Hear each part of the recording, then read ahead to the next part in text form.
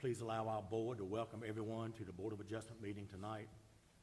As you can see, we have a packed crowd, and before we get started, I would ask everyone, if you would, to put your phones on vibrate. We don't want any phones to be ringing in the middle of what we're trying to do tonight. If there are any seats available, I'd ask those that are standing, if you can find a seat, please try to find a seat if you can. Like I said, it looks like we're kind of packed tonight. For our invocation, I ask that you join our board in a moment of silence.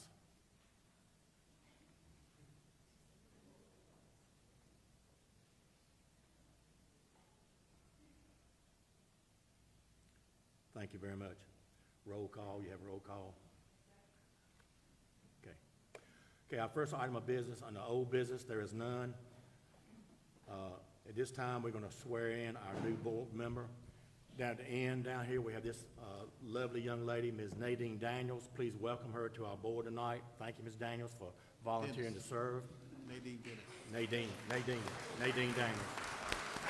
You want to come forward and swear in? She's got a thing, if you would read that thing in front of you and sign it, and you'll be a member. Can you hear me? Make sure her mic is on down there, isn't it? Press the button, it should turn green. Okay. I, Nadine Dennis, do solemnly swear that I will support and maintain the Constitution and the laws of the United States and the Constitution and laws of North Carolina, not inconsistent therewith, and that I will faithfully discharge the duties of my office as a member of the Board of Adjustment of the City of Washington, North Carolina. So help me God. Congratulations. Thank you, Ms. Dennis.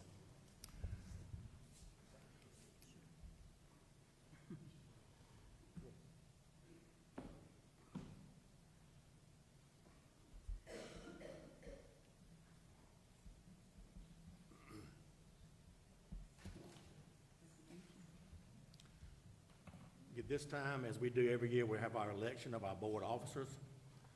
We have two officers to elect a chairman and a vice chairman. At this time, I'll open up the floor for any nominations for chairman of the Board of Adjustment. I nominate Steve Hughes for chairman of the board. Are there any other nominations for chairman? Hearing none, nominations for chairman are now closed. We will now vote. All those in favor of Stephen Fuchs continuing to serve as chairman, say aye. And I'm going to abstain. Stephen Fuchs will be the chairman for the next year. Thank you, everyone. Our next position will be for vice chairman. At this time, I'll open the floor for nominations for the position of vice chairman to the Board of Adjustment. Do I hear any nominations?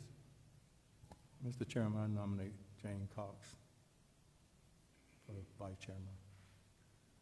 Nomination of Mr.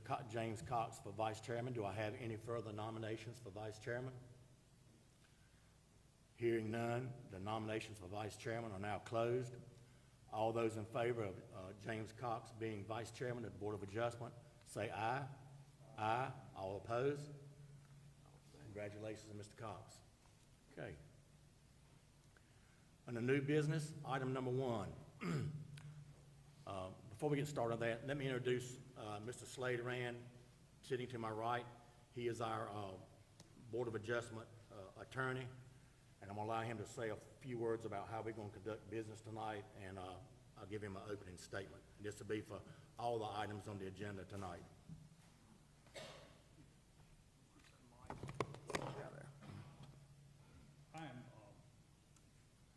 I'm from Wilson. I'm a lawyer there. I've done local government work since 1998, and I'm the lawyer for the Wilson Board of Adjustment. Hold it a little bit closer to you. Sorry if you can't hear me. Usually that's not a problem for me. I'm usually pretty loud. But because this has some, your town attorney is going to be involved in this, and the board needs a separate attorney to advise them about the proper procedure that you're going to use here tonight. Usually, I'm more familiar with the board members. I've been here before, once years ago for another matter. But I'm going to be advising the board on things that they can consider for evidence here. This is going to be several hearings, and some of them will involve lawyers, and and the lawyers will be the ones that will probably object or make comments about what kind of evidence or procedures that this board should consider, and they'll have to rule on that. This is not a public hearing like you would have before city council considering a zoning amendment.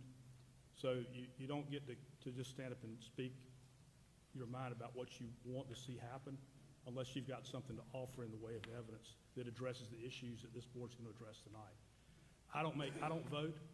I don't tell board members how to vote. That's not what I do. But if there's a question about any evidentiary matters or procedure, then I'll be glad to answer those questions. But if they ask me how they should vote, that's up to them. But that's all for starters. Okay, thank you. At this time, we'll approve our board minutes from the last meeting. You have those in front of you. You've had a chance to look at those.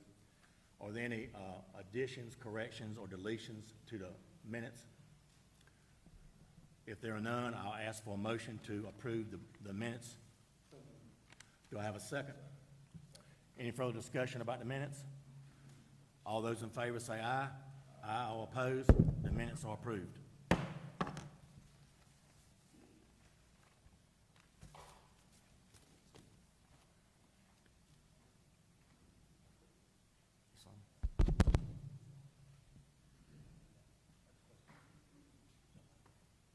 What's the question? You will not be voting tonight, you're just being participating, right? Yeah, we got 5. Okay. Mr. Salim is asking, Mr. Salim is our alternate member. He'll be participating in the meeting tonight, asking questions when it comes down to voting on the items on the agenda. He will not be voting. The 5 voting members will be us 5 right here, Mr. White, Mr. Cox, myself, Ms. Dennis, and Mr. Moore. Okay. Under new business, item number 1, a variance request to reduce the side and rear building setback requirements for 609 East 2nd Street, parcel number 5685161949. All those who would like to speak in favor or against this request, step up to the podium and Mr. Moore will swear you in.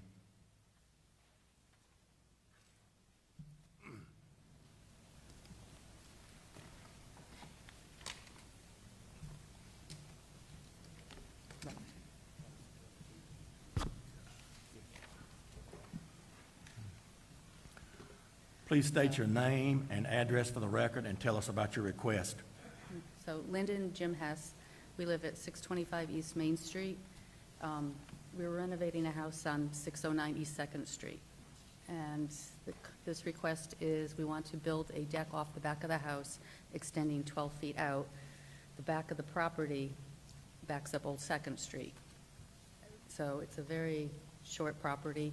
We go from about 19 feet to the setback piece, and so going out 12 feet would only give us 7 feet from the setback, right? Wait, no, we're going into the setback. Sorry, I'm getting a little, didn't expect so many people. Glenn, you're going to turn up that microphone a little bit because I'm having a hard time hearing. Yeah. That microphone be turned up. Is there a microphone on? Is there a mic on? Is it on? Yeah. Yeah, okay, I just okay, was too okay. far back. Okay. So it would just be a basic deck going out 12 feet, extending the width of the house. We'd have steps coming off the back side towards Old 2nd Street, not going out any farther than the width of the house. I did take a couple pictures, but 12 feet is about where the property to the right, their back porch goes out to, and on the other side, their property goes back farther.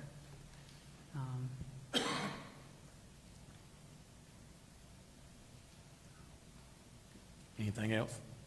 No? Okay.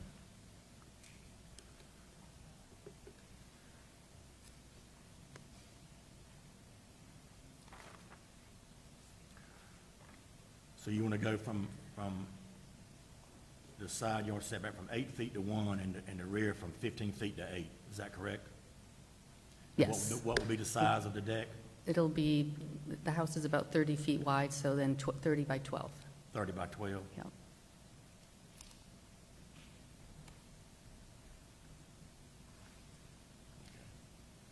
That's a pretty big deck. Any Questions from the board? Did you? They're asking for a variance.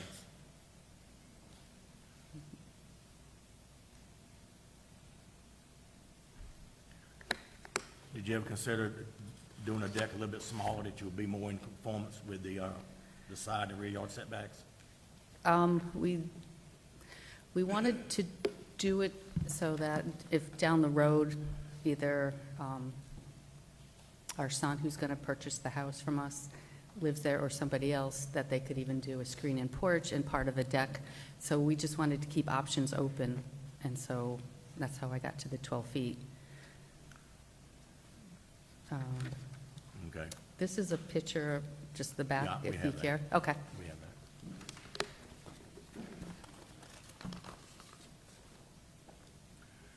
that. Going to 1 foot of the rear property line, it looks like, is that correct? 7 feet, 7 feet, Seven. okay, 7 feet. Mhm. Okay, rear yard, okay, 7 feet. Okay. All right, and 1 foot from the side, all those houses are tight. Okay, any questions from the board? I'm not clear, so it's the side yard that's the 1 foot? Yes, The the left-hand side yard is 1 foot and the rear will be 8 feet. Right. Where's that on here? It's right here. No, I understand that, I'm just looking at you, that looks like 1 foot to this side. It's gonna match up with the current footprint on the side? Yes, It's right. not gonna exceed the current width, No, it's not. so No. the rest of the house is already within the foot? Mm-hmm. Yep. That's what I was trying, It's just the back, extending back, yeah. I get it wrong. And the steps coming off the deck, are they gonna be within the proposed deck itself? Right, within the 30 by 12. Will be built within? Mhm, It's going to cut into the deck for the steps coming down. Did that make sense? Okay. Okay. Any more questions? Okay, thank you very much. Okay. Is there anyone else who'd like to speak in favor of this request? Seeing none, is there anyone who would like to speak in opposition to this request? Seeing none, the public hearing on this item is closed. Mr. Moore, we'll hear the findings of fact. Address is 609 East Second Street. The side setback requirement is 8 foot. They want to come off, reduce it by a foot. Rear yard setback requirement is 15 feet. They want to reduce it by 8 feet. The side setback, as was discussed earlier, pretty much lines it up with the house. The house is already into the setbacks as it is. It's residential historic district. Joining property owner notices were mailed and sign placed on their property. Public hearing notice, advertisement day was August 2nd. The property owner, as she said, was remodeling the existing home and wants to add a deck onto the rear, as you see on your site plan that's included. Any questions for Mr. Moore? Okay. Thank you, Mr. Moore. Any questions or comments or concerns from the board? Seeing none, at this time, I'll ask for a motion to either approve or deny the variance request by Linda and Jim Hess. Mr. Chairman, based upon the finding of fact that this request meet the NCGS criteria for insurance of a variance, I move that the board grant the request for a variance for tax parcel number 5685-16-1949 to reduce the minimum building setback of the rear property line from 15 feet to 8 feet, and the setback of the eastern side property line from 8 feet to 7 feet for the construction of a deck as shown on the attached site plan. Do I have a second? Seconded by Ms. Dennis. Is there any discussion? Hearing none, at this time we'll vote. All those in favor say aye. Aye. All opposed say no. Variance is approved.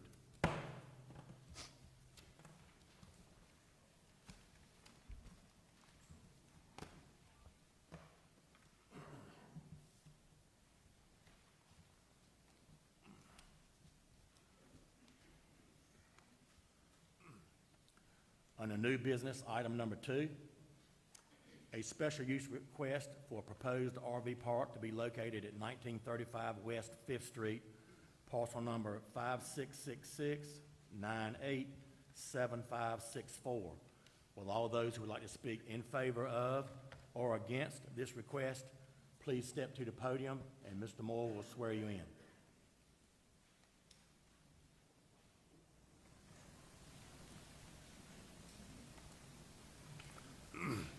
Okay.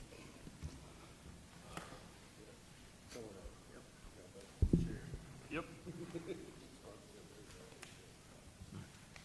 I do.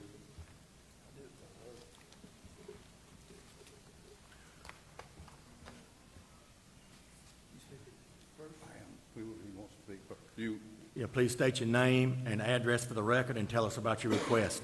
My name is Hood Richardson. I'm a local engineer and land surveyor. I prepared the plans for this park for Mr. Alligood.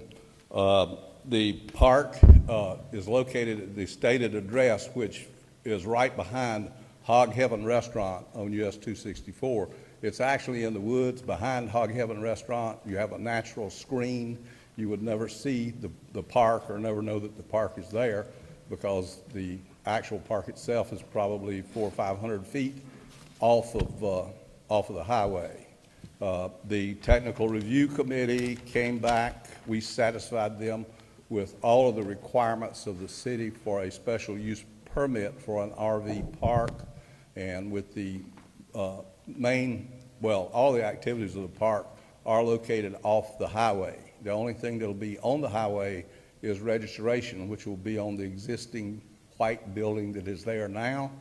There is a 60-foot wide right-of-way that leads to the park, so we don't feel like that we will be infringing on the neighborhood, if you will. To describe the neighborhood, it's all commercial. There's one residence, which is on, as you're going in, the left side of the road is the only residence that impacts this particular park. There'll be about 6 acres. This is approximately, don't hold me to this, I have to look it up. This is approximately 11-acre site. About 6 acres of this site, in addition to the wooded buffer that we're talking about, are woodland, and we're not going to be doing anything in those woodlands, mainly because your ordinance says that we cannot put these units in a floodplain, and most of that woodland is in a floodplain. So we don't intend to destroy any of the woodland that's there. When the site's developed, when you drive by, it will look essentially like it does now, and you really won't know that it's there. Thank you. Would it be a sign on the road, be a sign at some point on the road? There'll be a sign, yes, sir. There'll be a sign in front of the white building that's on the road, which will be the registration for the park. And the driveway to the park will be between the White House and Hog Heaven?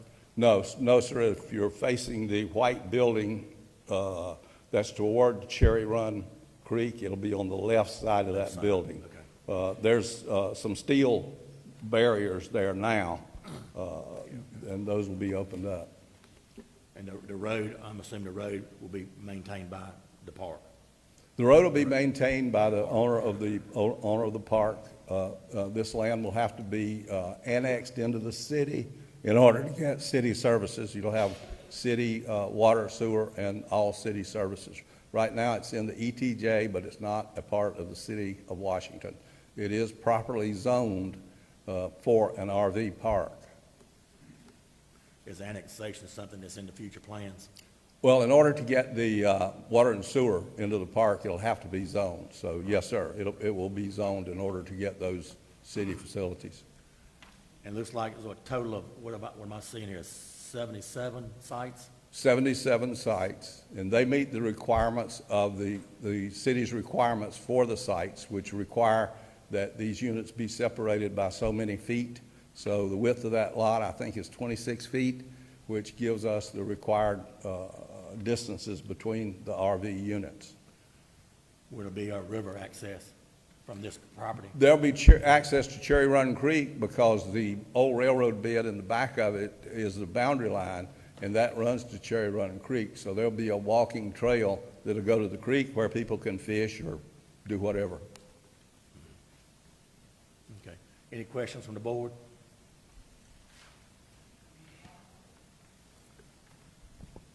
What about the RVs exiting onto Fifth Street? Will be, even though they're back, the site is back from the road, will they be exiting onto Fifth? They'll be exiting, they'll be using Fifth Street for access, ingress and egress. Yes, ma'am, will come off of Fifth Street.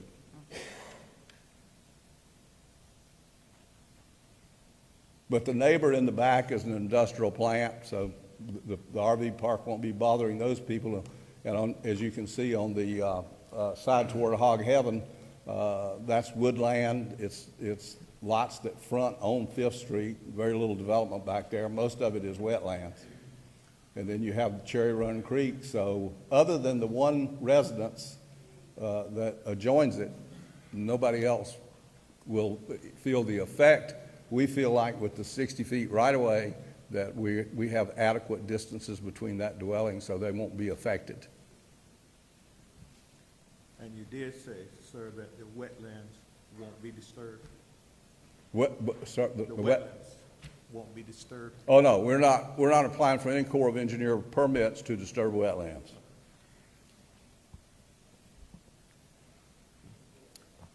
Any further questions? Mr. Richardson, this would not be for trailers, right? No trailers? No, sir, this is for RVs because the lots are narrow enough that all you'll be able to put on that park will be a RV or a camper trailer, or I guess a tent if you want a tent. So there'd be RVs coming in and out? Most of the people in RV parks now stay there for several months, although the owner is placing a limit of 6 months. You have- Some similar to not Transcrete, but Clark Neck Road Trailer Park out there? Not trailer park, but Similar to RV park. Clark's Neck Road or the one that's off of Witchards Beach Road. Okay.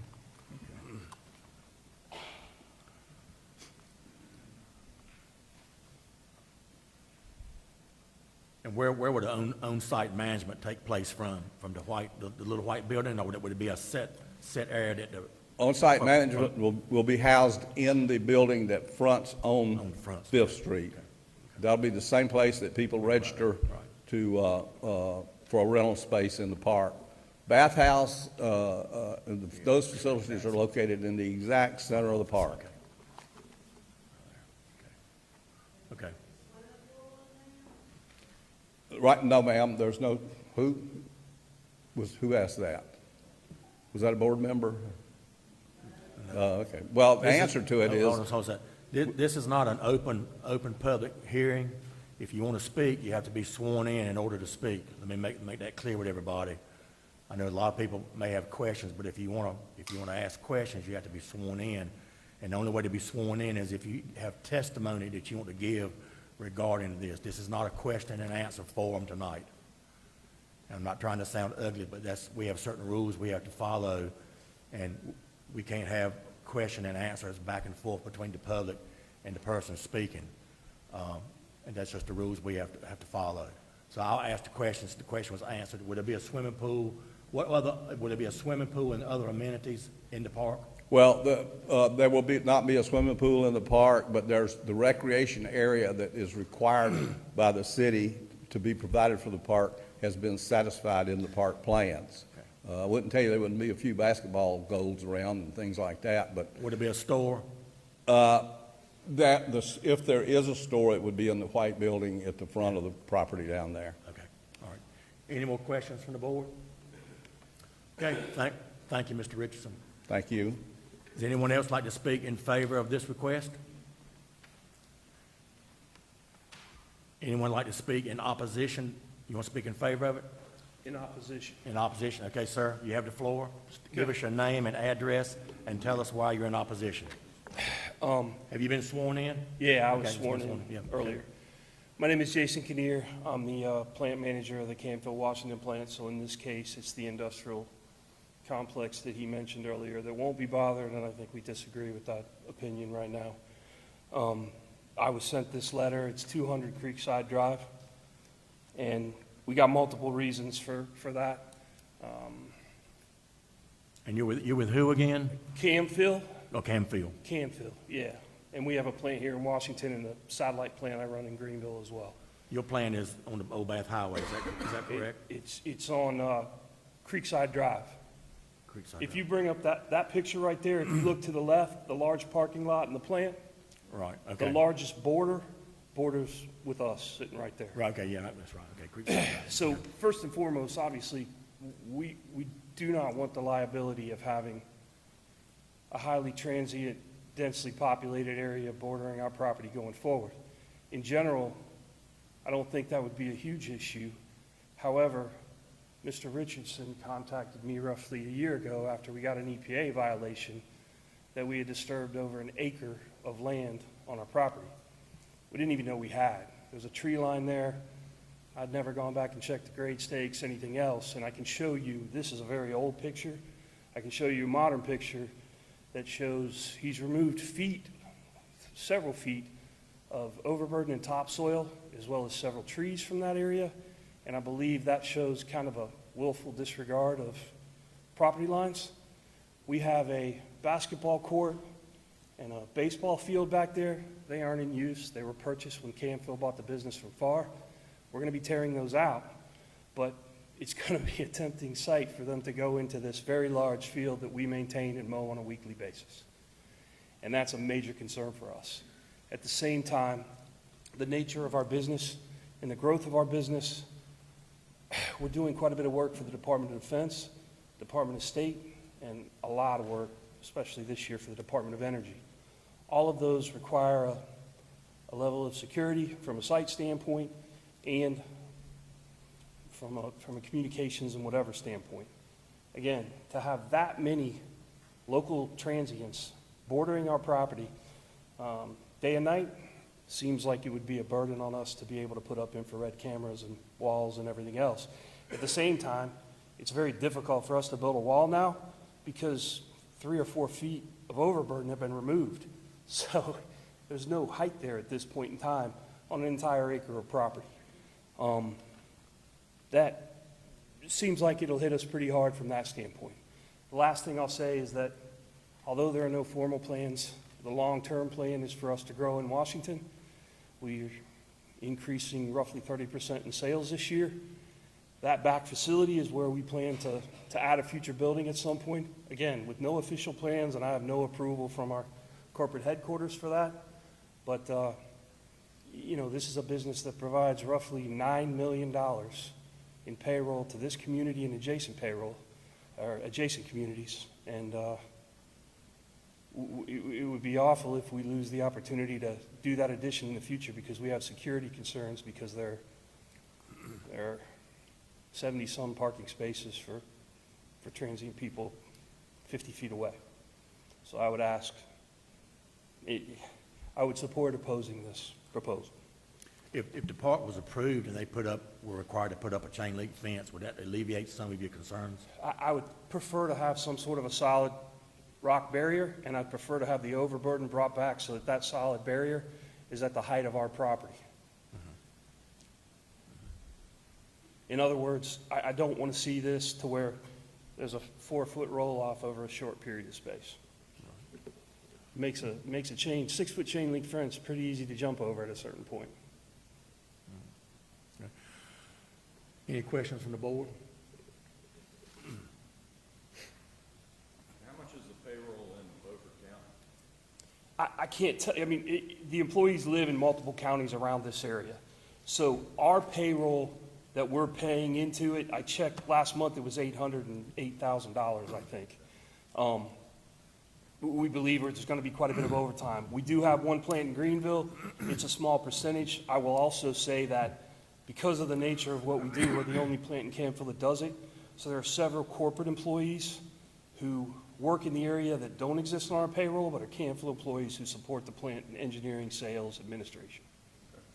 It's a pretty large presence, I would think. So if the applicant took this land, let's say they weren't going to put an RV park there, let's say they were going to develop it into single-family residences, would you still have the same degree of concern as far as your business there? I would probably lower my level of concern under that circumstance. I think no matter what happens here, if people are moving into that property, and they have every right to, we're going to barrier that property off on our side of the building. I've already been told by my president and vice president of ops to move forward with that type of a plan. The problem is, yeah, I think if you're talking 77 families with kids or whatever coming in, and that close to our property, we have scrap, aluminum, stainless steel, and galvanized steel in bins out back, that's a concern. Well, y'all don't have any security measures there now, so y'all. Absolutely. y'all- We have cameras, we got have cameras? everything you could imagine, but we haven't put up a physical fence yet. I will say, we are going through the process now of NIST approval, so we will have secure computers, secure sites, we'll have key fobs entry. If the site is improved, then you'll just have to increase your security measures for a fence. Could you just tell me you don't have a fence now, right? I understand that, and I think that's all a possibility. I don't see why somebody who removes an acre of our land in topsoil We're shouldn't be building a we're not here fence. to discuss removal of property. I understand That's that, beyond and our- I didn't that's charge, beyond our I didn't take any preview. action with regards to that and agreed if they remediated it, we were fine. Okay. All right? Is there anything else you'd like to add? No, I believe that's. Are that's there it. any more questions from the board? Okay, thank you Thank very you. much. Mr. Richardson, did you? Yeah, come forward, Mr. Richardson. Y'all have any plans to build a fence? Well, we'll do whatever's necessary, but before we get into that, let me talk about what's been said here.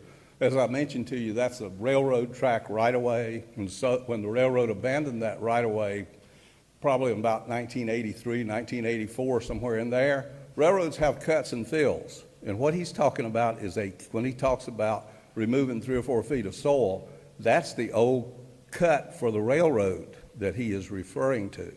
So he has, if you will, it's actually probably more than that, a 5 or 6 foot drop that people have to get over onto the rest of his plant property. Plus, you know, it's up to if he has contracts with the federal government is going to require that he provide certain security for them. The federal government is not going to require that the neighbor provides security. He's making the money, he's getting paid for it. It's up to his plant to provide that security. It's not up to burdening the adjoining landowners with his security problems. Now, this is the first I've heard of this. I've talked to this gentleman when the land disturbance took place probably 1.5 years, 2 years ago, and we stepped in with Diener and got the permits and made the corrections and got everything straightened out. And this is the first that I have heard about these complaints. I wish that he had approached me and we had spoken about this, because we would have been delighted to work with him. And even at this point, we have the required buffer, if you look at your map, that's required by the city for a piece of property like this. We have proposed to install that particular buffer. Now, if a chain link fence becomes an issue with this, we are certainly willing to talk about this and work with him. But we don't feel like it's our responsibility to provide his federal security. Were you planning on putting any kind of fence between you and the Canfield property? It's not shown on the plan, so no, but we do have the required vegetated buffer that the city requires for a project like this. And we'd be delighted to work with, in order to get that reconciled. But I don't see us doing anything any more than a chain link fence down that line. Okay. Any more questions for Mr. Richardson? What is the demand for the RV park? What is the, Demand. oh, well, a lot of people are using them now. The demand has apparently gone through the ceiling from what people are telling me, and the people that are selling them, I see advertisements, we've got 20,000 RVs in stock, we can give you one overnight. So it has become a popular thing. A lot of people buy these RVs and move around the countryside and don't even have a house. They just go from one park to the next. A lot of retirees. Retirees Husband and wife mostly. buy an RV and they just So you envision travel. this filling up pretty quickly? Yes, ma'am. Do you know what the capacity is of the RV park on Clark's Neck? Does it stay pretty full year-round? Have you done any? It does. I'm more familiar with the one on Witchers Beach Road, and it definitely stays full. That's a big one. Okay. Any further questions? Okay, thank you, Mr. Richardson. Thank you. Thank you. Sir, is there anything else you'd like to add? I'll give you a chance to follow up. Just a few questions. Okay. I was unaware that this was going to be an RV park. I became a resident of Beaufort County about 5 weeks ago. I commuted from Nash County prior to that to let my youngest son graduate from college. I do have a picture here. The picture that was up on this was from 5 years ago, according to this picture. This is the current picture, which shows some of that intrusion, if you guys would like to have a copy of that. But yeah, and I wholeheartedly agree. It's on us to control those security measures. I received a letter that says, if you want to come and talk about opposing this, come and talk about opposing it. From an economic standpoint, from a community standpoint, I don't know that I would agree that it makes sense. I do agree. It's on us from a security standpoint, and it's on us from if we have to build a retaining wall or whatever else across that whole entire property. Okay, thank you very much. Okay. Does anyone else like to speak in favor or against this request? Seeing none, the public hearing on this is closed. Mr. Moore, the findings of fact. The request is for a proposed RV park behind Hog Heaven on 1935 West Fifth Street. It's approximately 10 acres in size, and he did rezone it to RA 20 a year or two ago in plans for doing this, and council did approve that. Joining property owners were mailed, and assignments placed on the property on August 1st. Public hearing notice advertisement date is August 2nd. TRC approved the plan and just wanted to, when it was first submitted, the bathhouse was not shown, and he has since added that, so the TRC has signed off and approved the plan, and a portion of it that is going to be undisturbed is in the 100-year floodplain. You've got the general criteria for a special use permit and the specific requirement for a RV park. And he has met all those requirements on his attached site plan. Any questions for Mr. Moore? Thank you, Mr. Moore. Any questions, comments, or concerns from the board?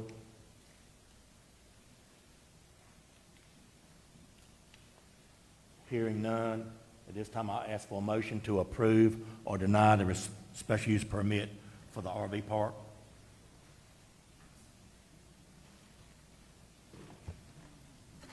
Mr.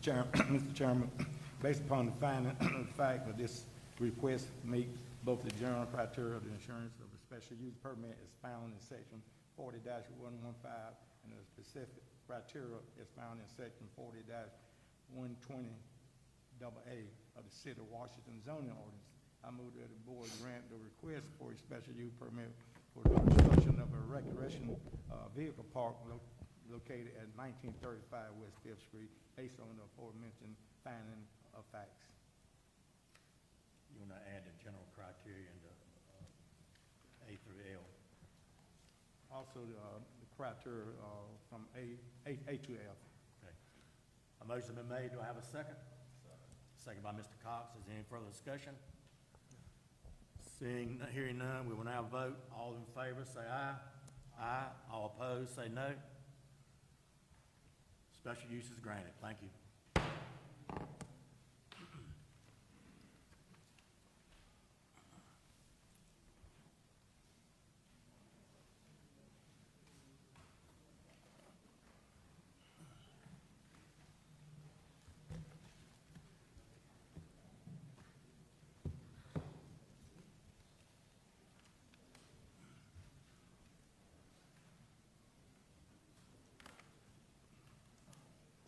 Under new business, item number 3, a request to revoke the special use permit for the bed and breakfast located at 1040 North Market Street, parcel number 5686013406. Okay, I know there's a lot of people here, and I'm assuming everybody's here for this item. Our policy in the past has normally been to let anyone who wanted to speak, as long as you have some evidence to present. Evidence is facts and figures and things that are substantial, not opinions. I know there are a lot of people in here who would like to come up and say, this is great, or this is not great, or the bed and breakfast is wonderful, or the bed and breakfast is not wonderful. Those are not facts, those are opinions. So if you have particular facts, figures, data, pictures, testimony that you would like to give, and correct me if I'm saying something wrong, then by all means, we will be glad for you to come and speak for it or against it. With that being said, how many in the audience, I just want you to raise your hand to start with, how many in the audience are here to speak for the revocation of the special use permit? I'm trying to get an idea of how many people want to speak. If you're for the revocation, let me see how many hands we got. They want to speak. If you want to speak, if you are for the revocation and you want to speak and you have evidence to present, raise your hand so I can get a count. Thank you. Put your hands down. Mr. Chair, I think that some people then will be called by the lawyers. That's fine. I'm So just, so if they're here to be called by the city's lawyer or by, yeah, I'm trying to get a feel for those who fall out of those two categories. Okay. All right. Those who are here to speak against the revocation of the permit, who have evidence, will you raise your hand so I can see how many people there are? Okay. All right. We don't have a lot of people. Okay. That's very fine. All right. All those, did you want to say something?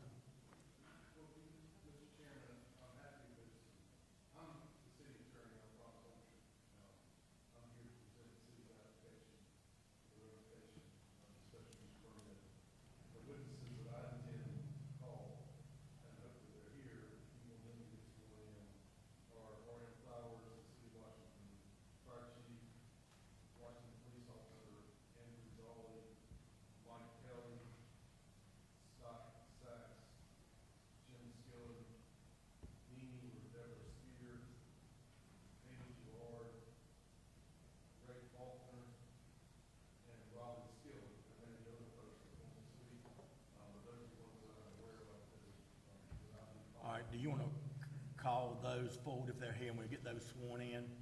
And if there's anybody else that wants to speak in favor of the revocation that Mr. Holscher did not mention, who have evidence to present, come forward and be sworn in with this group. What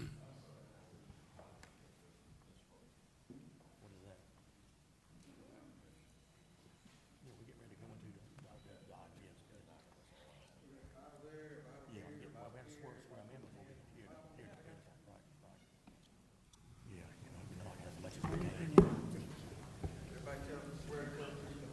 Does that make sense? What I said, did that make sense? Yes.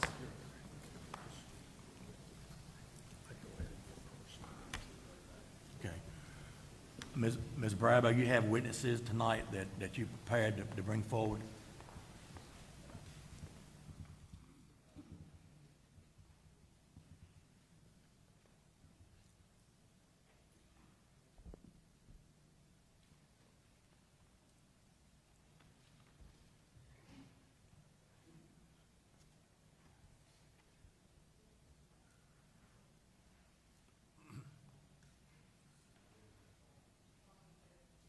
If you have witnesses that you want to have sworn in that are going to testify tonight, they have to be sworn in before they can speak. So if you want to call those people forward, and we'll swear those in if you have witnesses for your side of the issue. Susan Kellum, Marsha Warner, Matthew McNabb, Richard from the Elmwood, if you'd like to come forward.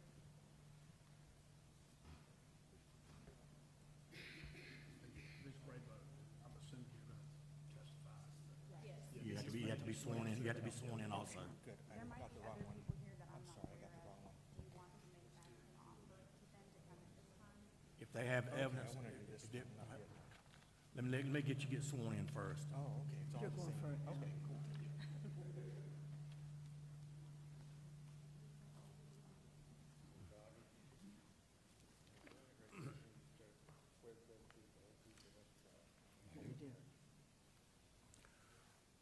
Okay, is there anyone else who has evidence to present against the revocation that would like to come forward and be sworn in, who has evidence to give tonight? Okay, thank you. It's very simple. Okay. At this time, I'll ask the city to come forward and tell us about why you want to revoke the special use permit.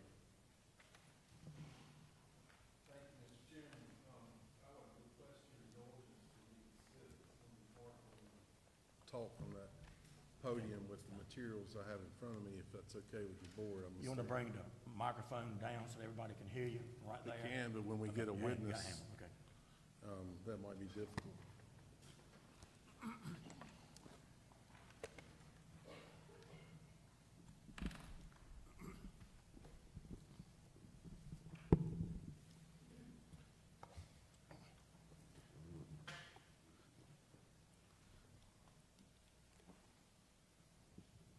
Just as a very brief introduction, I would just like to say that this is not in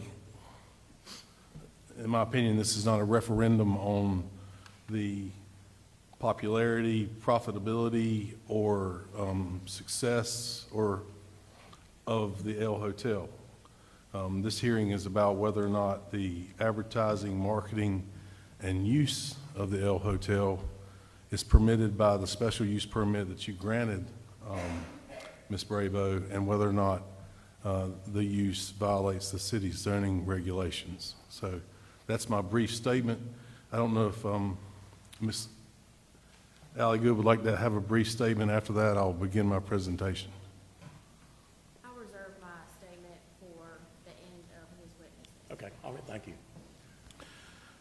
If you have your agenda in front of you, what I'd like to do, Chairman, is walk through that agenda packet with you.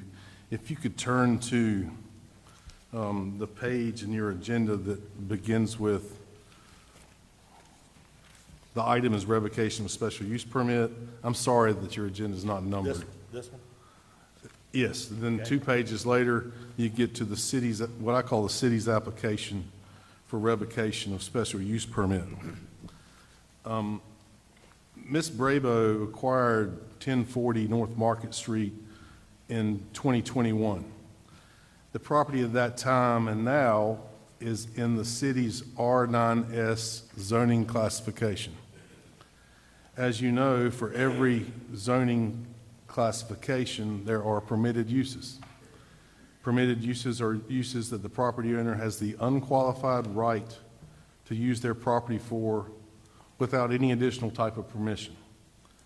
For some zoning classifications, as you know, like R9S, there are additional uses the property owner can apply to you, the Board of Adjustment, for a special use permit to utilize their property for a specific use if allowed by the city code, subject to potential conditions.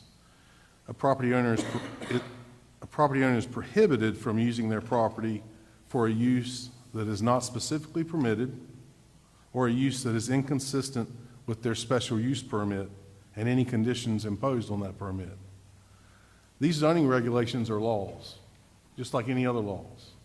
It's not just, we call them ordinances, we call them the code. These are local laws that the city has implemented that we're asking you to enforce tonight.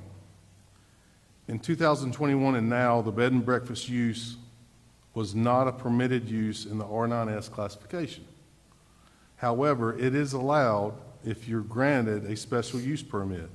And on July 15, 2021, the Board of Adjustment granted Ms. Brabo a special use permit to operate a bed and breakfast at 1040 North Market Street. The definition of a bed and breakfast at that time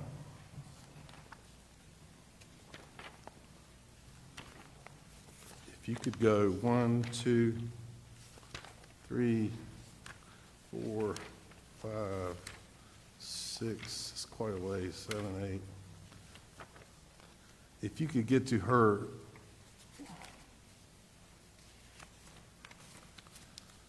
to Exhibit 5 of the city's application, she has her special use permit application in there. And if you get to the end of the special use permit application, there is a special use request from the staff report, and you'll find the definition of a bed and breakfast. And that definition was in section 4025 in 2021. And that definition was a very short, simple definition. And the definition was means a private home offering bed and breakfast accommodations to 12 or fewer persons per night for a period of less than 1 week. Like I said, it was a very short and simple definition. I've stayed in bed and breakfast before, I'm sure you have as well. I think the common layman's understanding of a bed and breakfast is a place where you make a reservation as an individual or a couple. You go to there for a day or two or a weekend, enjoy the city, stay in the room, and if you choose, go and have breakfast in the morning.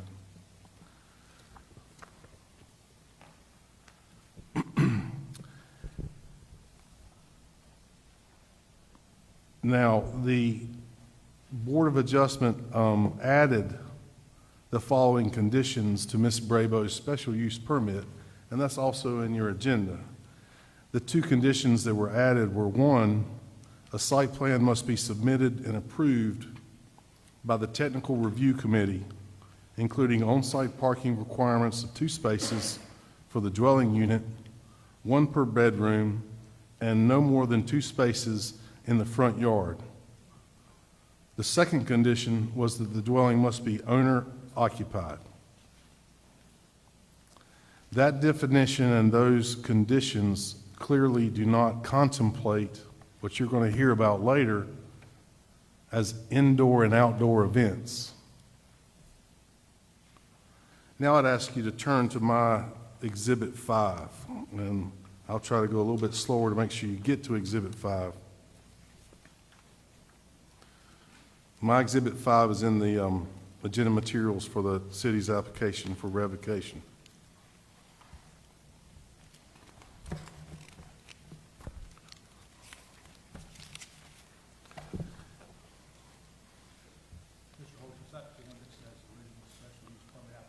Yes, sir. Correct. If you look at Exhibit 5, the first thing you see is the special use permit application that was submitted by Ms. Brabo. The specific request was for a bed and breakfast special use permit.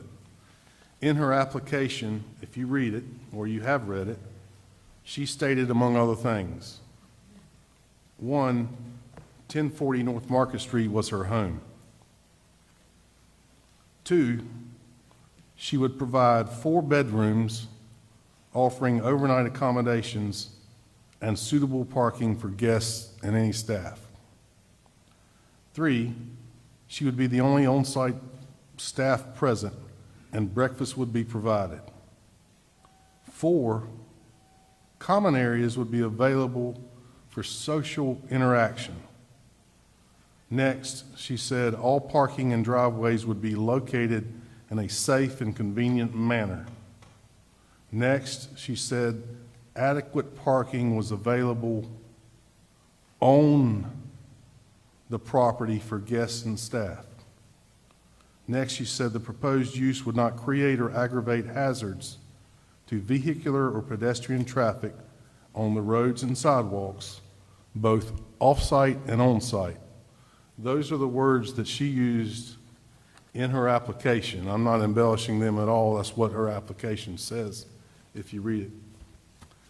Also in Exhibit 5, you have the Board of Adjustment minutes from when you approved her application.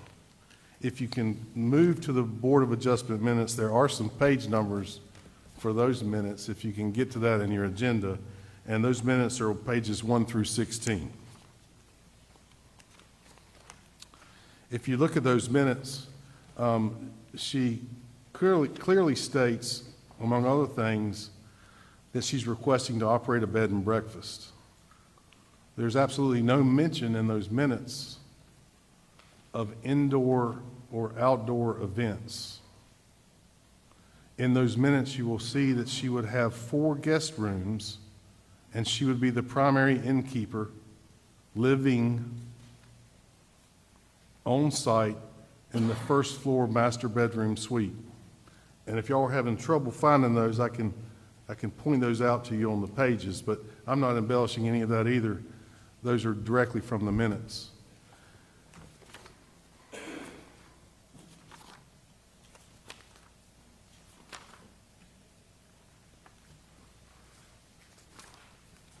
And the section of the minutes that I'm referring to, I'm sorry, I should have told you that to start with, began on page 11. And so on page 12, you can see where she indicated she wanted to operate a bed and breakfast. You can also see where she indicated there would be 4 guest rooms and she would be the primary innkeeper living on site.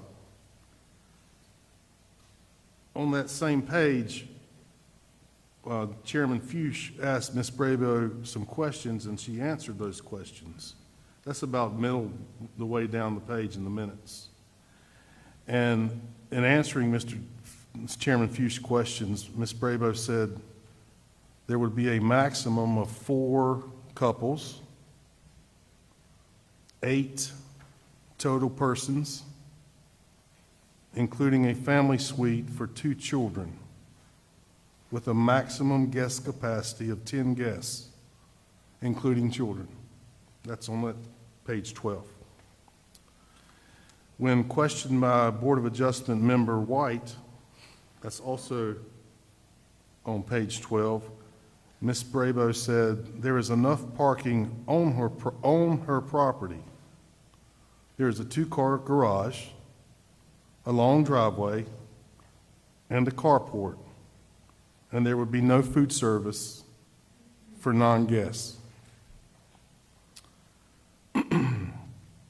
As you can see from the rest of the city's application, Ms. Brabo's not utilizing 1040 North Market Street in conformity with her representations, the special use permit you issued, or the city's zoning regulations. I think we're going to go back to the beginning of the city's application on page 1 of 3. There's been a lot of discussion, and I've been part of that discussion with bed and breakfast owners, not Ms. Brabo, and over the past months, and so has city staff. Please recall the short definition of bed and breakfast that was in place in 2021. In May of 2024, in response to illegal activities of several bed and breakfasts, activities that were not allowed under the 2021 bed and breakfast definition, the city decided to amend the city code to clarify what in my opinion, should have already been clearly understood by the operator of a bed and breakfast. So in May of 2024, the city added 2 uses to its zoning code. One of those was private event center indoor. And if you go to the zoning code, there's a grid. And for every use like that, there's a square. And if that square has nothing in it, you're prohibited from doing it. If there's a P in it, you're permitted as a right to do it, like I said at the very beginning. If there's an S in it, you can apply for a special use permit. So the private event center indoor was defined and put in the zoning code in 2024, and it's not a permitted use in the R9S zoning district. Neither is it allowed by a special use permit. At the same time, the city put in private event space, outdoor. It's not a permitted use in the R9S zoning classification, and it's also not permitted by a special use permit. And again, these changes were made because of a lot of complaints from citizens who were living around bed and breakfasts that were doing things that disturbed them late at night, noise, traffic.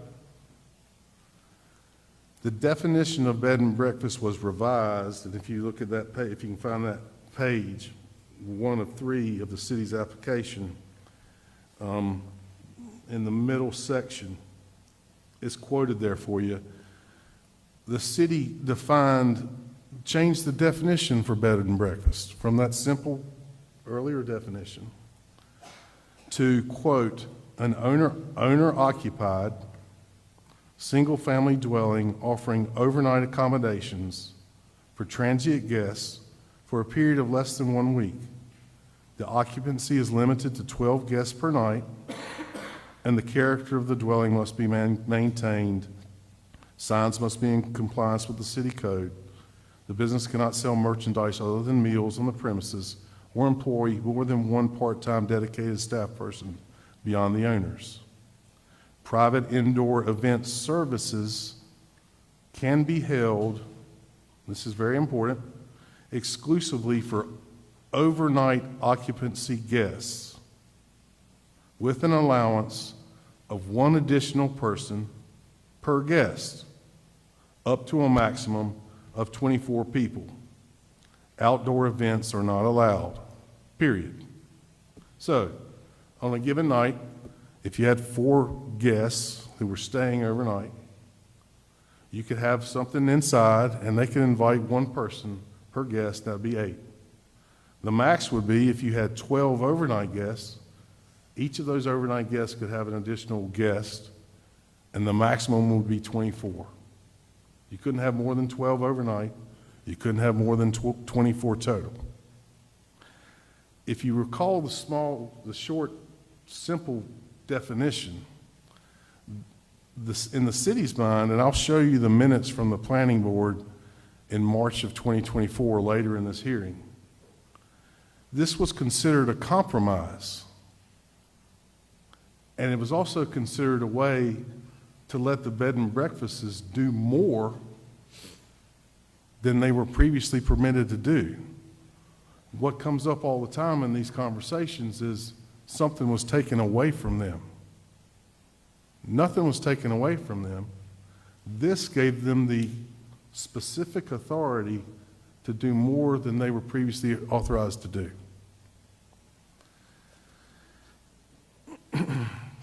Now, if you'll continue to look at the city's application for revocation of special use permit, on page 1, there are 11 numbers there.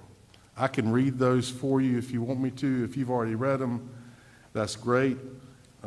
These are the allegations that the city has regarding how she not only is operating in conformity with her special use permit, but also in violation of the city's zoning violations. And I'm happy to read them. I'll have a witness who touches on each of them a little bit later. And there's evidence in your packet of all of those. Then the other thing, you're the Board of Adjustment, you know this, you just did it tonight. When you get a special use permit, you're supposed to meet general requirements. And you have an ongoing obligation to meet those general requirements. And if you go to page 2, 1 through 7 states the general requirements for her special use permit.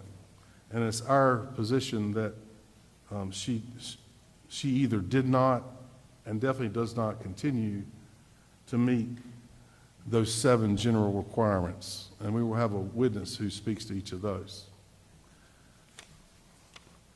If you would turn 3 more pages in your agenda, you'll come to what is Exhibit 1. Exhibit 1 is a letter that the city sent to Ms. Bravo on April 16, 2025. And in that letter, you can read it for yourself, the city informed Ms. Bravo that it had received several complaints from citizens ask her who resided at 1040 North Market Street as an owner-operator, indicated the Board of Adjustment could revoke her permit, and invited her to discuss these matters with the Planning Department. Ms. Brabo responded with an email, which is not in my packet, that replied, "It is owner-operated."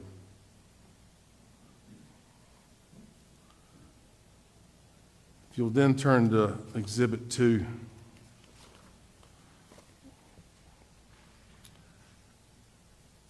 On May 5, 2025, the city sent Ms. Brabo a courtesy zoning notification.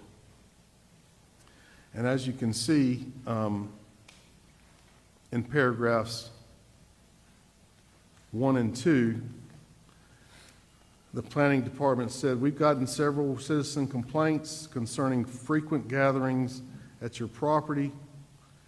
It's our responsibility to address these complaints, and it is our concern that you may be in violation of the city's ordinance. Upon the review of your website, it was discovered that you were advertising for hire to accommodate up to 50 people for events." That's more than 24. "Please take notice that your property is located in R9S zoning district.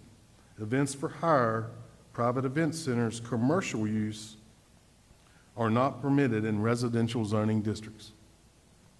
Paragraph 2, this correspondence is intended to serve as a courtesy notification, quote, "courtesy," end quote, that events not allowed under the bed and breakfast definition should cease. And then below is the definition, which we just read.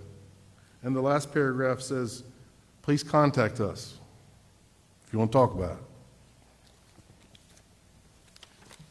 Exhibit 3 is not a courtesy, but a notice of zoning violations and violations of special use permit. And that's dated June 2nd, 2025. And in that letter, you can see 1 through 10 it's our position that those are the violations of the special use permit and the city's zoning regulations, which are basically the same as what you read earlier. And then we also discussed the general requirements, which we just talked about a minute ago. And in that first notice, we said the time period to correct the violations is 30 days.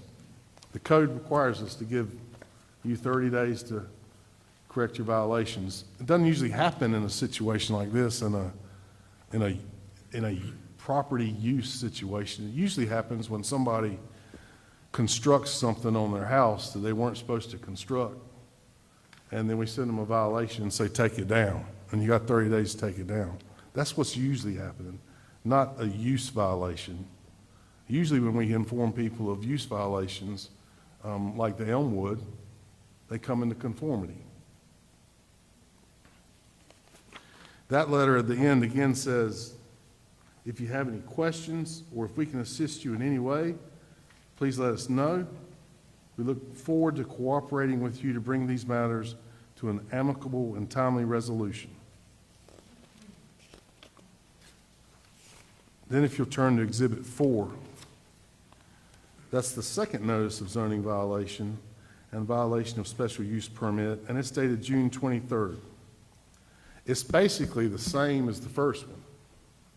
But if you turn to page 2,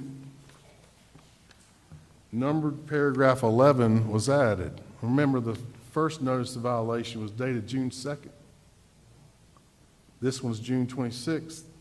Numbered paragraph 11 says, on June 14, 2025, you hosted a commercial, paid for, third-party, private event for more than 24 people in violation of both the R9S zoning classification and special use permit for your property. Please see Exhibit A picture from the above referenced event. And if you turn to the end of that, you'll see a picture and you'll count more than 24 people. Again, this letter said you have 30 days to correct this violation, and this letter also said, let us know if you got any questions. We're happy to discuss this with you, and we're happy to come to an amicable resolution.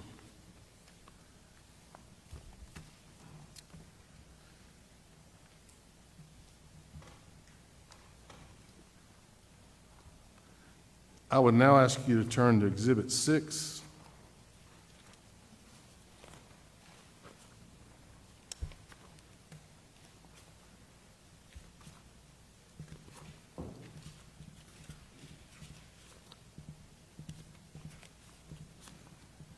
Took me a while to find it. Hopefully y'all can find it. Exhibit 6 is labeled Additional Evidence in Support of Application for Revocation of Special Use Permit.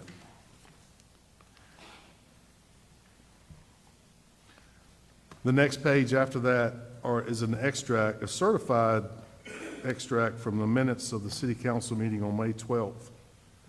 And in those minutes, it recites that 3 individuals, Mike Kelly, Deborah Spear, and Ray Faulkner, discussed concerns about events that were being held at the El Hotel. That's May 12th. You skip the next page. The next page is a general warranty deed. And again, I'm sorry these are not numbered for you.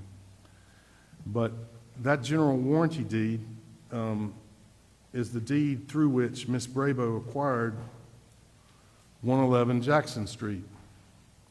And on the face of that deed, it lists her address as 111 Jackson Street, not 1040 North Market Street.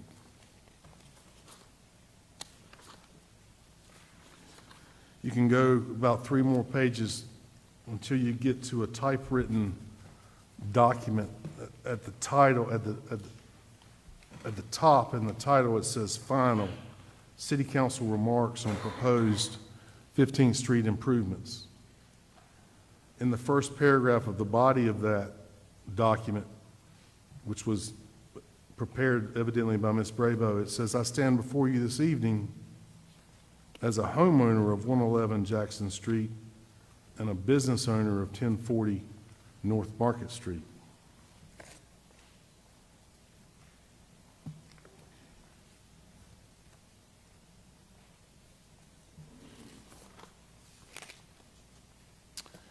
And then I'll ask you to turn 1, 2, 3 pages. And the first page that you get to, the title says, Host Your Event with Us. The next 20 pages or so are copies from either the El Hotel website, social media, or pictures that have been taken. And on these pages, you can see the following. The El Hotel advertises accommodations for up to 50 guests. It advertises bridal showers, anniversary parties, book club luncheons, business meetings, rehearsal dinners, and baby showers. There's a picture from a wedding. Oh, thank you. Right up there for you. There's a picture from a wedding with an invitation to host your wedding with us. There's a page that discusses rehearsal dinners with 5 guest rooms accommodating up to 16 guests. That's more than 12. And up to 50 guests for indoor and outdoor events. There's a post from May 5, 2025 of a picture of a wedding and comments about a wedding held at the El Hotel. In several places, the property is advertised as a hotel, which is not allowed in the R9S zoning classification. If you continue to review those pages, you'll see many examples of violations of both their special use permit and the city's zoning regulations. Near the end, you'll see pictures that were taken of 11th Street. 11th Street is the side street on North Market, where 1040 North Market Street is at the corner of. And you can see pictures at night of cars parked on each side of the road and how difficult it appears it would be to get through there.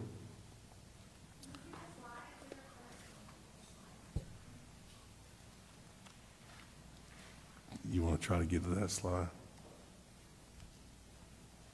Can you get to that Do slide? we have it on slide?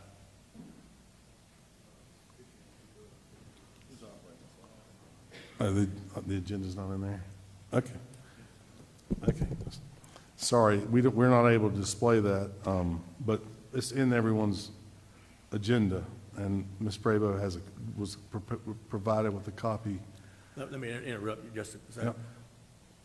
All the testimony that Mr. Frank, Mr. Holscher has given tonight is online also, which is accessible by the public. So if you want to look at that stuff, you can certainly have the opportunity to look at it online. I believe everything that you've said tonight is on the website, is it not? How about the pictures? Are the pictures on the website, online too? Yeah, yeah, okay. The next page of the city's application starts with Part 3, Building and Equipment Design Features. And this comes out of the North Carolina Fire Code. It's page 69 of the Fire Code, I guess. Section 503.2.1, entitled Dimensions, states, fire apparatus access roads shall have an unobstructed width of not less than 20 feet. 20 feet. Exclusive of shoulders, except for approved security gates. Next page, section 503.4, obstruction of fire apparatus access roads states, fire apparatus access roads shall not be obstructed in any manner, including the parking of vehicles. The minimum widths and clearances established by 503.2.1, the one I just read, shall be maintained at all times. And then the next page, you'll see, and you'll hear from Fire Chief Flowers, he measured 11th Street and found it to be 27 feet curb to curb. The average width of a vehicle is 5.8 feet. He was very generous in his measurements. You know, a vehicle's not going to be parked on top of the curb. But if you do those calculations with him, that would leave approximately 15 feet, 4 inches for access, which is less than the 20 feet that's required. You'll then keep going through the packet and you'll see additional pictures of the parking problems.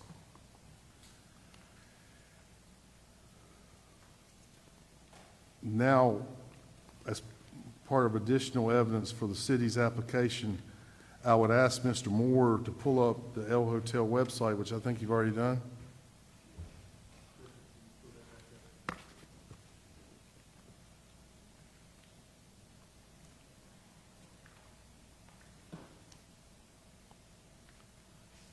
Can you go to the home page?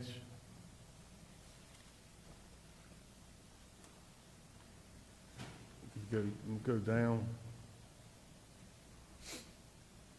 I can't see that far. But I'm pretty sure on that page it talks about, if you go back up a little bit, it's beautiful. I believe it talks about the capacity to take care of 50 guests. If you go to events, there you go. If you go to events,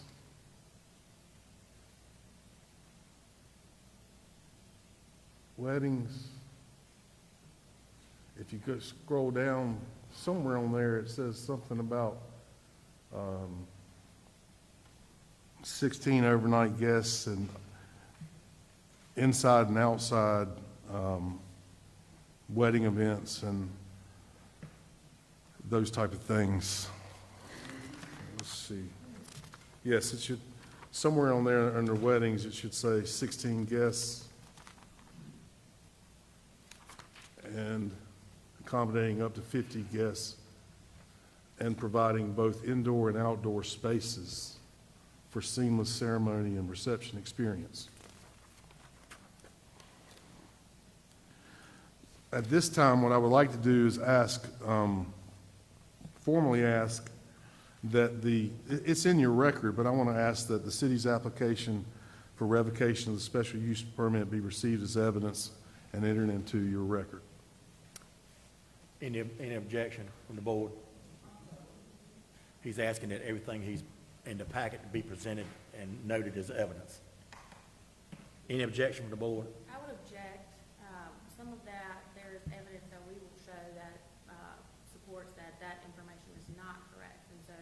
until all of the evidence has been offered, I would ask that you hold that decision before you offer it into evidence.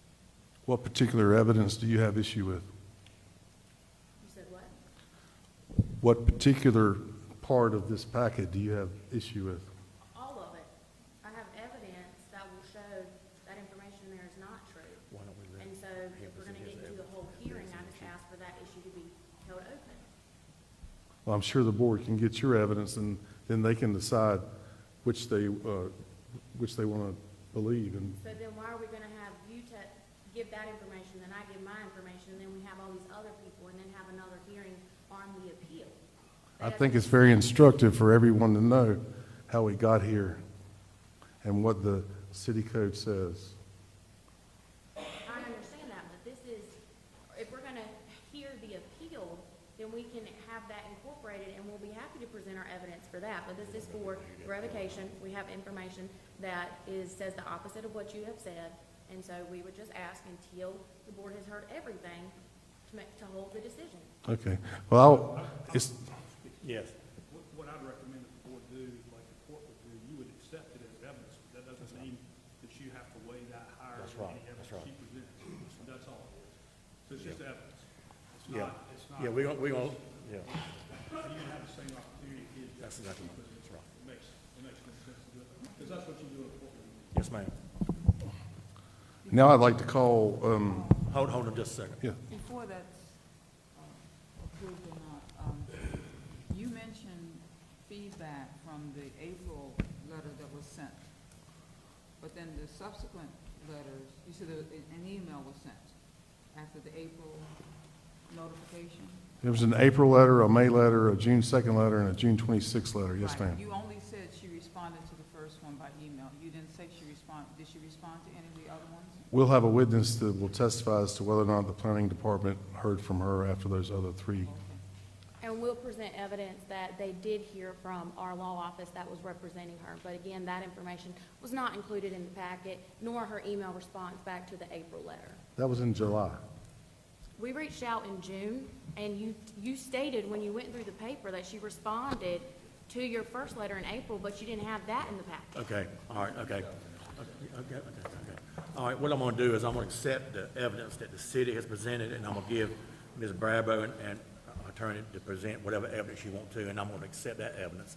And then the board, at the end of this thing, will weigh each evidence, and then we'll make our decision based on the evidence that we believe to be vital to help us make a decision. That's what we're gonna do. So, in answer to your question, we will accept what you've given us as the city's evidence, and you'll be Thank you. given the same opportunity. Now, if I could call my witnesses, the first witness would be R.M. Flowers. He is the City of Washington Fire Chief. Do we need a break? Do we need a break?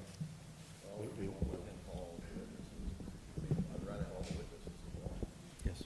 Let's we get into this. We'll take a break. I'll tell you what, Mr. Holmes, why don't we take a 5-minute break at this time before your witnesses, and then we'll be to hear all your witnesses at one time without a break. So this time, we're gonna take a 10-minute, 5-minute. Take about 7, 8 minutes for a recess.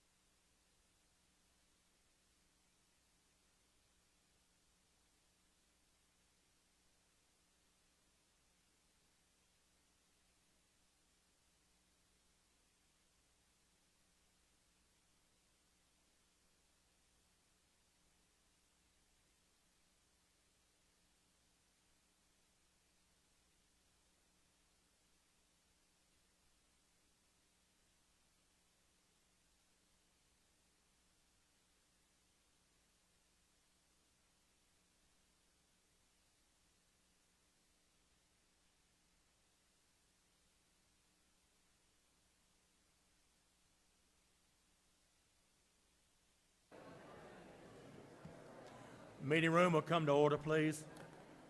Go ahead and find your seat, get situated.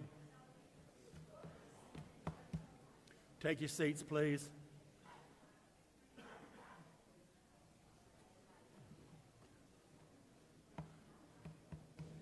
Mr. Holscher, are you ready to proceed? Ms. Brabo, are you ready to proceed? Yes, sir. Okay. Mr. Holscher? I'm going to ask your witnesses to state their name, position. Mr. Chairman, before we get started. Yes. Will we have the opportunity to ask him questions as well, as Yes, cross-examination? Okay, just wanted yes. to clarify.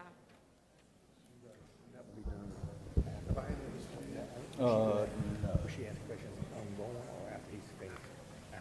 After. Yeah, you'll be able to ask questions after he's presented his testimony, not during. Yes, sir. Okay.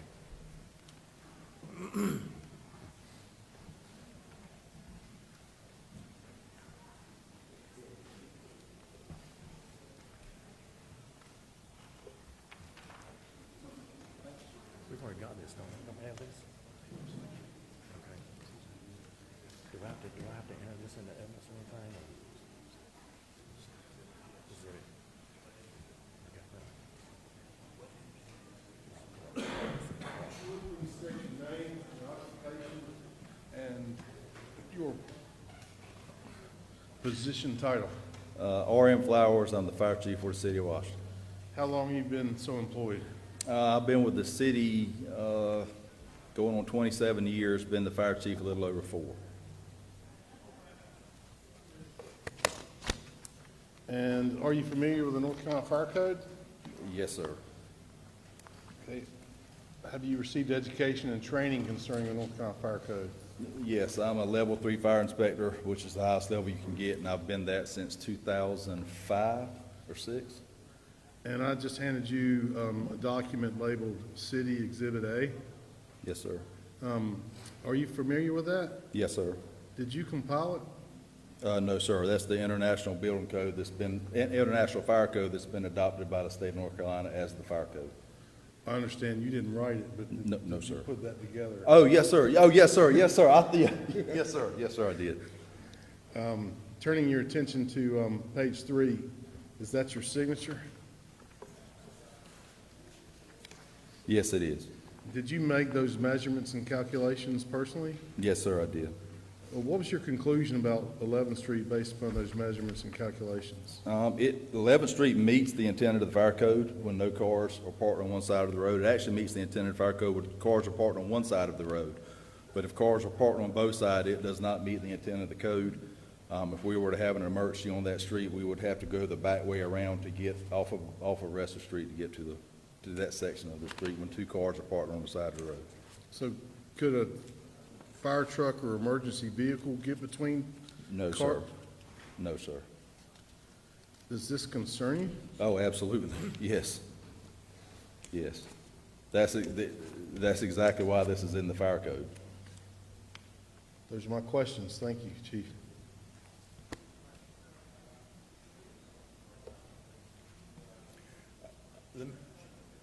Go ahead. Can the city correct that by placing a no parking sign on one side of the roads? That's not in my purview. I mean, I'm not saying they couldn't, but I don't have anything to do with that. So if the city put a sign on the left-hand side saying no parking, that would resolve the issue? If it would keep cars from parking on both sides of the road, that would meet the intent of the code, correct? Have you measured any of the distance between any of the other roads in downtown recently? No, By St. Peter's Church, no, First Baptist Church, no, Salvation Army?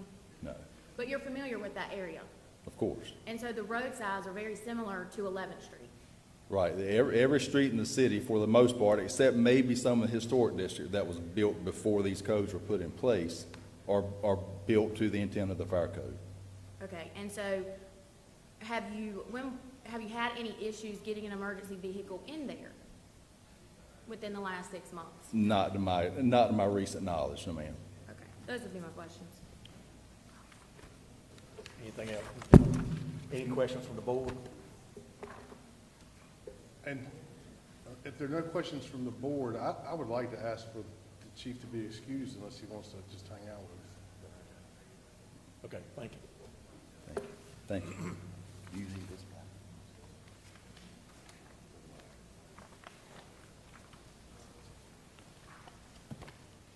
Chairman, I'd like to call Officer Andrew Dawley.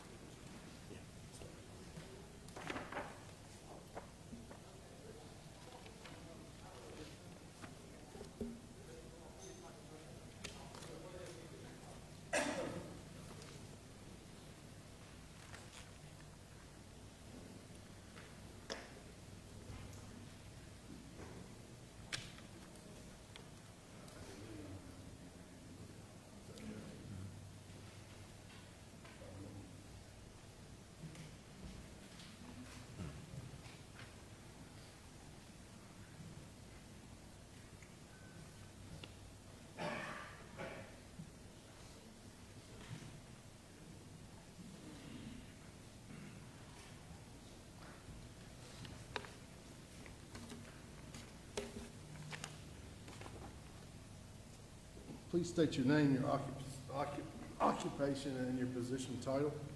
Andrew Dolly, with the City of Washington Police Department as a detective. What's your position with the police department? Detective. How long have you held that position? I would say approximately 13 years total, How long have you been employed with the city's police department? 20 years. I've handed you a document, two-page document, it's entitled City Exhibit B. Are you familiar with that? Yes, sir. What is it? This was a document that I prepared for the Deputy City Manager, Stacey Gregford, after looking into a complaint that he had requested us to check on. Is that your signature on page 2? Yes, sir.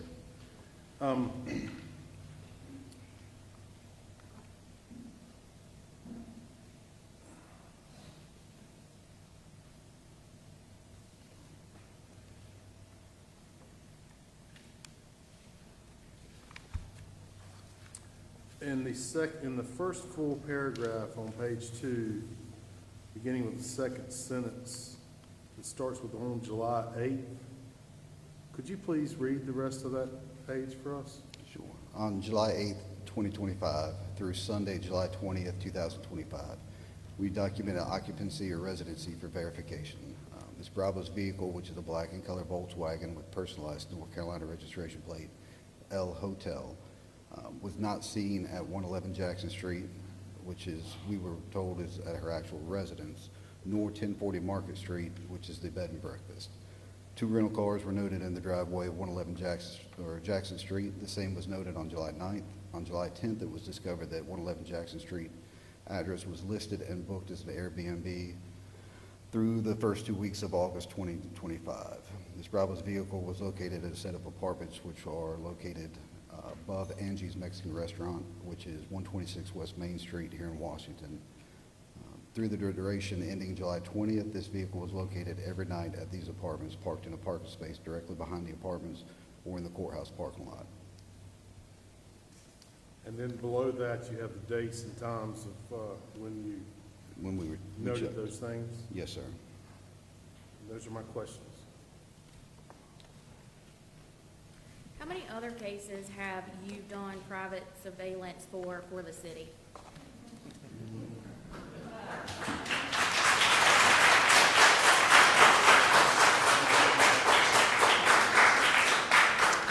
I understand how it could look, but this was just city council requested that the city personnel look into the matter, and we were just checking to see where the vehicle was located. So the letter states that on July the 8th, Mayor Sadler asked for this to asked what the purpose of the L Hotel was. Is that correct? Correct. Is Mayor Sadler running against Ms. Bravo in the mayor election that's upcoming? From my understanding, yes. Okay. These dates that are listed on the back, do you have pictures showing Ms. Bravo not at the L Hotel? No. do you have any pictures of Ms. Brabo in the vehicle at these dates and times? No. Is it possible that Ms. Brabo still was at 1040 Market Street, even though her vehicle was not there? If she was using another vehicle, yes, but that's her primary vehicle, from my understanding. But she could have a different vehicle. Sure. Okay.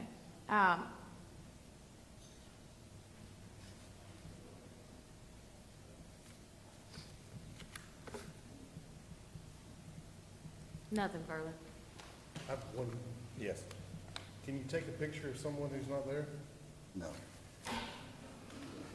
Or any questions from the boards? I have a follow-up. Can you take a picture of the vehicle there? Sure. Okay, and that wasn't done?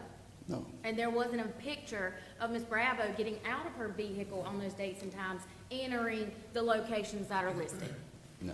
So you never saw Ms. Bravo on these dates at these locations? No. Just a vehicle? Nothing further. Anything else, Mr. Holsham? No more questions for this witness. Thank you. Thank you.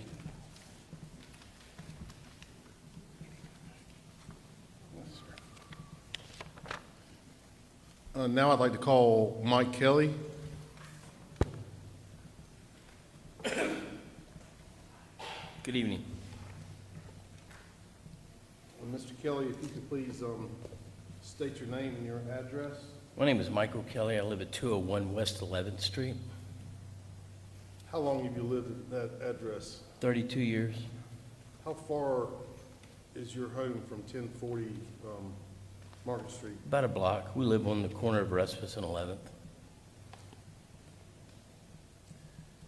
And based upon your personal observations and experience, are you aware of events being held at 1040 North Market Street?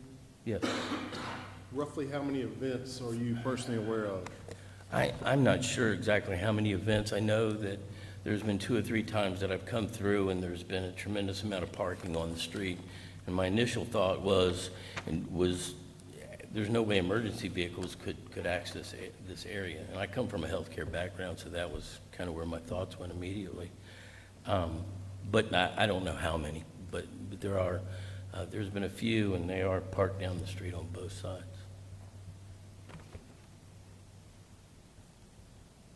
And there's, just to clarify, on both sides of 11th Street? Correct. From Market to Respis? Correct.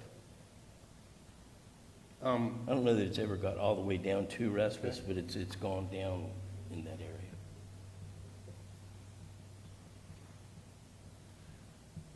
Do these events in this parking situation concern you? Yes. Yes. My wife's an OR nurse. She's on call quite a bit. And when people are parked on both sides, if one vehicle, one way or the other, opens a door, nobody's going anywhere because it's a one-lane road and nobody's going through. And if somebody's coming through this way, you're waiting. And so, they have a 30-minute turnaround from the time they're called to the time that they roll.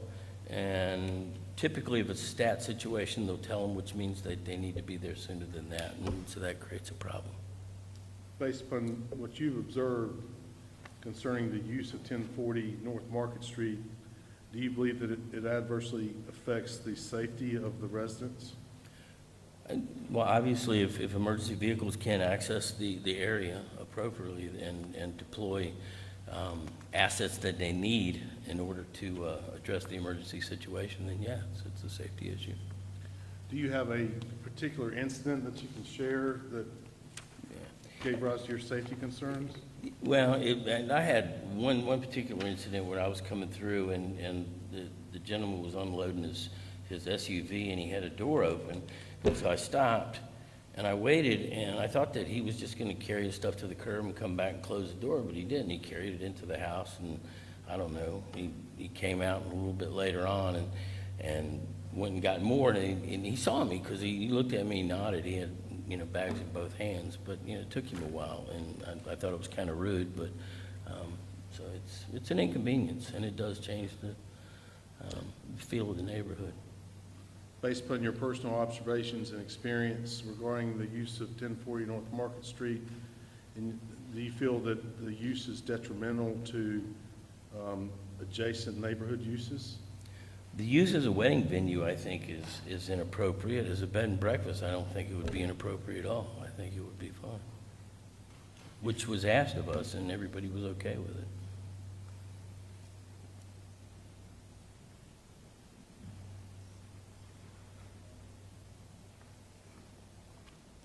Do you feel like the way that it's currently being used is compatible with the way the other properties in your neighborhood are being used? No, I do not. Do you have any, idea whether, I'll just say, do you have any knowledge about whether or not Ms. Brabo resides there on a daily basis? I don't. I mean, I walk past that property every morning when I walk my dogs, but I don't know if she lives there or not. Have you seen her there very often? I've never met her. I've seen her a couple times on the property, yeah, but not with regularity, no. Is there anything else that you'd like to say about this situation? No, again, I think as a bed and breakfast, it would be fine, and I think even if it's you don't live at the property, I don't think anybody would really even care, but as a wedding venue for 25 to 30 cars, and particularly if the marketing kicks in, the way I'm sure that you hope the marketing kicks in, which would mean that we would have an event every weekend during wedding season, which would be a 6-month period, and that would be problematic. Yes. Those are my questions. Thank you. Mr. Kelly, what special certifications do you have? Special certifications? I'm a licensed nursing home administrator. Does that help? Yeah. Have you ever been deemed an expert in any field? Yes, in nursing home industry. In nursing. How does nursing help you with judging the traffic on a public highway? Did I say it did? Well, you're testifying regarding your opinion on congestion on a public highway. I was confirming the fire chief's opinion too, but no, I don't have expertise in that. Thank you. The vehicles that you've seen on 11th Street and 1040, did you personally observe them walking into the El Hotel? Yes. Do you have pictures? No. Okay. The gentleman that you said was rude, that was unloading his items and he left the door open. I said that he Sir, wasn't I rude get to to ask me. the questions Oh, and you okay. answer. Oh, well, thank you. The gentleman that was unloading the items that left the door open, is it common for people that are getting their groceries out of their car to leave their door open and come back? Typically, they would take it to the curb and come back and get the rest, but that's not what happened. Okay. And I can't speak to what people's habits are with their groceries, because I'm not an expert in that either. Would the solution be fixed if the city put a no parking on one side of the road on 11th Street? Can't speak to that either. But would it help the... I'm not an expert in that. You're right. We covered that. You're right, but would it help the congestion going through there? I think it probably would, yeah. Okay, those would be my questions. Just to make sure, you're testifying as to what you personally saw. Those are my observations. Okay. Yeah. And my question, so you're speaking as a 32-year resident? Yes, and we never had parking problems in that But neighborhood. you are, I would say that qualifies you as I an have been here, expert, I've been there possibly since living in your 93, address, correct. Which is all we're talking He's about. testifying, if I might interrupt, as a fact witness. I understand. Not as an expert, so he's testifying Okay, as what he just saw. one. And so the objection is typically if a witness is talking about what traffic will be, then he would Need to be an required to expert. be some kind of a traffic expert, but he testified to what What he he saw. saw. That means he's a fact witness. Thank you. Any questions from the board? We good? We good? Okay, thank you. Thank you, sir.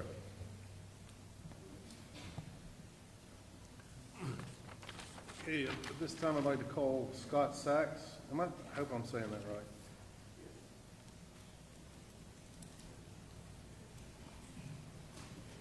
Hello. Please state your name and Yes, address. my name is Scott Sachs. I live at 117 West 11th Street. How long have you lived there? 7 years. And how close is that to 1040 North Market Street? I'm 3 houses away. I'm the third house away. Based upon your personal observations and experience, are you aware of events being held at 1040 North Market Street? Yes. Can you say approximately how many? I have never counted. More than 10, less than 10? Probably more than 10, but And I haven't go ahead. paid that much attention except when the road is totally full. And were some of those events inside and some of those events also outside? Yeah.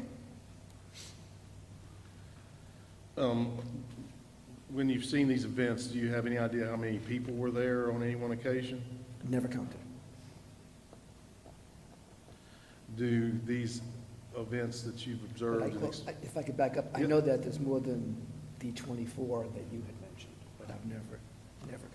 Thank you.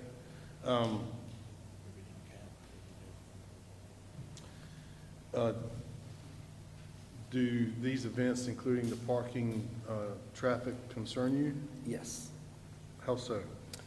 Well, as Mike stated, when the cars are parked on both sides, the whole length of the block, there's room for one car. And if there's somebody coming in one direction and then someone turns off of Market to go down the other direction, somebody has to back up. And the person that ends up backing up onto Market Street is very dangerous because that's a very busy street. I've seen that actually happen. Based on your personal observations and experience, do you believe that the use of 1040 North Market Street adversely affects the safety of residents? Yes. Do you think, go ahead. I'm not really against the events as long as there's a place to put cars. As it's currently being used, do you feel like it's detrimental to the other neighborhood uses? Yes. Do you think it constitutes a nuisance or hazard because of the number of persons who are there? and It's the a big- hazard.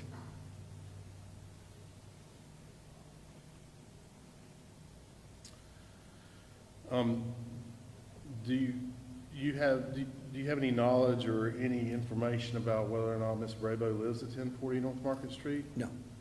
Have you ever seen her there? Yes, a couple times. Is that less than, is that a handful? or I didn't write it all down, I'm not sure. Did members of your family stay there? Yes. And when they stayed there, was Ms. Brabo there? No. Those are my questions. Have you ever been to any of the events that take place on the waterfront, such as the Summer Festival, Memorial Day celebration, July 4th fireworks? Yeah. And there's a lot of people down there. Mhm. And at those times, is there a hazard? They have things blocked off, so not really. Okay, so there's never been an accident to take Couldn't place tell you. during one of those events? I don't know. I'm Okay. not a policeman.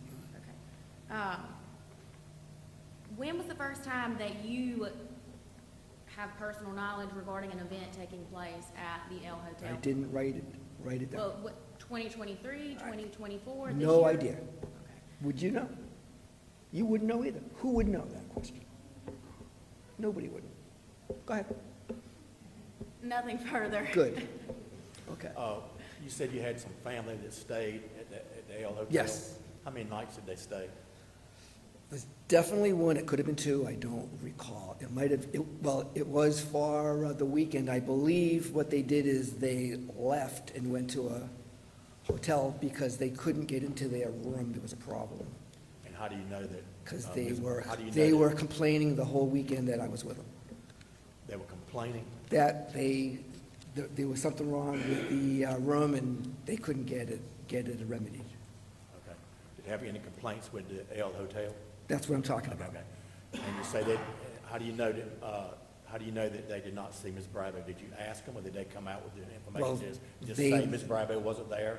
They didn't mention anybody by a name, they just said that they couldn't get into the room, there was a problem with the lock or something of their room, and I believe that they ended up staying somewhere else.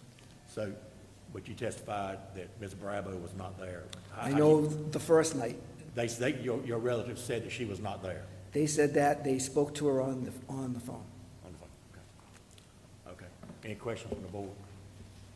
I'd like to clarify, so they didn't say that she wasn't there, they just said they spoke with her on the phone? They said nobody was there. Okay, that's not what you said a little bit ago. This isn't a court, is it? Well, we're just trying to Okay. understand what your testimony is, sir. Sure. So you testified, and you're under oath, you testified that you had relatives stay there. Yeah. And they stay there 1 or 2 nights. Mm-hmm. And you're saying that from your conversations with your relatives, they said that Ms. Brabo was not at the L Inn, at L Hotel. They said nobody was there to help them. Nobody's gonna help, okay, all right, okay. Anything else? Either side? Okay, thank you, sir. Okay. Thank you, sir. Mr. Chairman, I'd like to go off script. I think some people came up to take an oath that I might not have spoken with before tonight. Can I ask if there's anyone here that came up and took an oath that hasn't spoken with me that wants to speak? Could they come up? Is there anyone who was sworn in that wants to speak in favor of revoking the special use permit that Mr. Franz Holscher, that wants to speak in favor of revoking the special use permit? That has been sworn in? Evidently not. Okay. They can be sworn in now if they have testimony. Okay. My next witness will be Jim Skillen, please.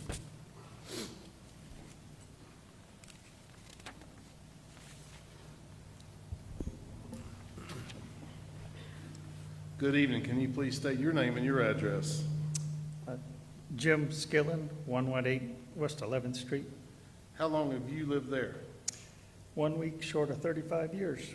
And how far away is your home from 1040 North Market Street? Probably 250 feet. Could you please describe your relationship with the previous owner before Ms. Bravo of 1040 North Market Street? My in-laws, the Byrams, lived at 1040 North Market Street. How long did they live there? If you know. It's okay. My wife said they moved in 1995. Before the house was sold to Miss Bravo, what did you and your wife do? With the property? No. Did you go and speak to your neighbors about anything? Oh, yes, when we sold the No, property. before the house was sold to Miss Okay. Bravo. Yes, we informed the people that we had an offer from Miss Bravo and that she wanted to run a bed and breakfast. Yeah, we did talk to our neighbors about that, yes. Why did you have those conversations? We wanted to make sure that they were going to be okay with that. We wanted to make sure they knew what was happening. And what kind of feedback did you get? It was positive. Everybody felt that if she ran a bed and breakfast, the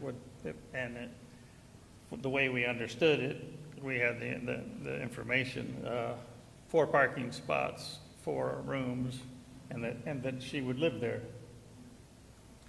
How do you feel about the situation now? We've apologized to all our neighbors, I have, because she didn't run the bed and breakfast according to the rules. She didn't live there. And there were more than 4 cars, and it turned into an event center. Based on your personal observations and experiences, are you aware of events being held at 1040 North Market Street? Yes, I'm aware. Approximately how many events are you aware of? Dozens. And were some of these inside and some of them outside? Yes. Do you have any idea how many were outside? Well, it depends on the number of people, yeah, but the front porch is huge.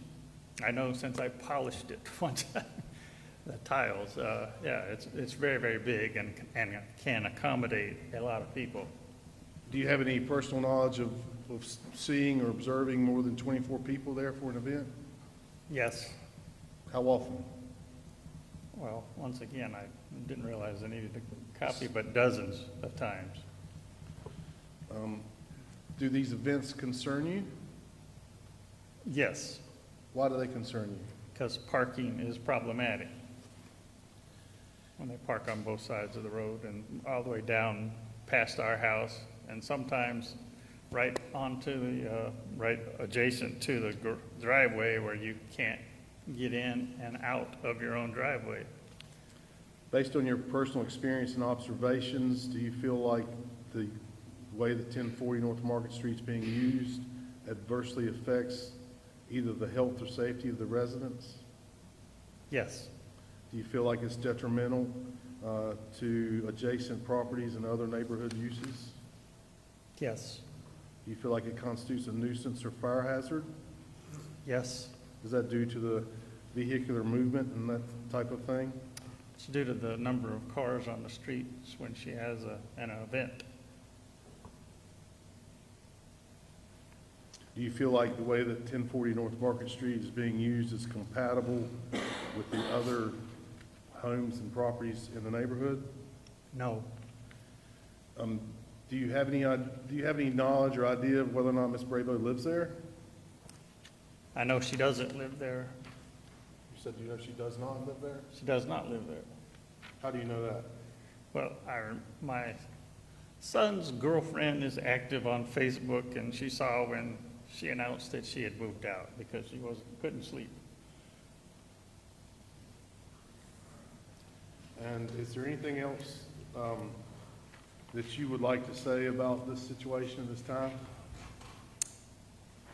No.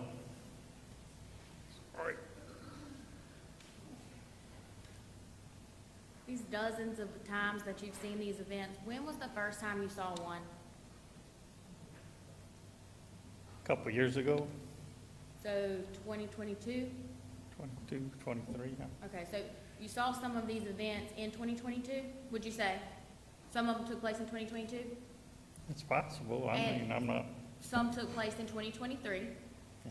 and some took place in 2024, Mhm. and then some have taken place in 2025. I believe so, yes. Nothing further. You said that your daughter or somebody, refresh my memory, you said somebody saw something on Facebook?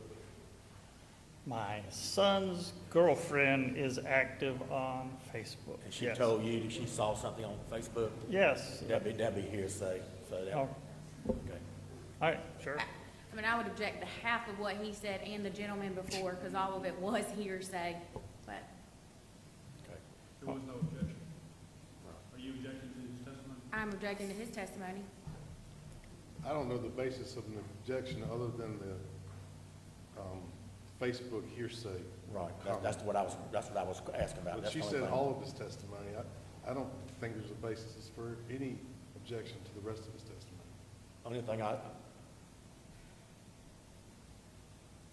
what he said about his son's girlfriend, I would consider that hearsay. The rest of it, I consider it testimony. I can see that. Okay.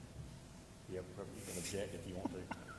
Could I have one follow-up question? Yes. How often do you see Ms. Brabo at 1040 North Market Street? I haven't seen her in years. So, That's it. Okay. Anything else? Okay, thank you, Ms. Skilling. Oh, one further question. Weren't you here when Ms. Bravo did her initial, came before the board the first time? Didn't you testify to the board? my wife testified Well, on testified her to the board. behalf, because once again, we were led to believe she was gonna run and operate a bed and breakfast and live there. Okay, right. So you and your wife both were physically here at the Board of Adjustment meeting in 2021 when My wife testified. when wife testified? Okay, all right. Ms. Thank you. Ms. Skilling's going to testify later. Right, okay, thank you. I don't know whether it's Mimi or Deborah. Well, wait a minute before I get to Mimi. Can I have Amy Gerard, please?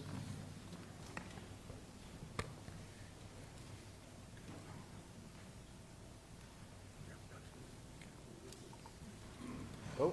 You can come. Amy's going to go first. I'm sorry. Oh, you're fine. You're fine. Not a problem. Please state your name and address. Amy Gerard, 1038 North Market Street, How long have you lived there? approximately 21 years. This packet of information that I went through, which is the city's application for revocation of special use permit, did I provide you with a copy? Yes, Did you review it? yes. Based upon your review, and how close do you live to 1040 North Market Street? I'm her direct neighbor.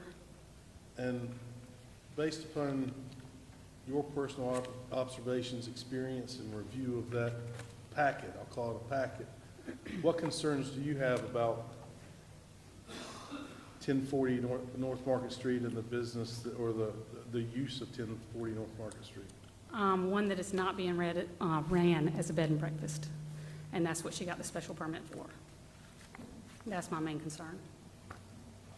And you're a business owner in Washington, right? Yes, 25 years. And you have, the city has rules and guidelines and things that you have to adhere to. Yes, You want to say anything else? that's it. Did you attend an event at the Ale House in July of 2024 with the chamber? Yes. Was that a bed and breakfast event? It was a WISE event, and I went to meet her because I've never met her before till then. Did you host a graduation party in July of this year? No, I did not. Okay. How many members are in your family? My family, Yes, ma'am. I've got 4. Extended family, that would be at Thanksgiving, Christmas, and holidays. I don't know. I mean, I can't give you a number. I'm from here, I was born and raised here. What's the objection? Her family and the number of people in her family and the use of her property are not at issue tonight. It goes to the relevance of when she has family get-togethers, there's multiple vehicles that are on the road. And since parking is such an issue, those are vehicles that are gonna be on 1040 Market Street. So what's the difference in her having family get-togethers at her house or anyone else on the street that is gonna make more vehicles on the road than Miss Bravo having a business here that's gonna have vehicles on the road? So it's completely I'm relevant. gonna sustain the, They can argue that. yeah, they can argue that later. If you want I was gonna sustain I'm gonna sustain the objection, I'm gonna overrule the rejection, because it doesn't apply to her. She's not a business, she's a private individual, and she didn't get a special use permit for anything there at her house, so I'm gonna overrule the objection. So you're going to sustain the objection? I mean, you object, I'm gonna sustain. Thank you. Do your family members ever park on 1040 North Market Street? No. We park in my driveway. When you have people come to your house, do they park on 1040 North Market Street? No. How do you fit vehicles for everyone that comes to Thanksgiving and Christmas in your I driveway? don't have Thanksgiving or Christmas at my house. Uh, And I sustained, expanded so- my driveway to accommodate my family. You didn't have a graduation party in June of I did not, 2025? not at my house, Objection, no. asked and answered. Okay, I'm sustained. We're gonna have to go on another avenue, because, like I said, she doesn't have a special use permit. That's a private residence. What she does on her property is completely separate, and from what Ms. Bravo would do with a bed and breakfast. So we need to go into another line of questioning. And I understand that, but her house conforms with the public road, that there's other people that these witnesses have testified that the traffic has increased on. And so if there's homeowners that have individuals coming to their house like they're allowed to, that are parking on the street, that's going to attest for some of this additional vehicles. And that's what this line of questioning is about. Actually, my concern is that she's not running a bed and breakfast. She stated in a city council meeting that she lives on Jackson Street. She stated that directly one day, right here, that she lives on Jackson Street. So in the things that I've read about bed and breakfast, she's supposed to live there. She does not. And she stated that herself. I believe the testimony that you're referring to is that she was a homeowner No. of 111 Jackson Street. Well, that is what is worded Okay. in all of the And when exhibits. she stood in front of the Rotary Club, is that Well- how she stated that too? The exhibits that the city attorney has produced has that she stated that I'm a homeowner at 111 Jackson Street. So if she stated all of this information, that's not in the exhibits that have already been entered by the city. So Okay, I got you. Objection, no question, argumentative. Sustained. I think it, if I may, that it's a, if you want to argue an evidentiary issue, you argue with the law, not But my argument is that how many people she has at her house is relevant. because of the parking issue that we have spent so much time on, and is one of the reasons why they're trying to revoke her special use permit. If other residents who are allowed to have people come over, if they're parking on this road, Are you saying they should revoke her special use permit? I'm not saying that, but I'm saying it's a public highway.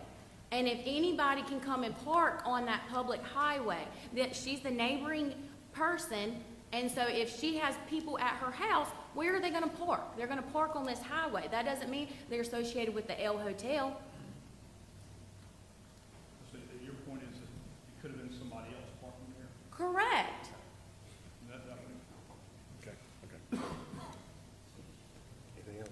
Okay, anything else? I have nothing further. Okay, thank you. Yep. Now, Mimi, or also known as Deborah Spear.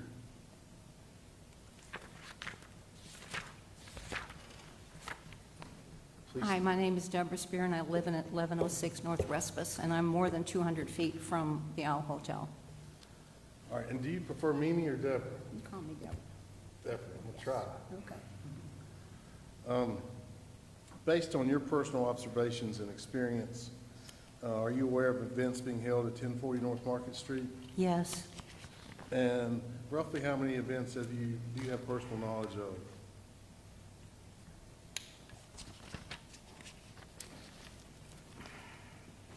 I'm trying to think how many this past year. I'm going to say maybe 8 or 10 at the most that I can recollect. Or some of these inside and some of these outside? Yes, they were, there was a wedding. It was outside. There were 2 weddings. And they were inside and outside. I do believe the one in the back by the gazebo, that was outside. And I don't know if that was 23 or 24, I'm not sure. 23 or 24, what are you referring to, people? The year. The year, okay. Yeah, sorry. That's all right. Do you have any idea how many people were at any of these events? Particularly, did you ever notice more than 24? I never counted them, but given the number of cars on the street, it Objection. would seem that it would be an issue. Objection, motion to strike. Again, we're gonna say that because there's vehicles on the street, that's associated with the L Hotel, but we can't ask surrounding, property owners how many people they have over at their house. She doesn't have personal knowledge regarding those vehicles and people that were parked going to this wedding or any event at the L House. I withdraw the question. You don't know how many people were there, is that right? I didn't count them. Okay. No, sir. Let's talk about some specific events at 1040 North Market Street. Do you recall a specific event in 2022? There's been a number of events, and with regard to the year, I'm not sure, but it would seem to be right after she opened. There was a large one when she first opened, and I remember it because there was traffic on both sides of Market Street, on both sides of East and West 11th, and it was a very difficult situation. And we just thought because it was an opening. So, but there was traffic everywhere, parked cars, and it made it very difficult to get where we needed to go. Objection, she doesn't have personal knowledge, they related to the event.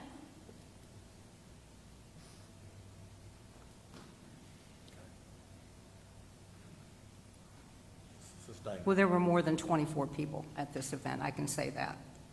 Objection, unless she has Did you- personal knowledge. Did you see people getting out of their cars and going into that? Yes.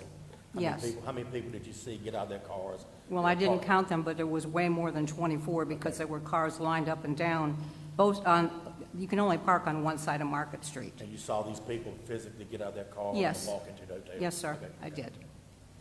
Do you recall a wedding in 2023? There was a wedding. There were, as far as I know, there have been 2 weddings, one in 23, I think, and then one last year. But what months they were, I couldn't tell you. All I know is it was nice weather. People were on the front porch, out in the yard, sitting in chairs. And so, yes, there's been 2 weddings that I'm aware of. Do you recall an event in the fall of 2024 which particularly disturbed you because of interaction? Yes, I do recall that one. Can you tell us what happened? I was coming back from CVS, and I use East 11th Street, and I do use West 11th Street on a daily basis when I travel to go out, because I don't do 15th Street that much. And I am next to the Kellys. I am on Respite Street. And I was coming back from CVS, and it was, I don't know, it might have been 4 o'clock, and there was cars parked on both sides of the street, and there was a car with the door open. I saw the car, I beeped my horn, and there was no response. So I beeped my horn again, and I couldn't pass because the car door was open, and there were cars on both sides of the street. So I had to stop, and when I stopped, the person, there was a couple. He got out of the car, he walked around to my car, and he called me a effing bitch and told me I better get the F out of there before I get hurt. And this was, I was just flabbergasted, and it bothered me, because when we got the letter from Jim and Robin, the email about having a bed and breakfast, we were thrilled. We were happy, because Bob and Nita would have been happy with this, and it was going to be, the house would be taken care of. But it's become a real problem, and this situation with what happened to me is very concerning. And so it's a situation that is unfortunate, but it happened. And it's a safety factor. Based on your experience and personal observations of the use of 1040 North Market Street, do you believe that it adversely affects the safety of nearby residents? Yes. Do you feel that it's detrimental to the other neighborhood uses? If it was just a bed and breakfast as it was supposed to be, it would be fine, but yes, it does affect it now. Do you feel like it constitutes a nuisance? Yes. Is that partly because of the vehicular movement and traffic? Yes.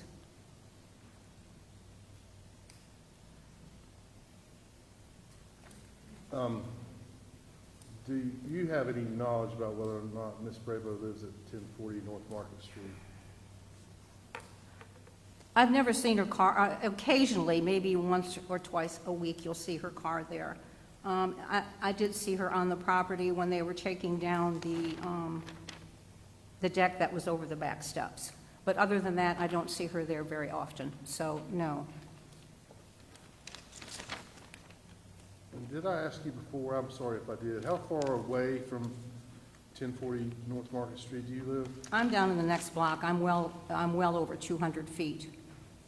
But as I said, I travel this road. This is a road that I use, and when there are events there, it makes it very difficult, especially when you have somebody that's coming off of Market Street or turning, because it becomes a one-way street. And I've got pictures of what happened one day, which was in April of this year. Ms. Spear, I'll let you get to that in a minute. Okay. Yes, sir.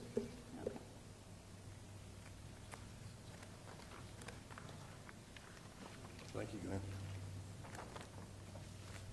There might be an extra in there.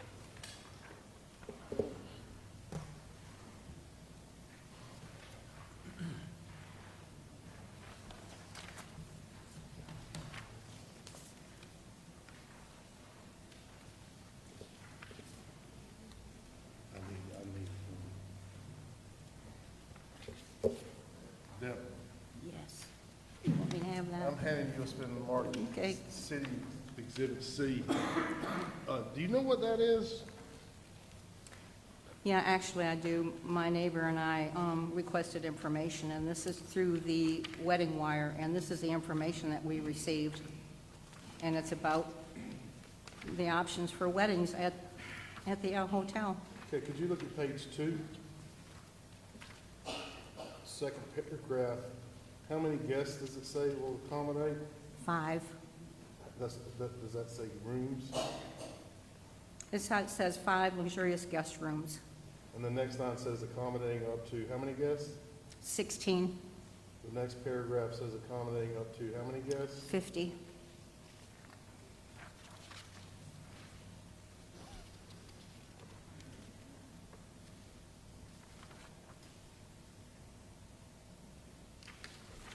Okay. Could turn your attention to the page with frequently asked questions.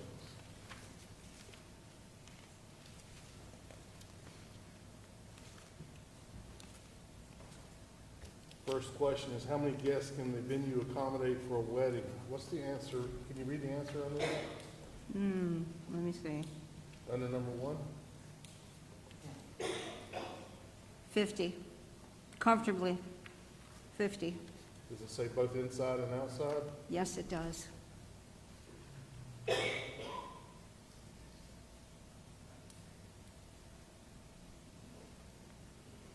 Number paragraph 7, what about parking for guests and vendors? What does it say right on the number 7? If you have trouble reading it, just let me know. It says parking is available in our driveway and along 11th Street and North Market Street.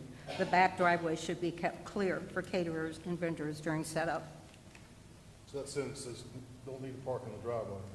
at all.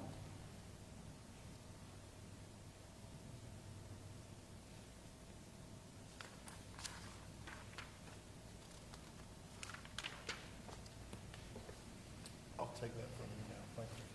You stay right there. Okay.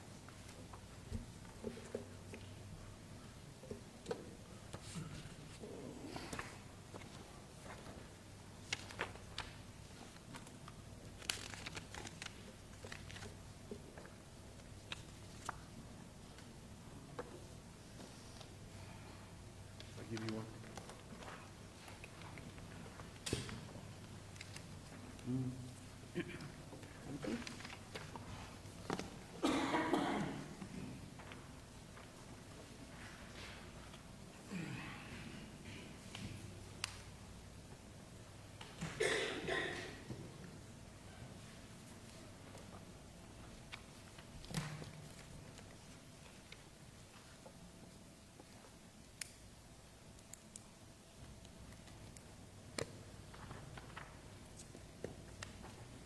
Deborah, I just handed you what's marked Exhibit City D.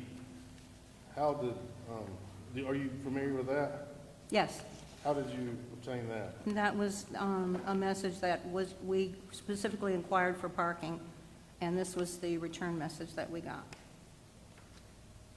in response to that question about the parking.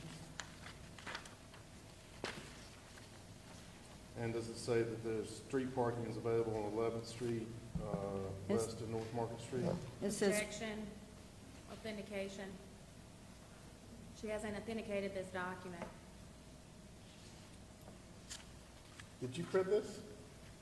yes, You did? And did you give me a copy of it? yes, Does it just look like the copy you gave me? yes. Okay.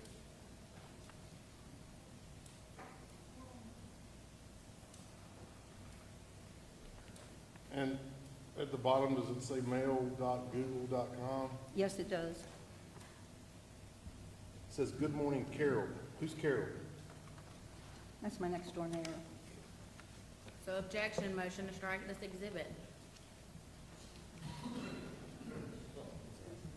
She testified that she took this, but this email wasn't even sent to her. She testified it was the response that she got back from the L Hotel, and now she's saying it's her neighbor. No, I said that at the beginning. Yes, every objection is important. Every piece of evidence that's offered is important. But in this particular case, to make things move along, when your client testified, then he can use this and ask her. It's like, it's the same. Right, I'll ask her if she knows about the screenshot that's got scribble scrabbles on it and marked out, but I can't say that my client's gonna recognize this scribble scrabble screenshot of an email that wasn't sent to the individual that's testifying. But I'll ask her about it. Were you with Miss Carol when she did this? Yeah, she was at my house. Okay.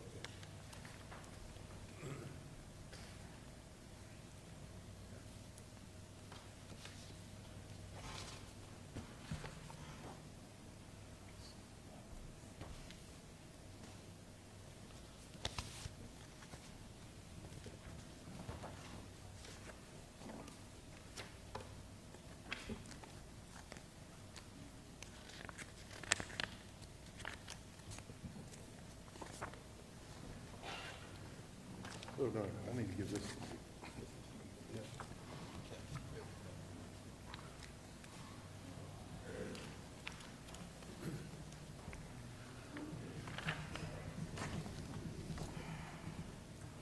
Okay, I know you brought some pictures with you that are in your hands. They may be the same as what you have.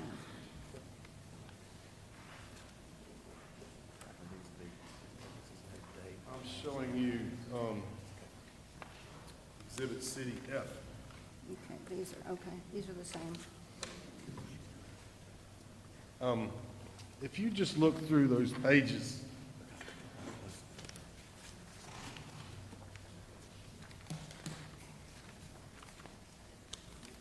are you familiar with those pictures? Yes, Who took those pictures? my granddaughter took them on April 26th. Can you repeat that? I didn't hear you. I'm sorry, huh? Who did you say? My granddaughter. And is that a picture of 11th Street? Yes, it is. And are they all pictures of cars along 11th Street? Yes, they are. Before 1040 North Market Street began to be used in the way it's been used, did you ever see that many cars on 11th Street? No, not even. Anywhere close to that many? No, sir. Objection for authentication purposes. She testified she didn't take these, her granddaughter did. We don't have a date on them. The rules don't require, she took the picture to testify. All she has to do is identify what she saw that day, these pictures, she picked what she saw. And she hasn't been asked if these pictures fairly and accurately depict what she saw, and she has not identified a date and time that these pictures were taken. I did, April 26th, Of what year? this year.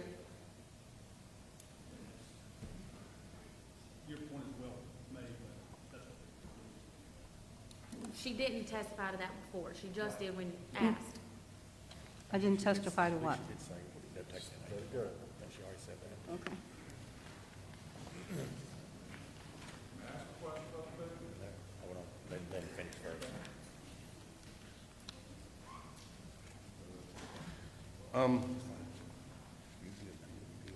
I don't believe I've asked you,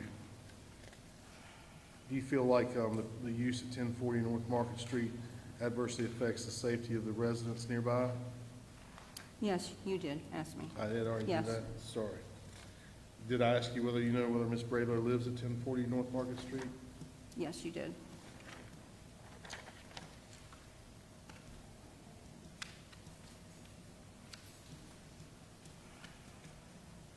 Is there anything else that you would like to say at this time? The only thing I'd like to say is, as I said at the beginning of this, when this original permit was issued to Ms. Brabo, we were all very happy about it. I think all of us on this street now feel very uncomfortable, and we're not happy with the situation with regard to our safety. That is our biggest concern, if there would ever be a fire, and we have a lot of retired people in our neighborhood. If there would ever be a fire or any emergency vehicle needed to get down this street, and they come off Market Street, to get to us would be the quickest way. So it's a concern. And I'm sorry that this is how it is. And I do believe that had she done the bed and breakfast like she had said originally, with 4 beds and 1 car per unit, and 2 for the people that live there, which was in the original request, it would have been fine. Because, as I said, we were happy with what she was doing to ensure that Bob and Nita's house was well taken care of. There's my questions. Thank you. Thank you. The individual that you had a encounter with in November of '24, did he walk out of the L Hotel? He was parked. There was an event going on there. He was parked, going the wrong way on the opposite side of the street. In other words, he was facing Respis. And I stopped. I couldn't get through. And yes, I sat there because I was flabbergasted. I wasn't sure what to do. And they walked right up to the L Hotel. After, sadly, the person, and I've lived here for 30 years, called me a damn Yankee. Because I had asked them to please shut the car door. So yes, they went to the El Hotel. And I did talk to an officer, and I told them, he asked me, what would you like for me to do? And my response was, the people that are there are having an event. I don't want them to have to be interrupted or have it messed up because of what this man did, because they had no control over how he was acting. So I asked for them to give him a parking ticket and let it go at that, because he said he would have gone in there and cleaned it out. And I don't know why you're looking at me like that. So I asked for him to give him a parking ticket. He didn't do it. But he should have had some kind of repercussions for his actions. And if you don't think so, then maybe you need to come live on that street and see what happens when there's an event. Nothing for this witness. Thank you, ma'am. Okay.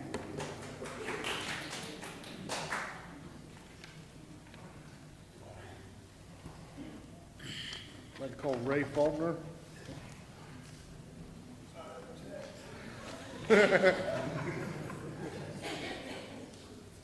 Overruled. My name is Ray Faulkner. I live at 124 West 11th Street. I've been there since 2001. And Mr. Faulkner, based on your personal observations and experience, have you seen events being held at 1040 North Market Street?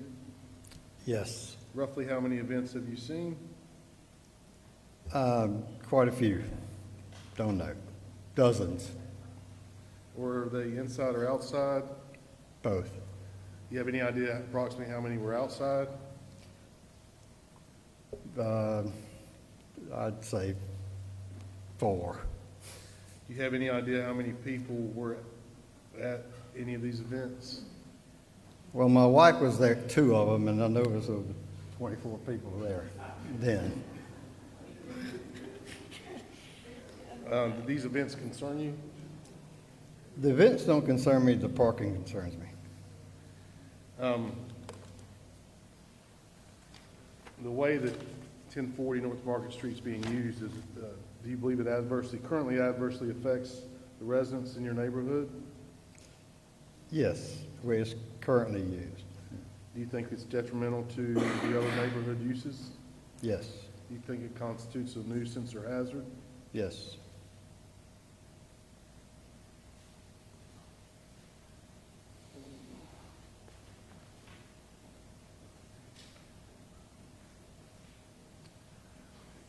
Do you have any idea whether Ms. Brabo lives there or not?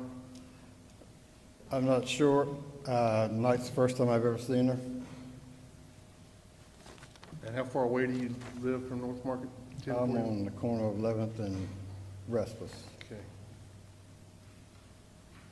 Do you have anything else you'd like to say about this situation? No, like I did in the city meeting, I have no problem with anybody making a living. You got a bed and breakfast, you approve of bed and breakfast, you need to run a bed and breakfast. Rules are rules. That's how it is. I don't have any questions for this witness. Okay, thank you, sir. Thank you. Do you mind if we excuse him? He wants to go. Sure. Robin Skillen. Last witness, Chairman.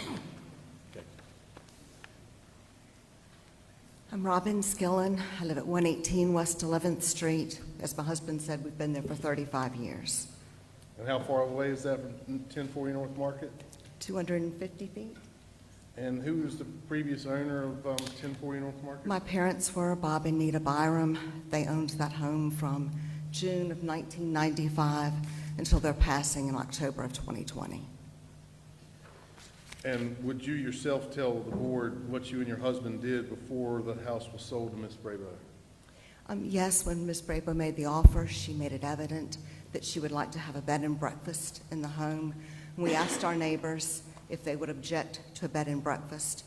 It was stated and understood, and I am the one that spoke on her behalf for you, Chairman Fuchs, and I think you, Mr. White, were there on July of 15th of 2021 when I asked that you grant her the special use permit for a bed and breakfast.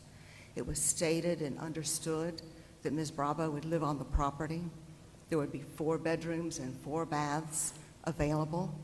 At full capacity, she was looking at 4 vehicles. 2 were to be parked in the long drive off Market Street. 2 would possibly be parked on West 11th, 30 feet from the stop sign. There was room in the back drive off West 11th for her vehicle and possibly a staff vehicle. How do you feel about the situation and how 1040 North Market Street's being used now? I felt like I've missed another special use permit hearing.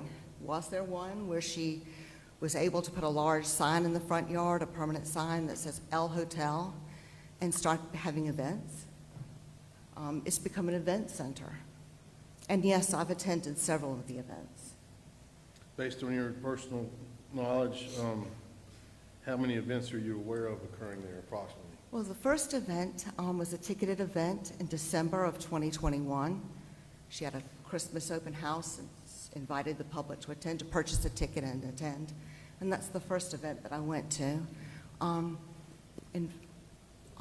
March 9th, Sunday, March 9th of this year, I attended a lovely event at the El Hotel.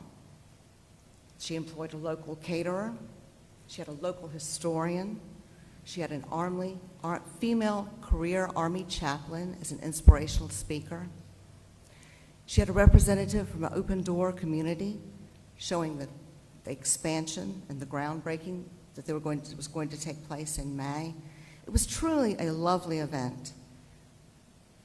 As I walked home, I realized there were cars, and it was well attended, well planned.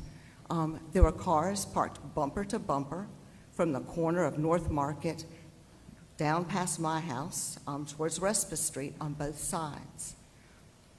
And this Sunday, March 9th, was a lovely day, that first hint of spring. And my neighbors could not enjoy their front porch with their dog because of all the activity. I have another neighbor that has a small grandson with a little bike and training wheels. And I need to point out, too, I'll make you all aware, the only sidewalk on West 11th is between Market and Respite Street. So we do have a lot of people like to walk their dogs. Children can ride their bikes. She did not want to get her grandson out on his bike in case he might run into one of the ladies going to their cars after the event. And then she also said, I don't feel safe with the traffic. And I was even uncomfortable just crossing the street to my house. There was just a lot of traffic. Then on Friday, may I go ahead? Sure. On Friday, May 9th, I had the opportunity to leave work early. I was coming home at 4:10 in the afternoon, turning from Market onto West 11th Street. There was an event going on at the El Hotel, a lot of young people on the front porch, and I met a car head-on. Because I was the shorter distance to back up, I had to, and he was very, very nice. And he was concerned. I had to back into Friday afternoon traffic on North Market Street, back into that traffic, and circle the block 9th to Respite to come up West 11th Street, and then I could not get in my driveway. We had a vehicle parked a third over the drive, and another vehicle parked immediately on the other side of the driveway. So no one could get in, or my husband couldn't get out. Luckily, we didn't have an emergency to get out. What did I do? I circled the block again and parked in the back of the Child Development Center on Respite Street. And was that a very good thing for me to do? No. On Friday afternoon, when all those little children are getting picked up for the weekend, but I took my backpack and with my laptop and my purse and my lunch and my bag of perishable groceries and walked home. And that's when it really hit me. When did this become an event center? I think Ms. Bravo has stated, and you've mentioned this, Ms. Alligood, that she's a homeowner at 111 Jackson Street, but she's a business owner at 1040 North Market Street. Are we zoned for a business? Do we have a special permit to be a business and affect your neighbors' lives? And you can talk about putting a no parking sign on one side of the street. You're going to put that in my front yard? I mean, we're residents. We should be able to walk our dogs and enjoy our front porches on a spring afternoon and not have to worry about all the activity. I think I will speak on behalf of Ms. Bravo. She's very clever. She's very community-minded. She's very progressive. But 1040 North Market Street is not the place to be holding these activities, not in our residential neighborhood. We're not zoned for it, and that's not what I asked for 4 years ago with this special permit. So just now, did you describe two or three events? Well, I've attended 3. Okay. And the first one you said was ticketed. Does that mean you had to pay to get in? You paid you bought a ticket. Did you have to pay for the other events? Yes. So they weren't like just neighborhood come, it's not like a book club that she's hosting? No. Other than those that you personally attended, approximately how many other events have you seen there? Now, this is approximate, but I would say in the 4 years that she's been there, there have probably been at least 4 events a year. And what's the do you have an approximate number of people that you can say you were sure were there at any of those events? I'm sure they exceeded 24. Do you feel like this use has changed the character of your neighborhood? Yes, I do, in that, and you know, everyone loves a wedding. They're nice events. They really are. But some of us work, some of us are retired. We'd like to be able to enjoy our yards. I'd like to be able to walk my dog when I get home in the afternoon. And the sidewalk's too congested, and there's too much traffic. Based upon your coming and going, do you know whether Miss Bravo lives there or not? Well, she has stated that she doesn't live there. Is there anything else that you'd like to say about this situation? No, but as my husband said, we're embarrassed that I asked Chairman Fuchs and the Board of Adjustment 4 years ago to grant her the bed and breakfast, that special use permit, and it's come to this now where I'm asking you to please respectfully revoke it. Do you have any questions for me? You said that the first event that you attended there was in December of 2021, Correct. and you've roughly attended 3 events. Since then, yes. And the most recent was the Harriet Tubman, Tea, yes, that straight took courage place. on February 9th. March 9th, I mean. And Sunday. that's when you realized it hit you, that this is an Well- event center 4 years later. When I walked home in that traffic, yes, Nothing further. all those cars. Okay. Thank you, Ms. Gillett. Any questions from the board? Okay, thank you, Ms. Gillett. That's it from the city. Thank you. Okay. Ms. Oh, Alligator? I would like to move to introduce the exhibits that have been passed out. So moved, so moved. Do you want to take a recess before you start, or? We can. Okay, let's take a 7-8 minute recess. Thank you.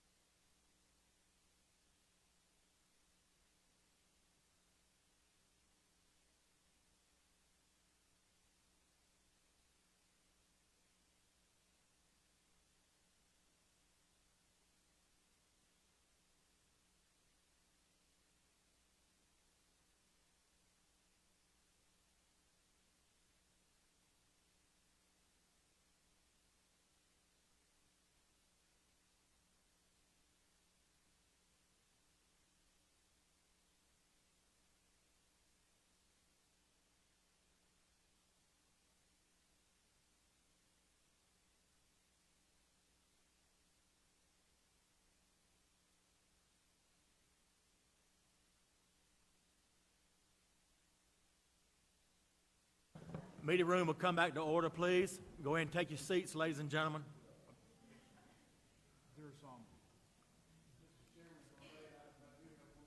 Hold on just a second. Let me get everybody situated. Go ahead and have a seat if you're going to have a seat. Meeting room will come back to order, please. Thank you, everyone. Mr. Hosher? Yes, sir. I need to call the interim planning director, Dominique Cunningham. Okay. Do you have a copy of the agenda? Do you have a copy of the agenda? Has he been sworn in? Yes, I have. Okay. Hold on just a second.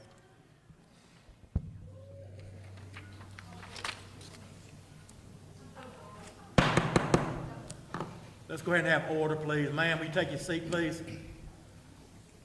Okay, go ahead. My name is Dominique Cunningham. I've been with the city since 2020. I started as the historic preservation planner. I'm currently the interim planning director. So, any questions for me? My questions are, do you have a copy of the city's application for revocation of special use permit in front of you? I do. All right. If we could, I'd just like to authenticate some stuff and make sure that everybody's okay with it. In that first paragraph, there's a definition of bed and breakfast and from section 4025. Is that the definition from the most current definition that I read earlier this evening? That is correct. And that's right out of the code? Yes. And then if you turn to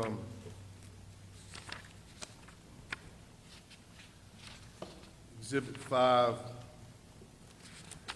which is the special use permit application. Attached to that is the staff report back in 2021. There's a definition for bed and breakfast. That was the old definition. You agree with me it was the old definition? Correct. All right, and it was subsequently changed in 2024. Yes. What's the zoning classification for 1040 North Market Street? It is R9S residential. Is a private event center indoor allow a permitted use in the R9S zoning classification? It is not. Is the private event center outdoor a permitted use in the R9S zoning classification? No. Are either one of those uses permitted by special permit in the R9S zoning classification? They are not.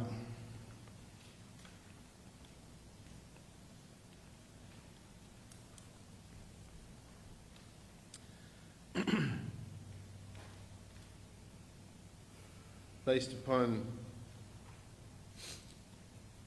citizens' complaints, what you've heard tonight, your department's investigation, I'd like you to look at numbered paragraphs 1 through 11 on pages 1 and 2.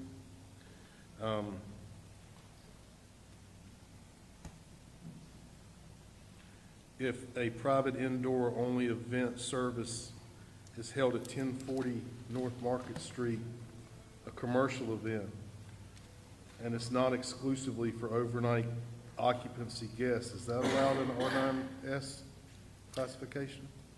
That would not be allowed in the R9S zoning district. If there was an event at 1040 North Market Street that exceeded 24 people, there was a private indoor-only event service, would that be allowed in the R9S? It would not be allowed in the R9S over 24 people.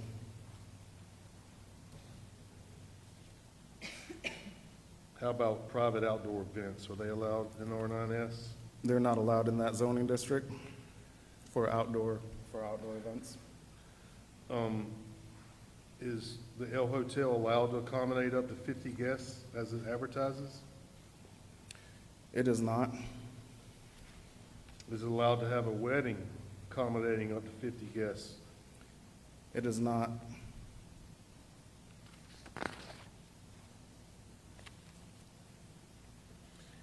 Is it allowed to have on-site accommodations for up to 16 guests? The limitation for bed and breakfast is 12 guests at the max. So no, it would not allow for accommodation of 16 guests. And are outside wedding ceremonies permitted in the R9S zoning classification? That is not permitted in the R9S zoning district. Are hotels permitted in the R9S zoning classification? They are not. What is the planning definition of occupy?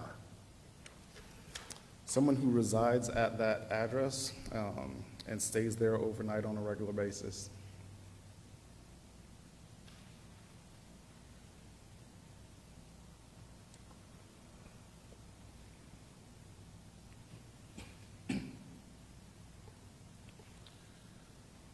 Are you aware of the June 14, 2025 commercial paid-for third-party private event that was held at 1040 North Market Street?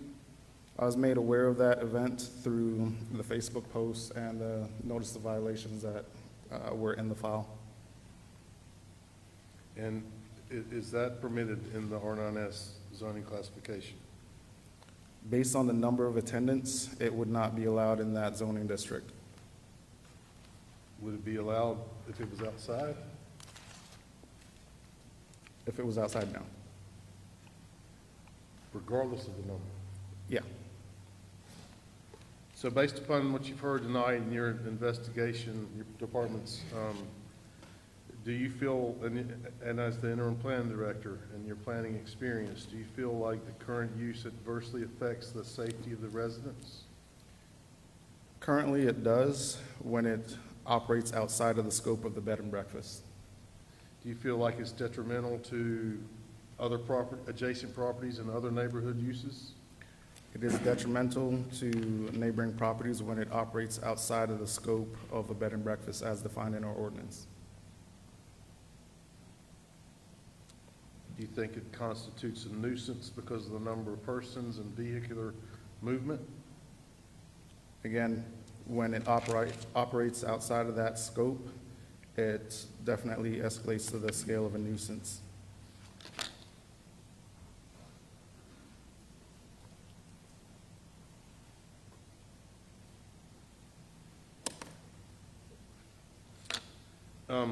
One of the conditions of this special use permit was submission and approval by the TRC committee?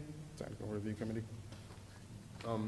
Was a site plan submitted and approved by that committee for this use? To my knowledge, I believe it was discussed. I'd have to defer to planning staff on that. I wasn't director or involved in the original submittal for the bed and breakfast at that time.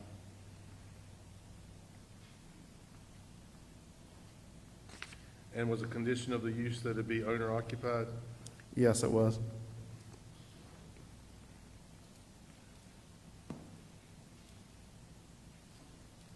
Do you believe that the current use is compatible with the existing uses that are adjacent to or neighboring the 1040 North Market Street? Current use operating outside of the scope of the bed and breakfast as defined, it is not compatible when exceeding the limit of the bed and breakfast. Based upon what you've heard tonight, do you believe that 1040 North Market Street is owner occupied?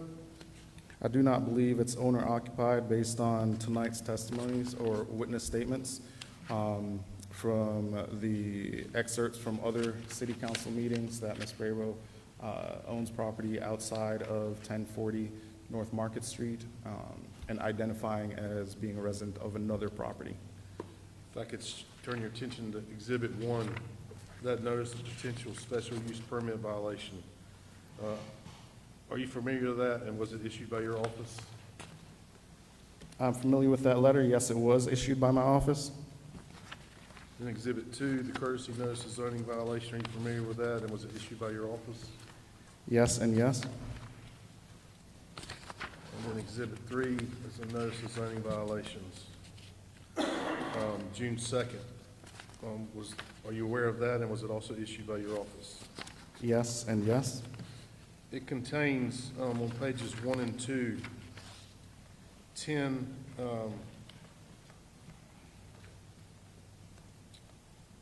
there are 10 statements there that are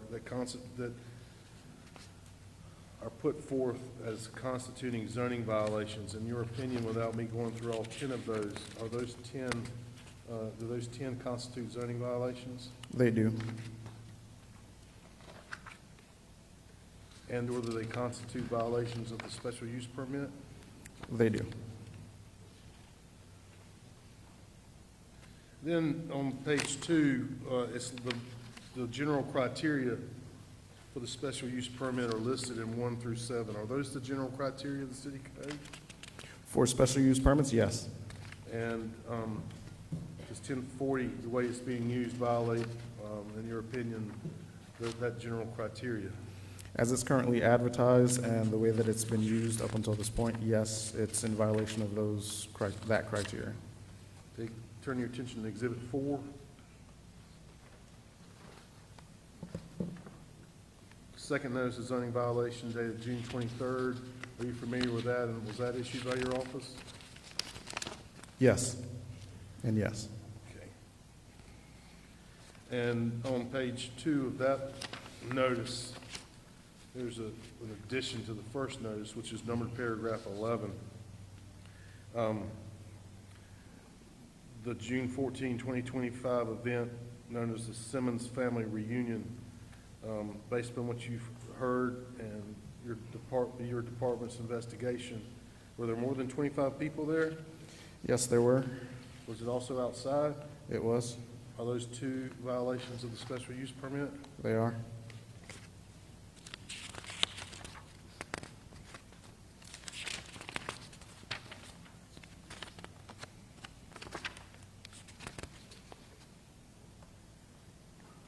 Then if you could move to Exhibit 5. Without taking you through the statements that are in there again, is that a valid copy of the special use permit request that was submitted by Ms. Bravo? Yes, that's a copy of the original application.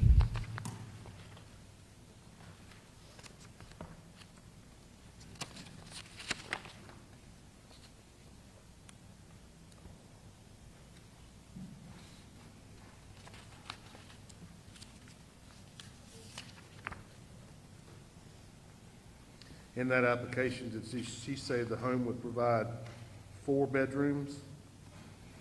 Yes. Did she say that she would be the only on-site staff member? Yes, on that application it does say that. And common areas other than the dining room would be available for social interaction of Yes. guests? Yep, that's what it says in the application.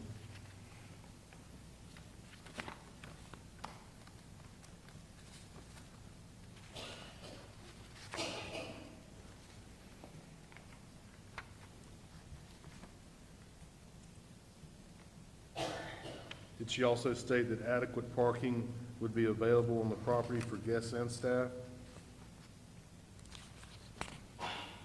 I'll turn you Yes. okay. Yeah, I got it.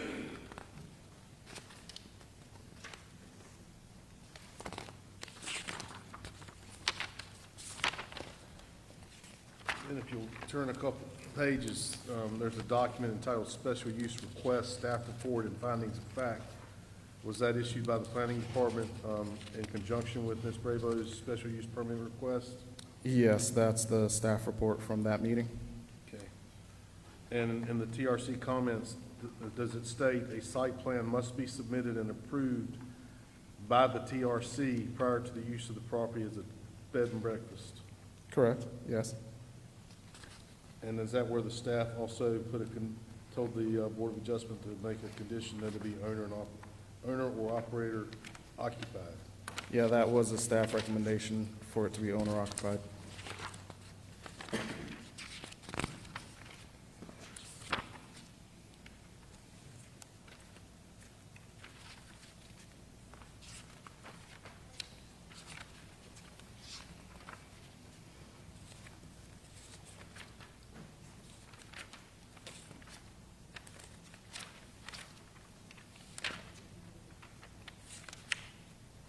I have just a minute, I'm close to finished.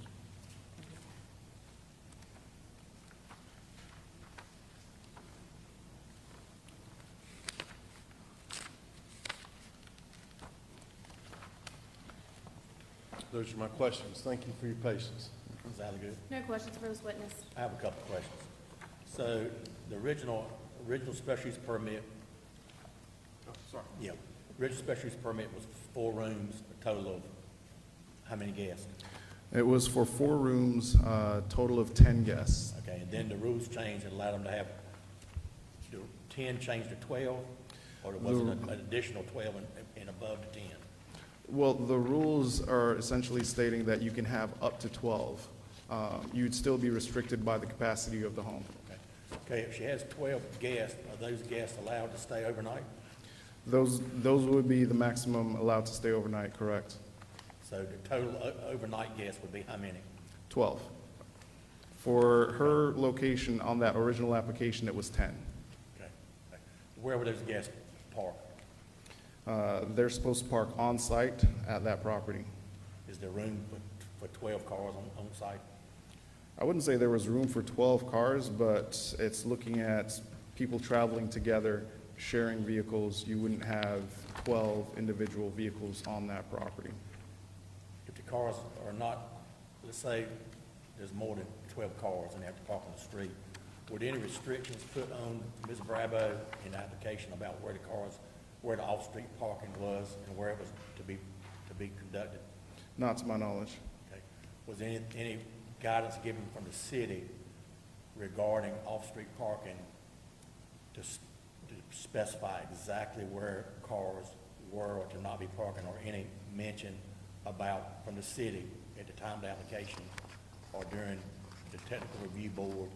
Were there any statements given to Ms. Brabo about you can park on the street, but you can't park across from each other because you'll clog up the drive-through? Was there any conversation or any language of that nature conducted with Ms. Brabo at the time of the application?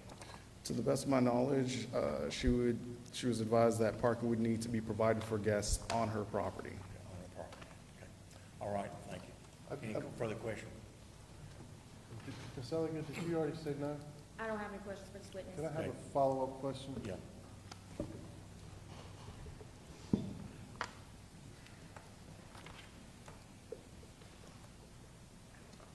Does the board have any questions? I didn't think you did, so.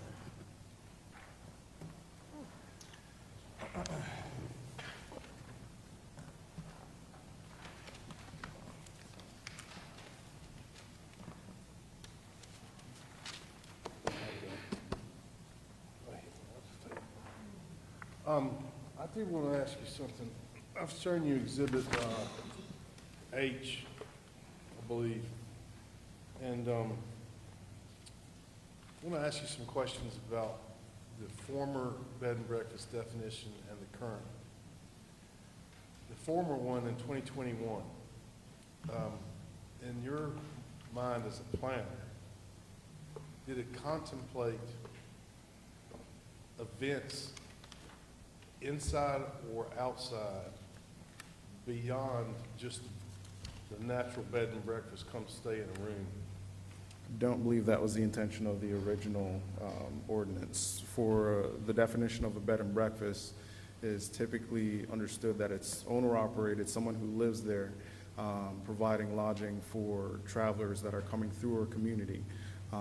That way you provide a more intimate setting than someone going to a hotel where you kind of talk with them, introduce them to the community, wake up, they have breakfast, and then are allowed to go explore on their own and then return.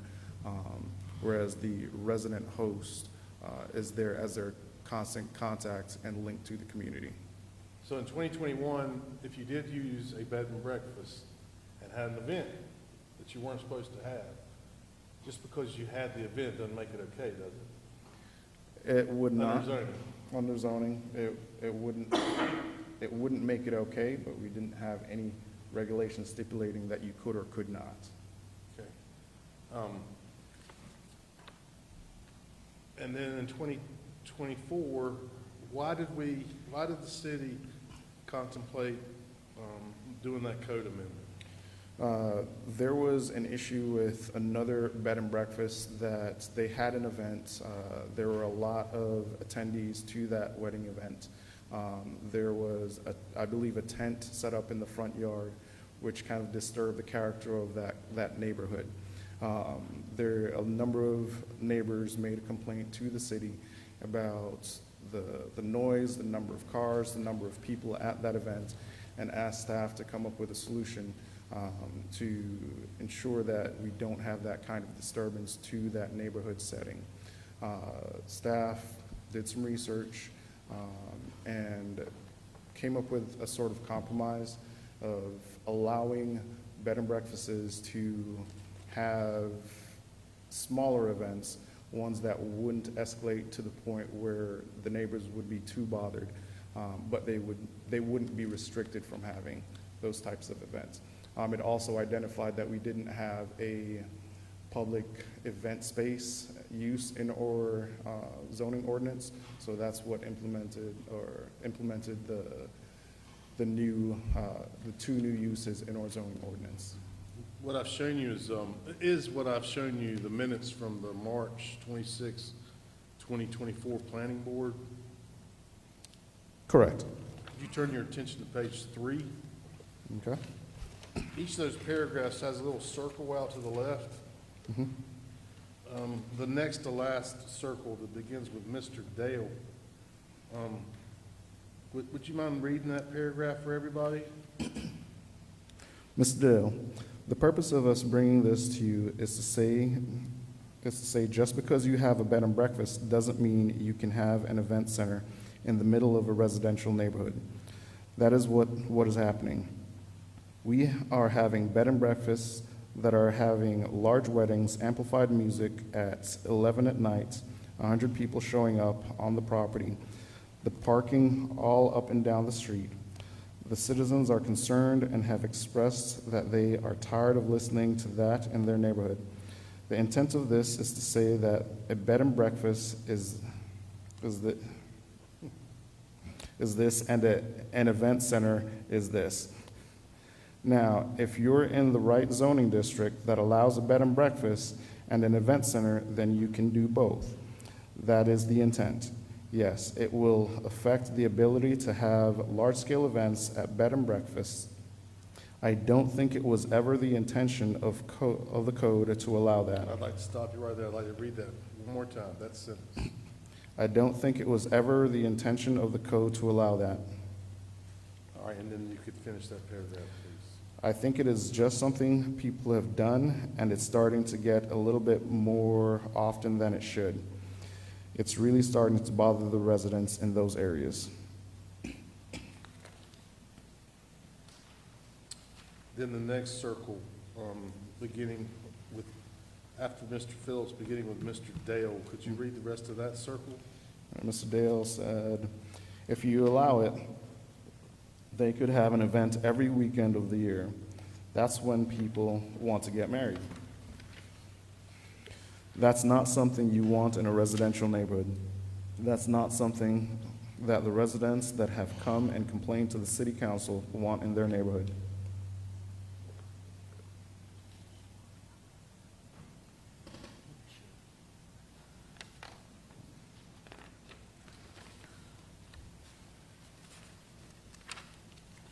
Those are my questions. No questions.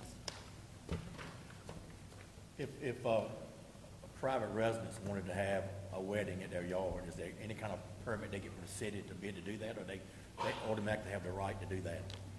Currently, there is no restriction, but again, you have nuisance ordinances that they shouldn't encroach on. Okay. All right. Okay, thank you. Any questions from the board? All right, thank you so much. I just moved to reintroduce my exhibits. I think I've added at least one. Please. Okay, so moved. Through H. Through H. H. Okay. Any objection? No. Okay, floor is yours.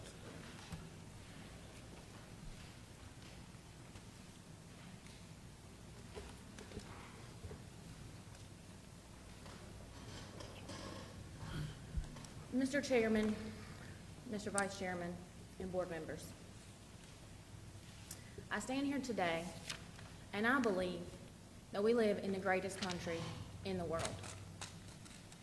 And because of that, there's this thing called the Constitution that governs what people, the federal government, state, local governments, are able to do.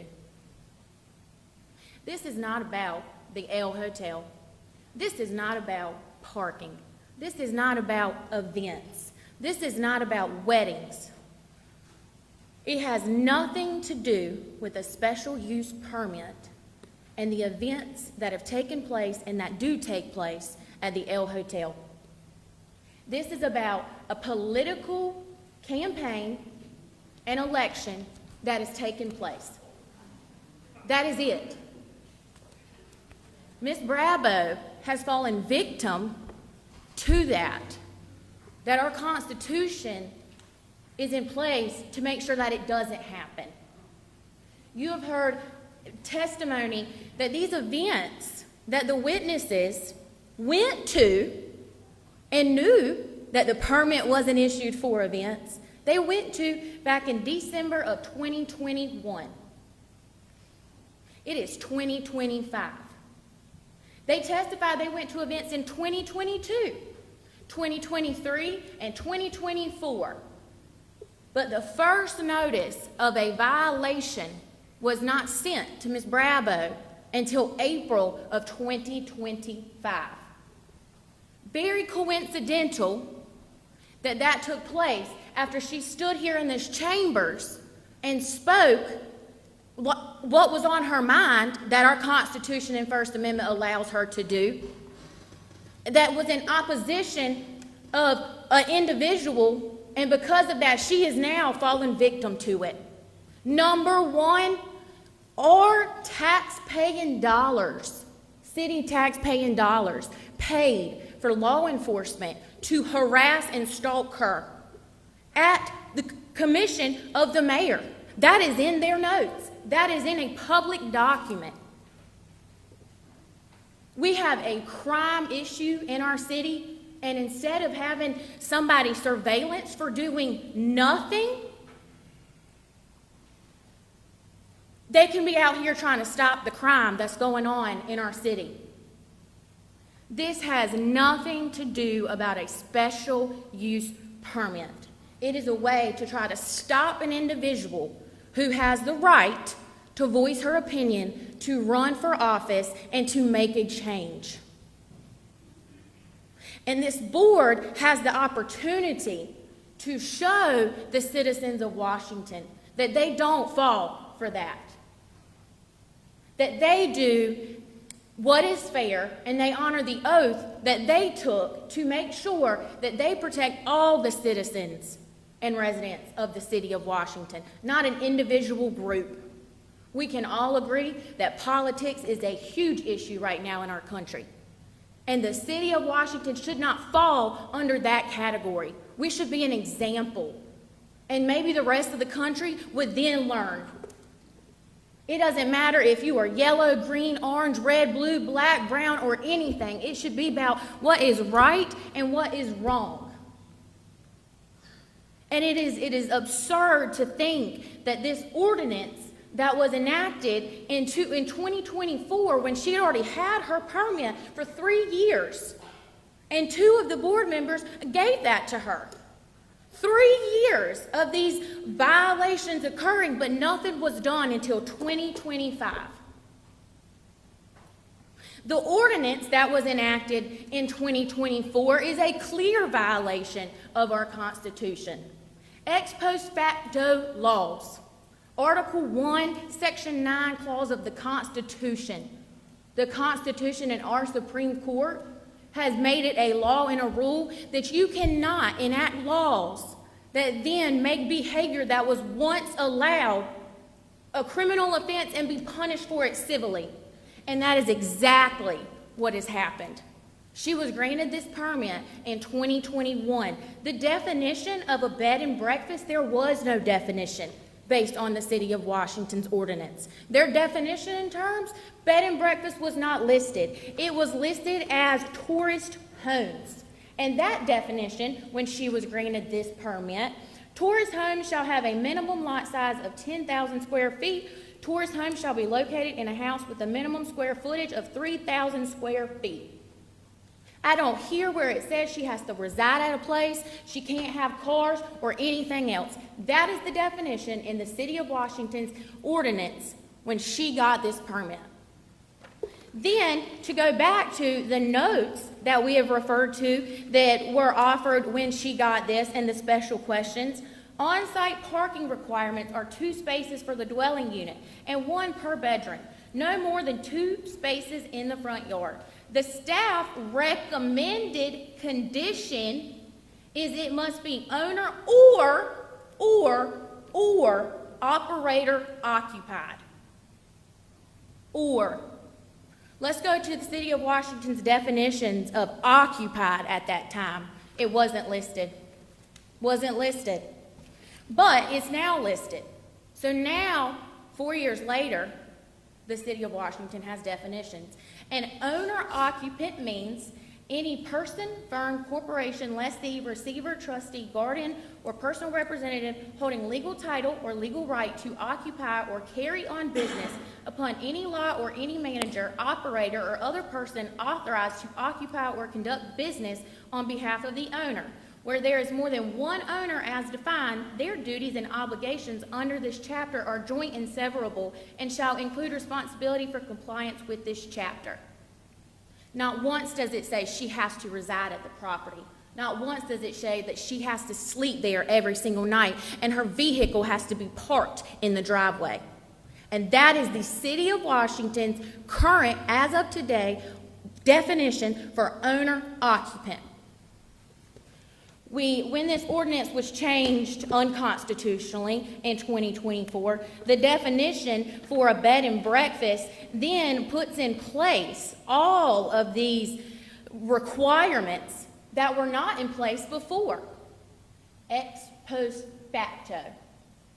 What our Constitution allows and what our Constitution protects each and every one of us.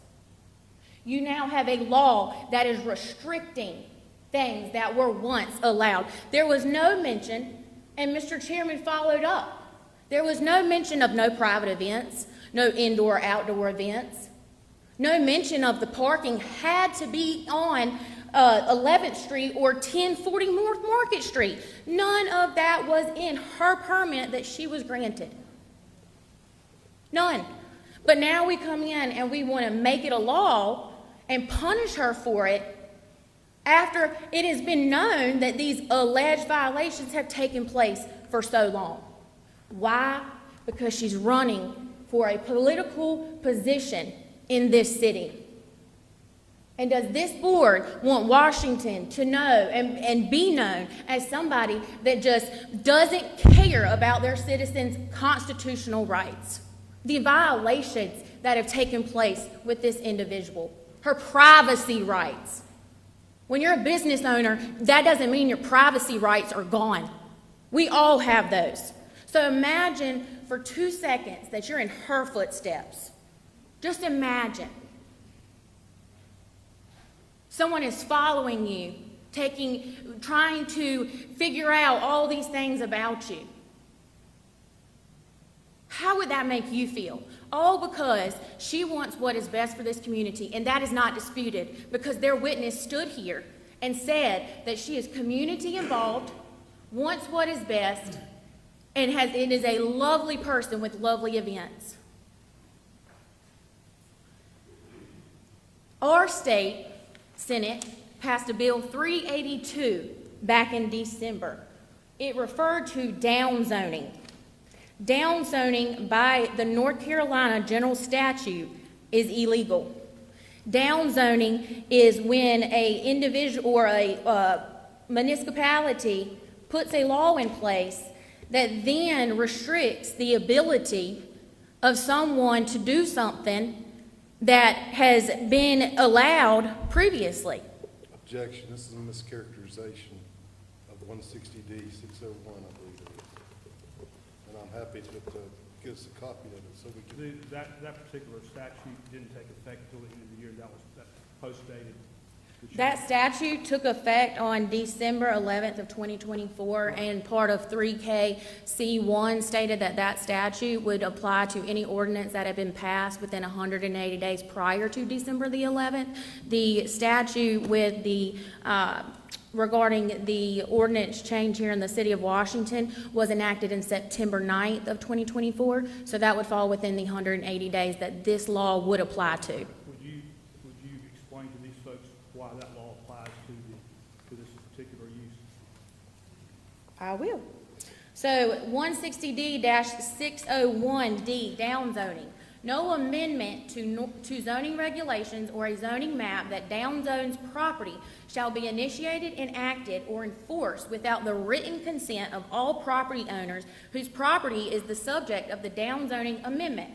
For purposes of this section, downzoning means a zoning ordinance that affects an area of land in one of the following ways: by decreasing the development density of the land to be less dense than was once allowed under its previous usage, by reducing the permitted uses of the land that are specified in a zoning ordinance or a land development regulation to fewer uses than were allowed under its previous usage, and by creating any type of nonconformity on land not in a residential zoning district, including a nonconforming use, nonconforming lot, nonconforming structure, nonconforming improvement. That's the non-residential use. I renew my objection. She just read. That particular one doesn't apply to. The one that applies to here is number 2, by reducing the permitted uses of the land that are specified in a We're not dealing zoning. with a permitted use. She was given a special permit to use that property. That is You know her what a property. permitted use is? Yes. A permitted use is one that's in the zoning code. I talked about it at the very beginning of this meeting. Right. She was given a special use permit that was allowed in that zone. She requested it and had it. And then the law was changed to reduce what she was allowed to do. So this law applies. I believe this is a mischaracterization of that statute. Mischaracterization of the statute or not. What has happened is wrong. It is unconstitutional. It is a violation of her rights. And if we're willing to do it to her, then we're willing to do it to all of these people that are here in support. When is enough going to be enough? You have the opportunity to make that statement. Nothing that has been done has been constitutional. Jones and Sassnett sent the city of Washington its first notice that we were representing them on June 17th. The next notice was June 26th, because in the time the city of Washington still contacted our client. But you don't see our notices in the packet of information that's been offered. You don't see the email response that Ms. Brabo made in the packet of information. None of that is in there, because it paints her as somebody that has ignored the city of Washington's attempts. Because as Mr. Holscher said, they have been so willing to work with her. They have given her opportunities. We reached out. Why would anybody who was treated the way that she was a couple of months ago want to just volunteer and think that these individuals are going to be so kind to her? Nobody thinks that. She did respond. But let's take it back to when she received her first zoning violation notice, which was owner or occupied in the letter that's in the exhibits before you. It says owner or occupier occupied, or owner or operator occupied. Not owner occupied. Or. That's a big word. That was in April of this year. The statute changed in September of last year.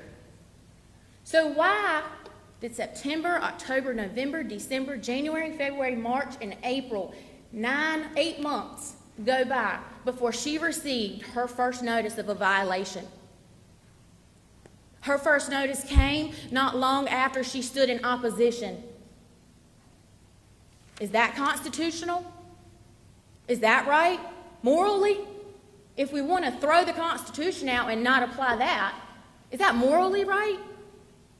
No, but it's been what's done to her.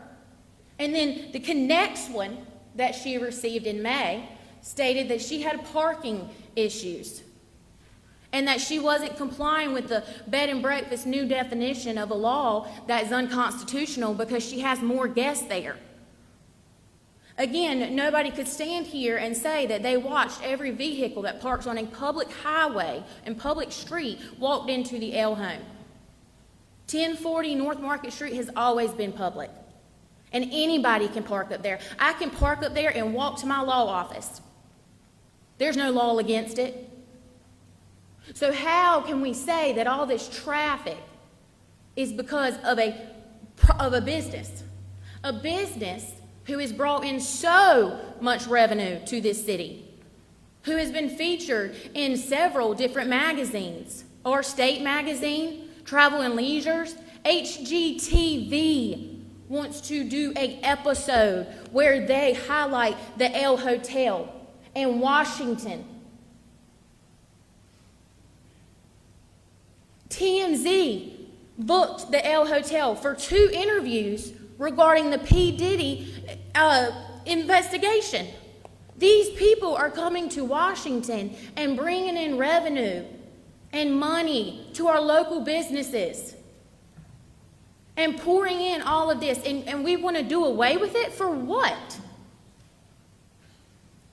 She might be in violation of some of these rules, but she has the right to have the opportunity to correct them. And that hasn't been given to her. She can change her website and take that down.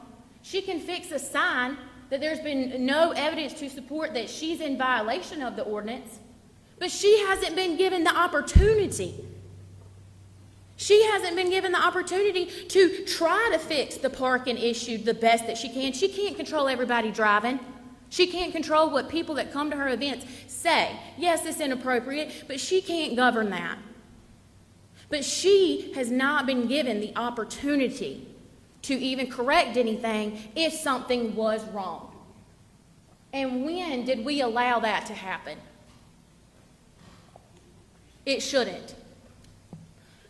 Our evidence will show that she is not doing anything intentionally or willfully or harmful to this community. She wants what is best for this community. Events that have been hosted. A local district court judge's retirement party was there. Events, P.S. Jones, a faculty end of school party was there. You've heard people testify that they've been to events there, fundraisers for our community. All of these happy and cheerful and wonderful things to bring people to Washington. And isn't that what this is about? Our city to grow. We want it to grow. It has grown a lot. But if we have ordinances and laws and misbehavior and all of these other things taking place, is anybody going to want to come here? It's a beautiful city. We are redoing the whole downtown historic district to make it better, to bring people in. We have Airbnbs, we have rentals, we have all of these things to make our city better. And you've heard nothing but great things about what the L Hotel has done for this city. So do we really want to kick them out based on political motivation? Or do we want to try to work with somebody to make adjustments and changes to keep a business that is thriving? Because what does that do? That opens up local jobs. That puts money back into our city. That brings people here. That's money back into our city. That features us on HGTV, TMZ, and all these other places. That puts money back into our city. And so it's up to this board to decide whether or not the Constitution is going to have any meaning, and whether because you have a little bit of power, you can be above that. Or are you going to stand for the city of Washington and all of its residents and do what is right and what should be done? Ms. Brabo's fallen a victim, and this board can change that. And I asked the board to change that, and our evidence will show that she is nothing but a victim, and she doesn't deserve that. Nobody does.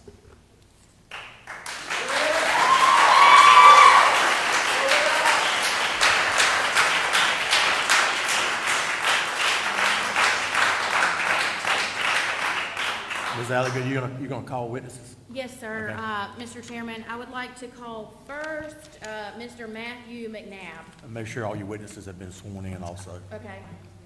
I think, Leidy Jenkins is probably the only one that wasn't sworn Okay. in earlier. When they come forward, we'll swear them in before they give their testimony. You have the floor, Ms. Alligan.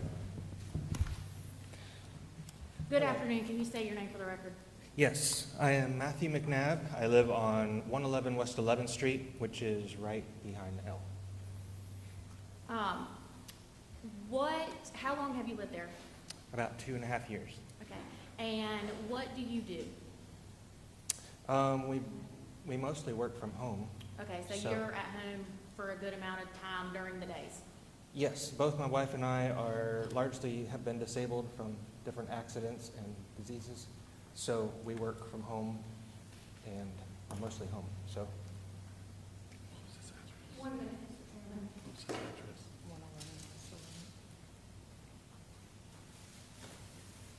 What is your wife's name? Evelyn McNabb, Okay, is she here tonight? she wasn't able to make it tonight. Okay. I'm posting something right here, and I have copies for the board members that I will pass out. Do you recognize that? Yes, that's my wife's Facebook post. Okay, and do you On know when the that right. was made? Was it yesterday or today? I don't remember. Okay, so it's been within the last 24 hours. Yep. Okay. And is that you and your wife in the picture in the upper corner? Yes, when we were still younger and thinner. Yeah. Okay, and so this is your wife's Facebook? Yes. Okay, and you have personal knowledge that she made this comment? Yes, she read it to me before I came.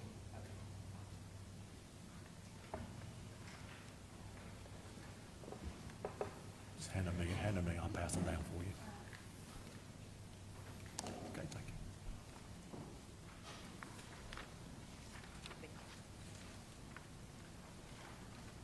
And so this is your wife's Facebook post. Can you read it aloud? Mm-hmm.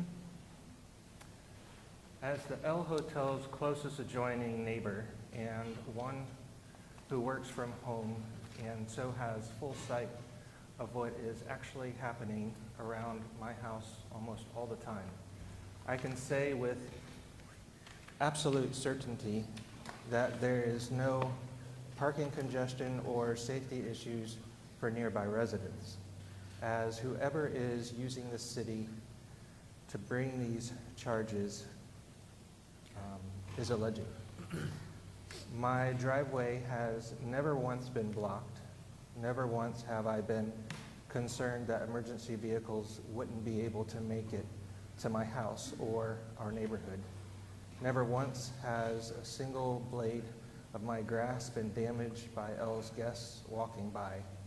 Never once has noise from the hotel been higher than from other neighbors. What I have seen is the elevation of property looks and values in the area surrounding the hotel for beautiful upkeep of the historic building that the hotel uses. That may otherwise be experiencing the decline seen in so many of the other precious historic buildings around town. Joyful Washington residents participating in L Hotel gatherings that encourage meeting others and growing in a more connected and supportive community. Young people giddy with the opportunity to dress up and have special photos taken in front of the beautiful building, and awe-struck tourists loving the opportunity to step back in time and experience the grandeur and bring plenty of tax dollars to the city. So your wife, that is her belief. Is that your belief as well? Mm-hmm. Okay. Yeah, she said that in her words, and then these are more my words. Okay, before you say that,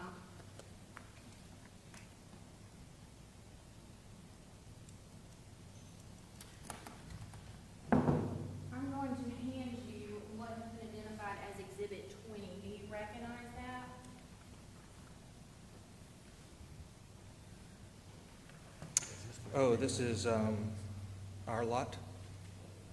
Okay, is that the Beaufort County,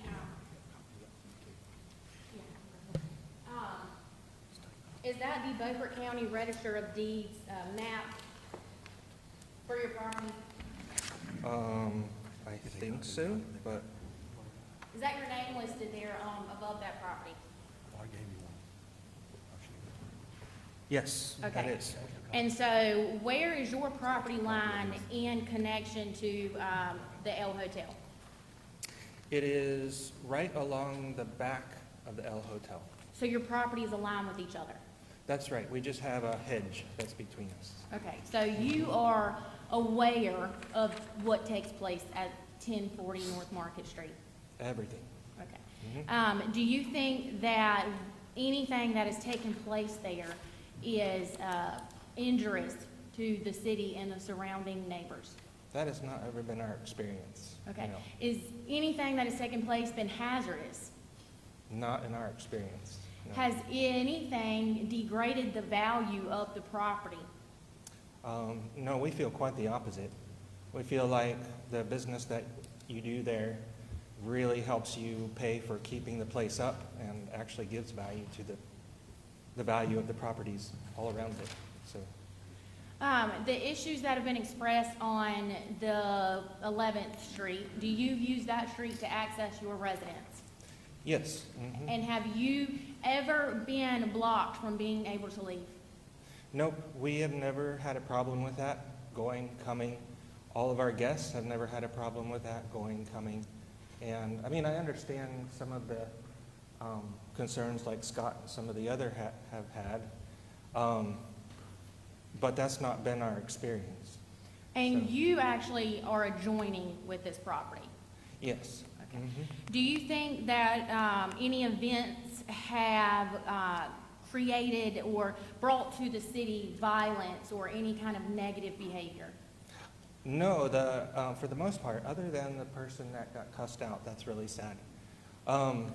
But our experience is the people that it draws, it's really, people are really conscientious. I mean, they seem really nice. We talked to some of them because, I mean, almost all of them walk by our street, you know, I mean, our house, so we get to talk to them sometimes, and some of them smell our flowers. And Have you ever seen Miss Bravo at 1040 North Market Street? mm-hmm. Is there anything that you would like to say to the board? Well, you already pulled out some of my things here, but a couple of the things I didn't say is, so right in between our house and Ellen's B&B, we have a small guest cottage. That guest cottage is approximately 10 feet from your rear outdoor living space. And Evie and I lived in there for about 6 months before we moved into our main house. And not once did we ever experience any issue with noise other than a few happy sounding, I don't know, we couldn't hear the words. Celebrations. No, it's just people talking, I think, but it's kind of mumbly. But mostly we just hear people playing basketball, one of the other neighbors playing basketball, that's about it. Also, now we have hosted, since we moved into the main house, we've hosted over 80 guests in that same small cottage and have never once had a guest mention any concerns regarding the events there at Ellen's B&B. And that includes noise or parking. Rather, many of our guests have mentioned to us and in some of the reviews, you can read them online, how quiet and peaceful it is. So, Do you think that it would be a burden if the El Hotel permit was revoked? I think it would really pull from her ability to keep the place such a beautiful centerpiece. Like, we've talked to a lot of people, and it's like so many positive remarks on how it's become like a beautiful landmark in the community. You know, like both visitors who are new to the area and a lot of locals that we've talked to. But that is just our experience. And is that because it has been preserved and Beautified. Granted the historic preservation by the state. That building is a historic preservation and residence, is that correct? I don't know that. All I know is she keeps it up really well. Is there anything else that you would like the board to hear? One thing, just listening to some of the other comments and stuff, as far as the street parking, I know often when I come down that street, even when she's not having any events, there's cars parked on either side of the street. And so if that was the basis on which a fire truck couldn't get through, then even when there's no events, then we would have that regularly. So I know Joe, one of our other neighbors, he was suggesting that maybe to solve that problem and the problem that some of the others mentioned, that there's just public signs put on one side of the street, just no parking on one side. And then that would just seem to solve a lot of problems, not just from the events that some of you all mentioned, but also from some of the other parking issues that happen when nobody's at your place. So. And so these public signs that the city has put up, have you seen No, them? they haven't. Well, I'm saying that they did. should. Have you seen them in any other locations within the city? No, and there's often one-way issues in a lot of the small roads. So, I mean, my experience again, I've only been here 2.5 years, so I don't have the history as some of y'all do, and so this is just my experience. But in those Yeah. 2.5 years, that has been, the entire time has been while the El Hotel has had their special permit. Oh, yes, we came in a little bit after you started up your thing, yep.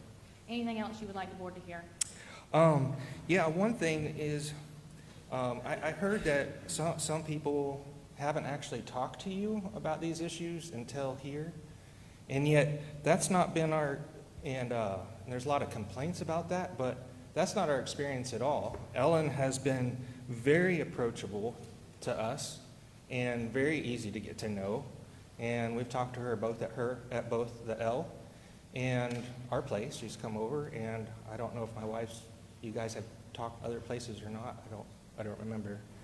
And so, yeah, just for any of the other neighbors that want to talk to her, she likes talking to us. So, yeah. You think she's a nice person? Yeah. Yep. And do you think that she, based on your conversations and what you've seen, you think that she really wants what is best for the Washington community? I think so. Yep. Those are Like Joe said, none of us are perfect. We all make bumps and mistakes here and there, and I don't know how much mistakes is actually here, but I think she has a really good heart for the community. Nothing further. Mr. Ocean? Yes, sir. Mr. McNabb, have you ever been to a bed and breakfast? Yes, sir. What was your experience like? It was a long time ago, and I don't remember, other than I think that time we were the only couple at the bed and breakfast. Okay, what'd you do? Did you rent a room?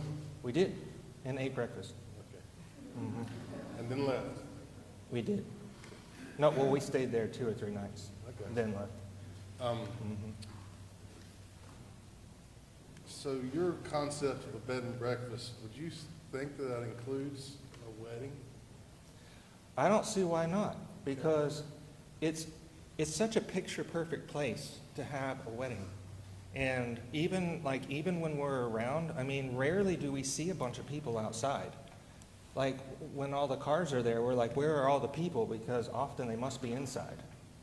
So, I mean, sometimes there's a few people outside, most of the time taking pictures, and sometimes a few people talking, but... Did you just say when all the cars were there? Yes. Just bear with me. Do you think it's okay for someone to do something that's illegal just because it benefits them or their community? Well, it sounds like she wasn't aware of everything that she's being accused of. Well, just for a moment. Well, that makes a big difference. You know, like if I'm being accused of something that I didn't know was even wrong, and then all of a sudden a bunch of accusations come at me, it's like, whoa, come on. you know, you gotta tell me what I'm supposed to be doing and not doing first, you know, before you expect anything of me. And so, and also, you know, I read some of the documents and stuff before we came in here, and it sounds like they're not all, we didn't actually have the chance to be fully represented in some of these decisions that were made. And it said right at the bottom, it said some of these decisions have been made because there was nobody spoke up. And it's like, we didn't even have the opportunity to speak up because it was on Excuse one me, of the, when you say "we," who are you referring to? we speaking up. You say you just used the word "we." Are you speaking for other people other than yourself? You used the word "we"? Yes. Mm-hmm. Who else are you representing or speaking for? Her, some of our other neighbors, Which neighbors? Joe and Becky. Well, there's a few more. So you're here representing them as their spokesman? No. Okay, all right. He said "we," I was trying to figure out who "we" was. Yes, that's what I was The thinking. issue was you appeared to be saying we weren't ready or prepared, and it sounded like you were speaking for you and Ms. Brabo. Yeah, mostly That's it's where just, the question comes from. No, Yeah, I think just what he for- was saying is some of the changes that have been, You're testifying for him now, he can speak for himself. well, Yeah. I'm trying to clarify what I think he thought like you were able to do. So he was saying we, as in the community, didn't have the opportunity to voice their concerns based on the documents that he read. yep. What's your concerns about what? Well, my concerns is that maybe all this is made a little bit more public, maybe a little clearer. Like, What did you read? I don't remember the document. He sent one, a couple of them to me. And it was the decisions that, I don't know if it was this board or another board made.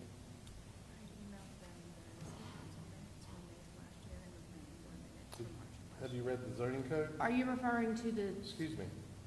are you referring to the Excuse me. city code Ma'am? minutes and the Objection. board minute from before? I don't remember, I'm Yes. sorry. What were you referring to when you said you were reading something? Like I said, it was one of the official documents that was written down, I think it was the minutes, but I'm sorry, I don't remember. So you don't recall? No, Have you I read don't. the zoning code? No, I have not read the zoning code. Okay. If something is illegal, is it okay to continue to do it just because it benefits you or the community when you are informed of the illegality? They weren't informed until That's she's not my being question. accused, but you Is it just, okay- you is it okay you to just continue- injected Can that into objection the allow back. the witness to answer the question? Just- Yeah, answer the question. Yeah. Is it okay to continue to do so, just for a moment, accept that something's illegal? Is it Mhm. okay to keep doing something that's illegal just because it benefits you or your community? No, but I don't think it's right either to be penalized for it if you didn't know about it. Especially if the leadership did it in a way that the rest of us didn't even know what was happening until all of a sudden she was accused of something. Okay. I think that's reasonable. I understand your position, but Yeah. do you understand that she went through a special use permit application process? She knew all about it. I've been hearing all of this. Uh-huh. And what I'm also hearing is that there's a lot of stuff that she didn't know until she was accused of. Where did you hear that? Just tonight. Didn't some of you hear that? I haven't heard that from a witness. What witness said that? No. Do you need hearing aids? No. What witness said that? All right. I Objection can't. asked and answered, argumentative with the witness and badgering the witness. Overruled. All I asked was, what witness said that? I heard that stuff up here. You And, heard someone say that she did not know that it was wrong? well, I know that I heard she said that she didn't know until after she was accused of it. That is also what I read in whatever the minutes were or whatever. When she sent that to my wife, she's like, I didn't even know about this until I was accused of it. And it's like, there's some unreasonableness in that, you know? Like, there should be some grace in that. So, I think we as humans need to be reasonable people. I do too.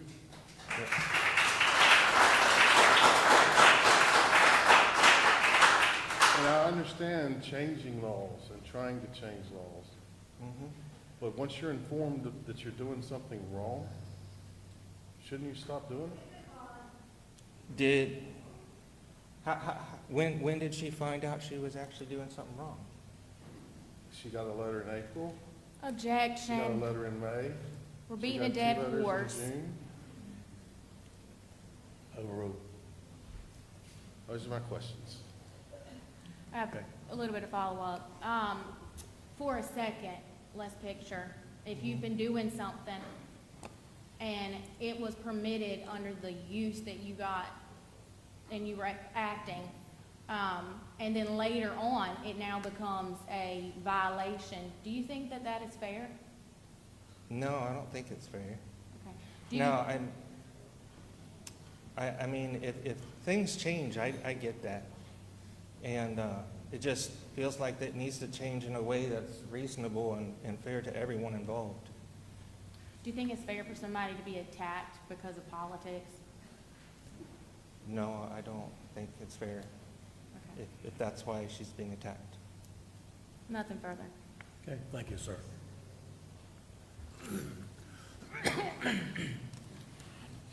The next witness that we would call is Susan Kellum.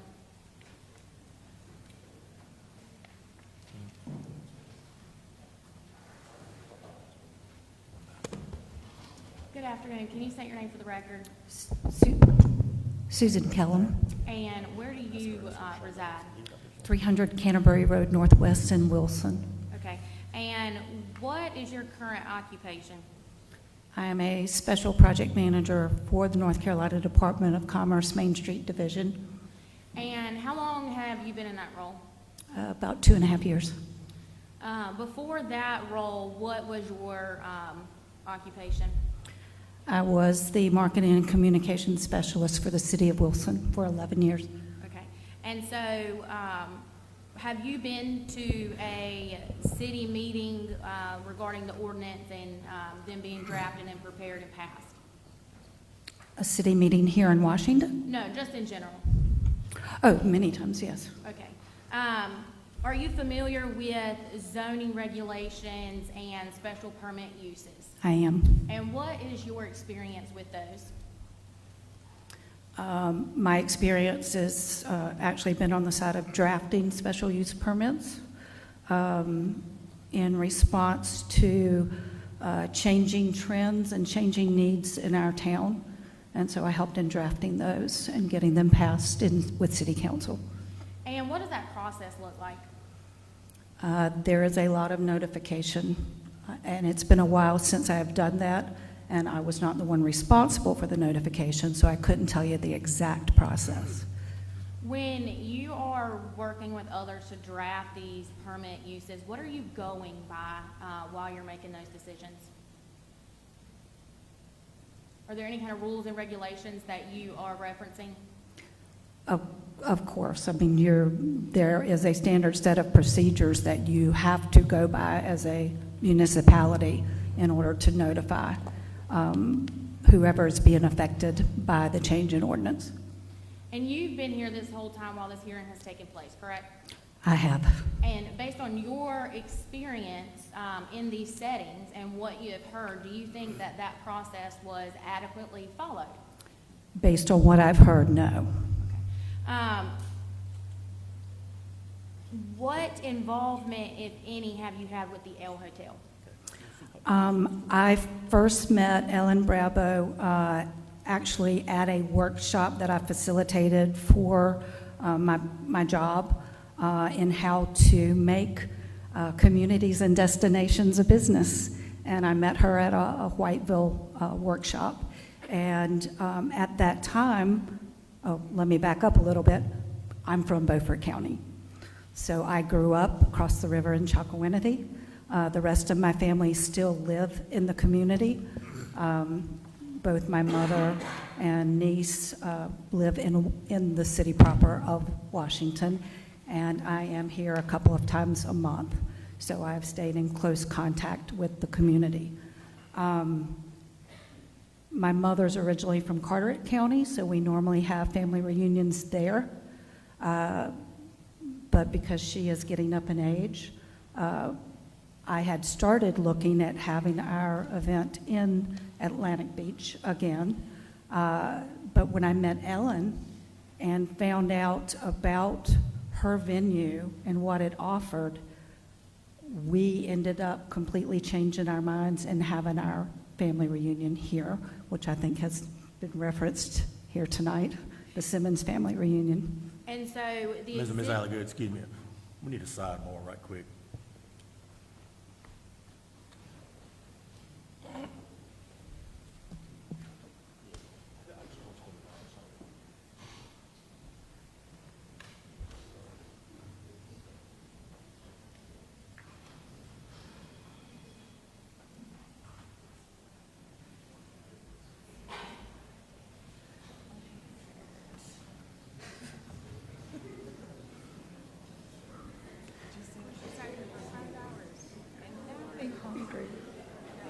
Do you have a place to stay tonight, or you? My mom's. Okay, good.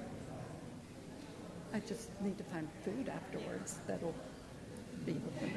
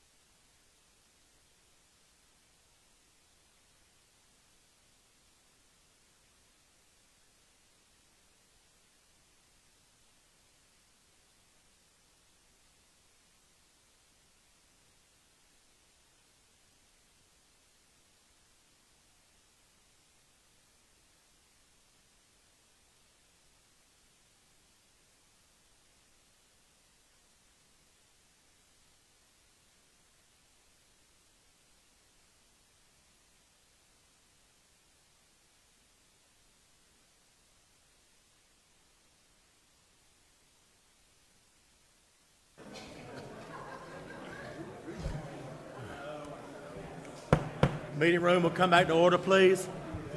If I can get quiet. Okay, Ms. Alligood, continue, please. Thank you, Mr. Chairman. So you, before we took a sidebar, you were referring to your family's pictures that had already been entered into evidence based on exhibits that the city has offered. Is that correct? Yes, I was not aware of that until this evening. Okay, and so can you explain the event that has been part of the city's evidence against Ms. Brabo? I can. It was, again, a family reunion. We have one every year now as our family members are aging. And so I was in charge of the reunion, and I changed my plan and had it here based on our meeting and the resources and everything that the venue offered that we were looking for our family reunion. And you, earlier when I asked, you said that you work with the Department of Commerce. Is that correct? That's correct. Were you able to before, and if not, that's fine, able to review the agenda that the City of Washington posted yesterday? I was not. Okay. And so some of the violations that the El Hotel is in alleged violation of refer to the sale of merchandise, like coffee mugs and things that are related to the El Hotel. Yes. In your experience, strike that, what familiarity do you have with the sale of merchandise? I know that when you walk into the entryway to the L, there is a case that offers a few promotional items for the L Hotel. I know that my family was very excited about that and wished to purchase some of them to remind them of their visit. And what governs the sale of merchandise or items or anything regarding food, I object to essentials? this line of questioning. We haven't put anything into evidence or made any kind of basis for the revocation or the notices of violations that it was okay or not okay to sell merchandise. That's not even an issue here tonight.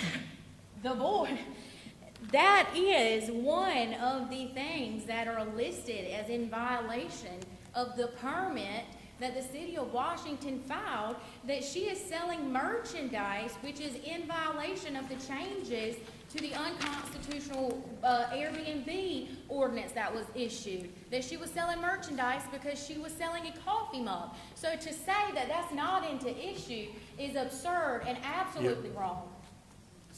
That's not an allegation. How can you put That's that not- she's violated a ordinance of something and then you're saying that there's no allegation or anything to it? That does not make sense. Before somebody can violate or allegedly violate an ordinance, you have to have allegations and evidence. And so are you saying now that that's not the case with what you've alleged she's in violation of? Can I speak now? Absolutely. If you're referring to page 1 of the revocation of special use permit, on that page, there is the definition of a bed and breakfast from section 40-25 of the city code. That is a quote of a definition. There's not an allegation that says she does sell merchandise or she doesn't sell merchandise. That's not an issue.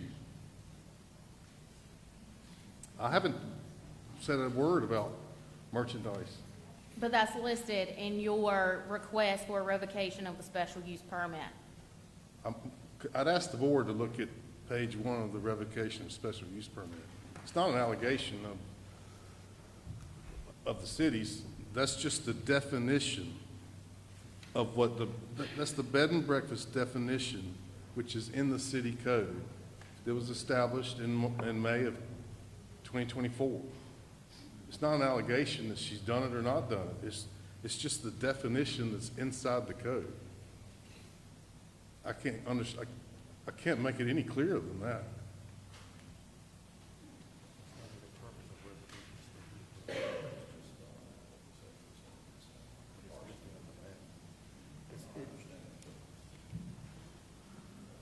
Looks here, what I'm looking at says, above it says purpose for revoking the special use permit. Then there's a big paragraph, and then within that paragraph, it says cannot sell merchandise. It doesn't say that she did or did not sell merchandise. That's Right. if you read it, It's saying we're saying what the if you ordinance read it in its reads. entirety, it says section 40-25 of the city code defines bed and breakfast as follows. And then it That's says. not that an you- allegation. You're Then it just says stating you what the can't sell ordinance is. merchandise, but I haven't brought that up. Right. I haven't said it's okay to do it. I haven't said it's not okay to do it. It's not an issue tonight. Okay, okay.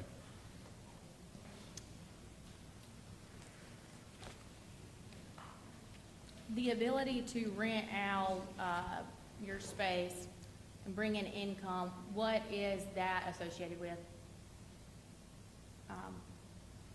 Susan, Ms. Kellum, I'm asking you that question. Oh, sorry. No, you're fine. Being able to rent out your space and the income that you derive from that, what is that associated with? It's generally associated with having different revenue streams to be able to operate your business, if that's what you're asking. And is that classified as commerce? Yes. And what governs that? What laws govern the regulation on commerce? Within the city limits would be city ordinance. Okay, and they have to, Within the city, it would be city ordinance. and they have to comply with federal laws. Correct. Is there anything else that you would like the board to know? I have prepared something I'd like to say, if that's okay. I'd ask the board the opportunity. Your witness. Go ahead. I have spent 25 years working in downtown development, but tonight I am speaking as someone who grew up in Beaufort County. As I said, my family still lives here, and I visit several times a month. Over the last 15 years, I've watched Washington transform from the quiet hometown area that I loved growing up in, but had not considered returning to, into a place full of life, charm, and possibility. That change became real for me this spring when I did host my family reunion here in Washington. About 40 people from across the country.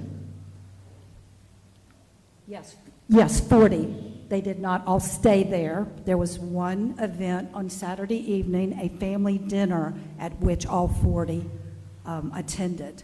They were not there the entire time, but there were 40 people in the community. We booked, in addition to all of the rooms at the El Hotel for lodging, as a gathering space for a family meal. We booked numerous Airbnbs. We hired Boss Hog for our Saturday dinner. We shopped downtown. We dined in local restaurants. We bought groceries and supplies. We enjoyed the summer festival, where most of us went home with a summer festival t-shirt. That is thousands of dollars spent directly in Washington's local economy.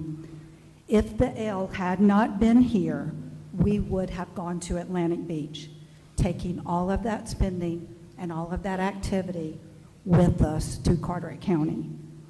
Venues like the L are destination businesses. They draw visitors, they draw investment and energy, the very things that most communities are working hard to attract. You have that here. I encourage you to think creatively about whatever concerns have arisen and work to support venues such as the Yale Hotel. If we want Washington to continue to thrive, we must protect the businesses that make it worth visiting and worth coming home to. Thank you.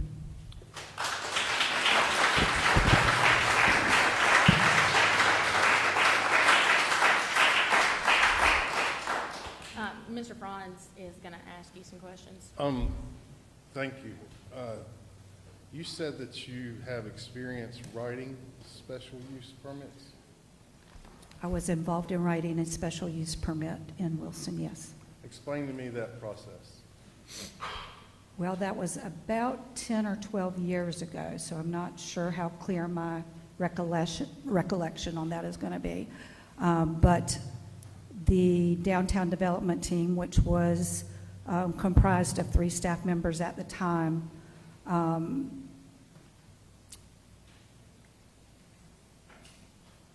this is a very good example, actually. Wilson died for about 40 years for a number of reasons. I'm asking you a question about how. I'm answering that. What was the process for I'm writing an- a special use? I'm answering that and why the special use permit was, it is tied into why it was written. It died because we had sort of a knee-jerk reaction by our city council about 40 years prior to having the sale of alcohol in downtown. So shortly after I joined staff, we wrote a special use permit which would reallow the sale of alcohol so that we could revitalize our downtown, but with oversight. And that was what had happened prior to that, was there was no oversight. And so that was my process. My part in that was helping write that special use ordinance as part of downtown development staff, which is now still in place. Well, in the city, we have a zoning code. Wilson does too. Okay, and in the zoning code, you have uses, Yes. and the uses are defined, Yes. and then you also have special uses, and special uses are defined. Correct. Are you telling me that you helped write the Wilson ordinance that put into the code a type of special use? Yes. Okay. And so if I tell you tonight that the city had a bed and breakfast, it is zoning code in 2021, and changed that code in 2024 by following their ordinances and the procedures you're supposed to follow, in that it was written like you're talking about with your committee. The zoning code amendment was written to redefine bed and breakfast. It was sent to the planning board. The planning board had a public hearing. Then it went to the city council. And I believe there was a public hearing at the city council, and then it was approved. Are you saying that that process is illegal or wrong? I've said no such thing. You said we didn't follow process. I did not. Your exact words, this process was not followed. Objection, I was question? answering a question.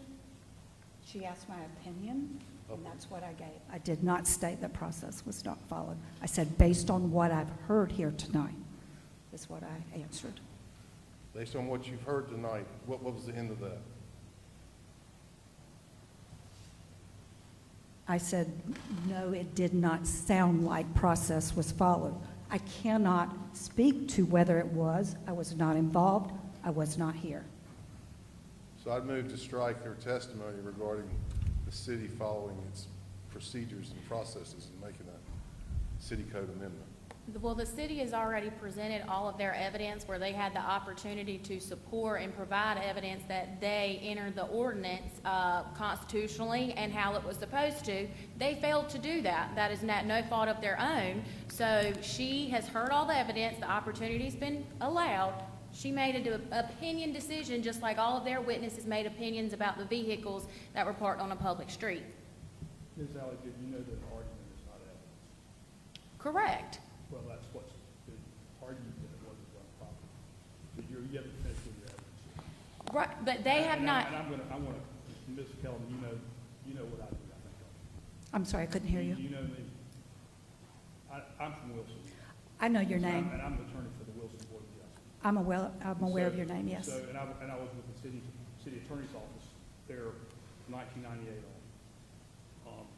I'm not going to get into where your time frame's a little bit off with Wilson, which you're correct in general, because they shut the bars down, because I took part in that in the 80s? Early 2000s.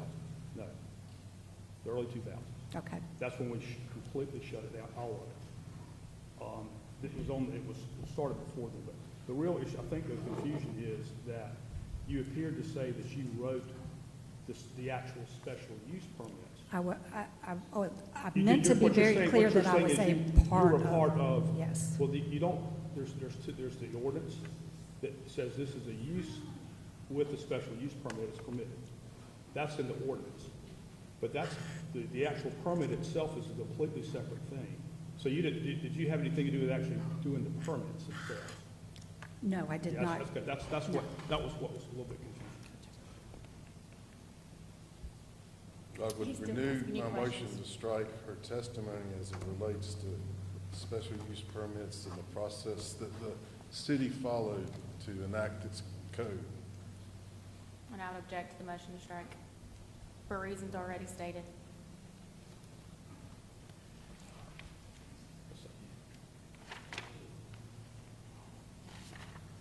I'm gonna overrule the objection. I'm gonna overrule it. So are you allowing the motion to strike or not? I'm allowing the motion to strike. Okay. So how many folks were at the Kellum reunion at the El Hotel?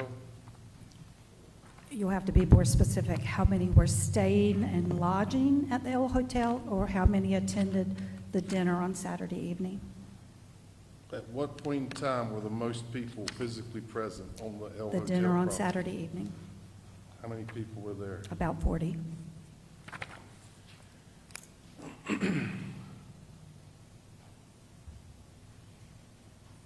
Those are my questions, thanks. How many cars, the 40 people, how about how many cars were there? I was thinking of that while I was sitting out there, because I understand the residents' concerns. I would say we probably had 5 that were parked in the driveway. We did have to leave some space open on that Saturday evening for the caterer to get in. And there were probably 6 to 8 on the street, because again, multiple people per car. Anything else? I don't have any Okay, follow-up thank you, questions. Ms. Kelly. Mhm. At this time, I would like to call Mr. Richard Smoot.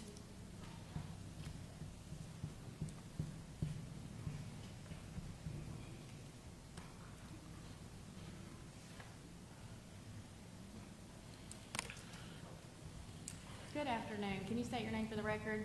Certainly, it's Richard Smoot. Okay, and where do you currently reside? I reside at 731 West Main Street, also known as Elmwood 1820 Bed and Breakfast Inn. Okay, and how long have you resided there? I bought the house in 2015 and opened in 16 as a bed and breakfast. Can you step up to the microphone a little bit, Sure. sir? Speak right into it so we can hear you. Speak a little bit louder, please. Yeah, I bought the house in 2015, opened as a B&B in 2016, so we're coming up on our 10-year anniversary. Okay, and so you were the owner and operator of the Elmwood, Correct, Okay, yeah. okay. Me and my partner. and do you have a special use permit? We do not. Okay, and what activities take place at the Elmwood? Well, we used to do events. We obviously do lodging. We have 5 guest rooms. And pretty much that's what we're doing now. We do sell sheets and towels and the things that we use at the bed and breakfast, so we do have a retail aspect of our business. And how long has the Elmwood been in Washington? Elmwood, the house itself, Yes. it was, we call it Elmwood 1820, but the house itself was probably built around 1829, and it was renovated in 1859 to look the way it does now. Okay, and you said there was 5 guest rooms? Right, we've got 5 rather large guest suites. Okay, and when did you start operating it as an Airbnb? Well, we actually operate as a traditional B&B, so we do have a food service component, and we opened in the early 2016. Okay, and since you've opened in 2016, have you hosted events there? Oh, heck yeah. We've done about 1 a quarter up until this past year. Okay, and what kind of events did you host? We do weddings, we do receptions, we do a lot of anniversary parties, we've done a lot of office parties.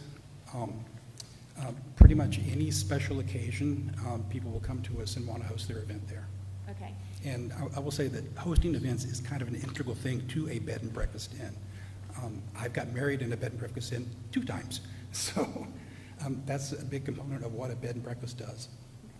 And since 2016, since you've been operating the bed Sir, and... let me remind you, speaking to the mic, we're still having trouble hearing you. Okay. Yeah, pull the I'll mic speak a little closer bit to louder. you. I'm fairly soft-spoken, so. I understand. Since you've opened or started operating the Airbnb in 2016, how many notices of violations have you received? Just the one this past fall. This past fall? This past fall. Of in 2024? 2024. So from 2016 until fall of 2024, did you host events that had more than Yes. 12 people? Yes, And did you host events that had more than 24 people? yes. And did you sell merchandise? We do sell sheets and towels to our guests when they want them. We don't have a retail display set up, though. When you host these events, where do the people park? Some people will park on site. On-site parking is really relatively tight. Most people will park on street. We do have people that have parked off-site, and we've run shuttles before, too. Okay, what kind of zone or is the Elmwood located in? Oh, I just looked at this and I can't remember. It's, I think, similar to L's, but we're part of the historic designation. Okay, so you're in what is called an RS9 zoning? I don't, I was just residential? looking at the map. I don't think that was the letter designation on it, but I would imagine our criteria are similar. Okay, but you're in the historic district? Correct. Okay, and so roughly how many people have come in and out the Elmwood stores since it's been opened? Like total in and out of the doors? Oh, we're talking thousands. How much revenue has Elmwood brought in? To the city or to Just the business, the business on an annual basis, our gross, altogether, rough estimate? 300,000 to 400,000 a year. Okay, and so that's been going on for roughly 9 years? Mhm. Okay, and if you need services done such as lawn care, maintenance, cleaning, who do you typically employ for those positions? Well, everybody's local. I have 3 housekeepers, a cook, and I have a fellow that comes in weekly and works in the yard. And so the violation notice that you got in the fall of '24, what was that regarding? It was specifically regarding events. Okay, And it was a cease and desist letter. okay, and you received that from? From the city of Washington. I don't remember the name of the attorney that signed it. Okay, and prior to that, had you received any notices that there had been a change in the ordinance? No. Okay, and you have been operating for 8 years with no permit at all? Correct. There was no special permit required for our operation. When we bought the house, that was one of the things we checked into. And that was to operate it as a bed and breakfast? Correct. That was the sole intention when we bought the house. Okay, and you still operated other events there as well, such as the weddings and things that you've just mentioned? No, we're not doing large events anymore. Well, prior to you receiving Oh, this notice? prior, you've done all those. yes, absolutely. Okay. If you look into the audience, has anybody in the audience ever attended an event at the Elmwood? Yes. I was like, most of the people here have been in Elmwood at some place, I mean, at some time in some capacity. Okay. And when you received the notice in the fall of '24, what steps then, so you was a cease and desist over the events, what then did you do? We just stopped taking event bookings. Okay, and as a result of that, what has Elmwood suffered from? Oh, I mean, it is not my favorite income stream because weddings are a pain in the butt, but it's been about a 20% drop in overall revenue. And have you received any additional notices from the city since that first one? No, we have not. Okay, and you've still been operating as a bed and breakfast? Correct. And have you had anything that's not been a wedding there since? We have had a small wedding Okay. inside. And how many people were there? It was probably 24 to 30. Okay. So, Did you receive a notice of violation after that? did not. Okay. Where do those people park? You said that y'all have a parking area? Right, we do have some on-site parking, but not a lot. Most people park on the street. Our property is 3 lots wide, so there are probably 7 to 8 spots right in front of the house. And then there's always plenty of parking along the street. And again, sometimes we have had shuttle service to pick up people remotely from other hotels and things and bring them in. Have you had any experience with the L Hotel and that bed and breakfast? Other than working out with Elle at the gym occasionally, I've not. Okay. Have you ever driven by it? Oh, heck yeah. It's a very prominent property. And how often would you say you drive by it? I would say once a week, perhaps. Okay, and when you drive by it, what does the street look like as far as vehicles? Well, I'm usually there midday, so it's pretty empty. Okay. Have you ever, has there ever been anything that the city has offered or given you notice to help improve the Elmwood? No, nothing. And were you aware of the ordinance change that took place in last year? Actually, I was not. Getting that first cease and desist was the first indication of it, and then all the issues that have come up with Elle is when we really became aware of the changes. Okay. And as far as your does the Elmwood have a website? We do. Okay. And what does the website entail? Pictures of the inn, pictures of the guest room. There's an online booking tool. We do say on there that we host events and host weddings, even though we've not taken any sizable events lately. Okay. And is that because of the? Because of the cease and desist letter. Okay. Yeah. What? All right, I don't want to inhale it. Why did you stop making events and planning and doing the events that you were doing? Because we were told to stop doing it. Okay. So, so because of the cease and desist letter? Mm-hmm. Okay. After that, you've had no communication with the city of Washington? Correct. Okay. Is there anything that you would like to say to the board regarding any of the questions I've asked or I have not asked? I can't really think of anything other than, events are kind of integral to just about every bed and breakfast inn I've ever been to, as well as selling merchandise. And even in the new city regulations, they actually outline what kind of staffing we can have, and that's absolutely unworkable with our operation. And that staffing requirement is only one part-time? One part-time person with me working with them. We cannot flip 5 very large suites from 11 a.m. to 3 p.m., as well as take care of all the public spaces. Elmwood is a rather enormous property. So.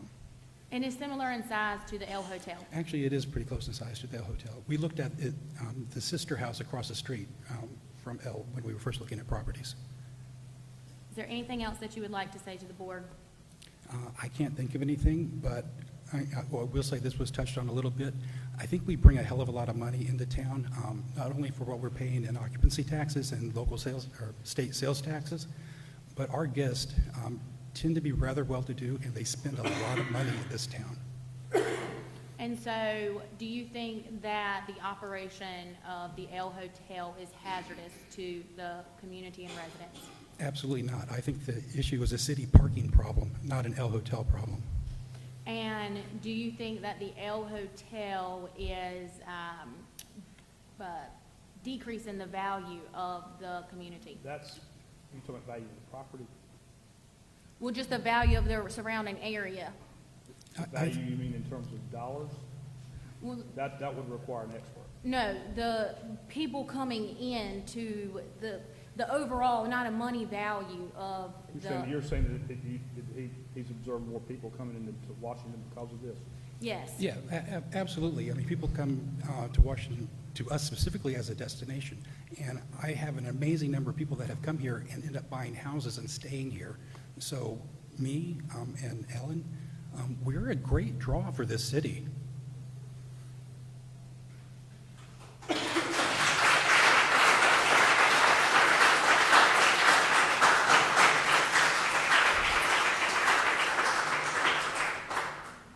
I don't have any other questions unless you have any other comments to make. I don't. Okay. The zoning classification for Elmwood is residential historic, correct? Yeah, correct. It's not RIS. Correct, right. I'm not sure what the differences are, but Well, and do you know whether the bed and breakfast use is a permitted use in the residential district? it was my understanding when we bought the house, and we spoke to the city people at the time, that it was a permitted use without any special permitting. So you didn't have to go get a special use Correct. permit to do a bed and breakfast because you were permitted to do it? Correct. That was my understanding at the time when we bought the house.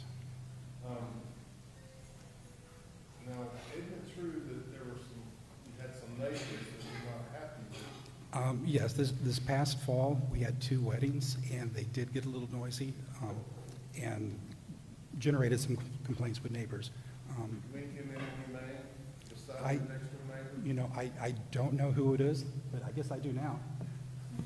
Across the street, Randy Fowler? Sadie and Randy are right next door, so I guess I know now. Are you aware of them coming to city council and complaining about the activities at Elmwood? I was not aware of that. They have not talked to me about that. So you have no, Until tonight, I had no idea that it was Emily and Franny. were you aware of anyone complaining about the activities at Elmwood? Yes, because there was a complaint filed, but we did not know who filed it.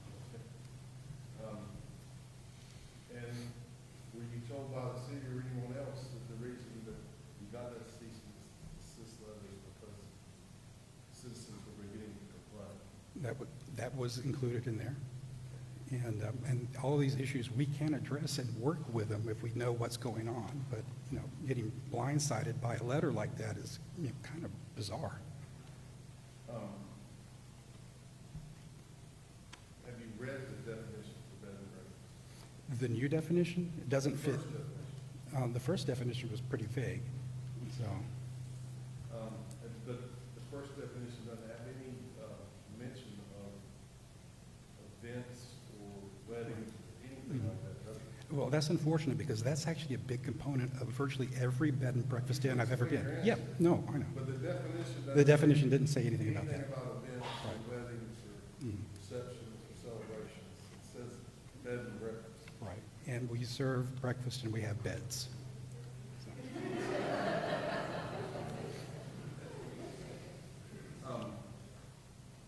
Those are my questions. One follow-up. The bed and breakfast original definition, does it state anywhere in there limiting events or anything? I don't recall seeing anything like that. We actually started with events as soon as we opened and bought the equipment and supplies to support those events.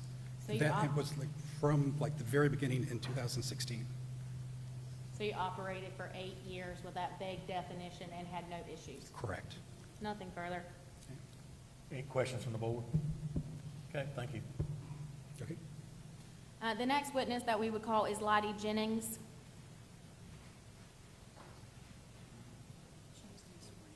I do believe she needs to be sworn in.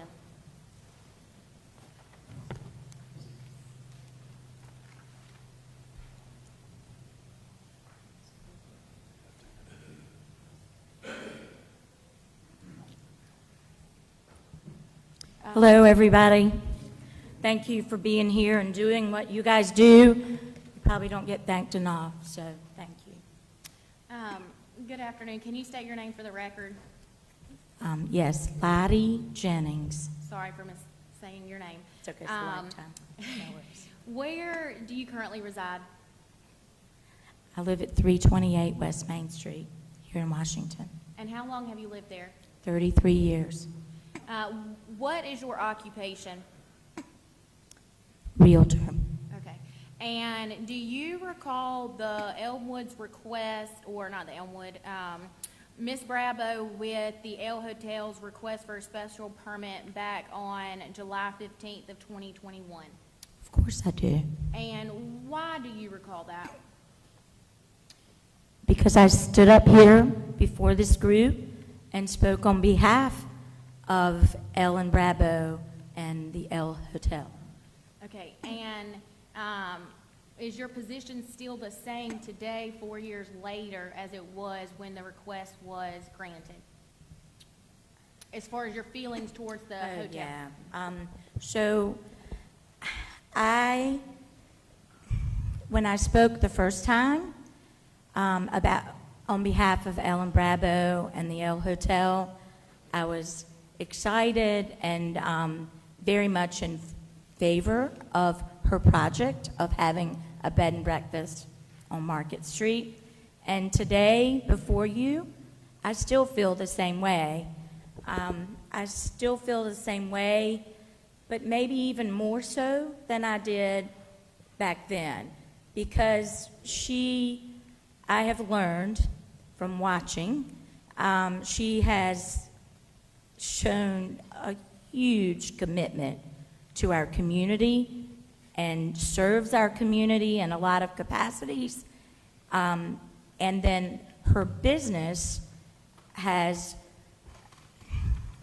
gotten Washington in front of, and you've heard this already, you said it, in front of a lot of national magazines and organizations that have brought tourists to our community. They've brought, her business has brought revenue from people that stay there, just like the woman from Wilson, what's her family name? Susan Kellum. Yes, the reunion, the big reunion, they brought a lot of money here to town. And the El Hotel gives a lot of indirect business to our community where they shop downtown, they go to restaurants. I know Richard from the Elmwood said the same thing. These bed and breakfasts are revenue engines for our community, and we need to have them here to grow. Can I say something else? Sure. So I think that it's important that we all kind of put on our special goggles tonight, that we put on those goggles that are pro-business in our community. We put those on, and we wear those as we look at every opportunity that comes before us. And as we wear those goggles, we also have to put on, and you may laugh, and it's late, and it's past my bedtime, you have to put on your kindness hat, because we have to love each other, and we've got to coexist in this world. And we have to be good neighbors, whether we're people that walk our dog down the sidewalk, or people that park our car on the side of the road, or people that run bed and breakfasts, or people that are attorneys, or people that serve on boards in our community. We have to be good neighbors. And the way that we're headed tonight, I've been sitting back there just holding just kind of gritting my teeth a little bit, because we're kind of headed down the path of like somebody wins and somebody loses. And I don't think that's the way you come about this. It's just not. Because if we lose our bed and breakfast, if they lose their permit and are not able to do the things that help make our town special, then we all lose. And I don't think any of us want to lose.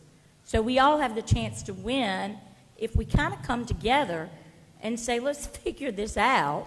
You know, let's hear the guidelines and and we ought to be able to work something out that works for everybody, that's a win-win, because we need the Ellen Brabos and the El Hotel, and we need When Pigs Fly In over here, back in the back with Jeff, and we need Richard and John at the Elmwood. They make our town special, and they put a lot of dough in our pockets. So we got to figure it out, and I think it's possible to do that. I'm sorry, I hope I didn't go off.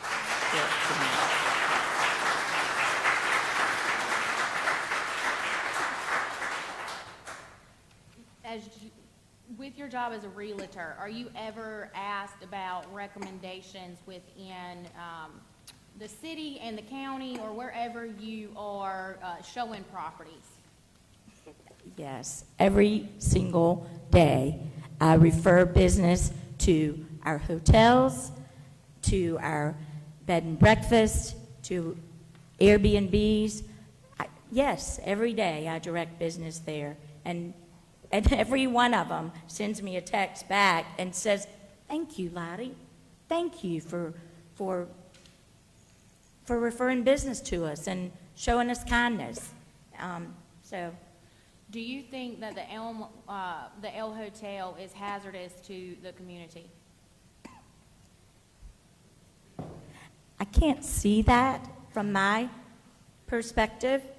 I don't walk my dog on 11th Street. You know, at 10 at night. I don't do that. I think that it's an asset, but when your neighbors start to feel kind of funny about things, that's when you sit down with them and y'all come together and you just love each other and say, how can we work through this together? So I don't know how to do it. Do you think that the El Hotel affects the safety and well-being of the community around it? You've asked every single one of your witnesses that question. So, every single one, you went down the list over there and asked them that question, and I'm entitled to ask my witness.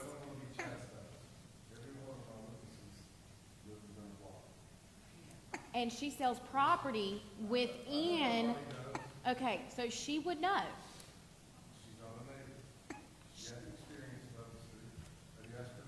I said that, if you remember.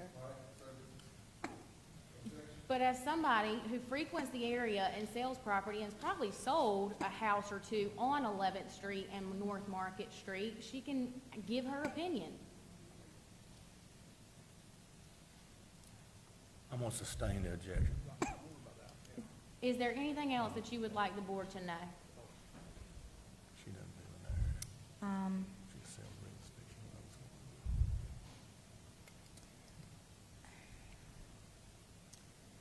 I guess this is kind of a burning question, but I'm curious how the old permit, how the new permit that came out in 2024, how that was communicated to the people that it was written about. Because so far it appears that nobody that's a bed and breakfast knew about it until they got a violation.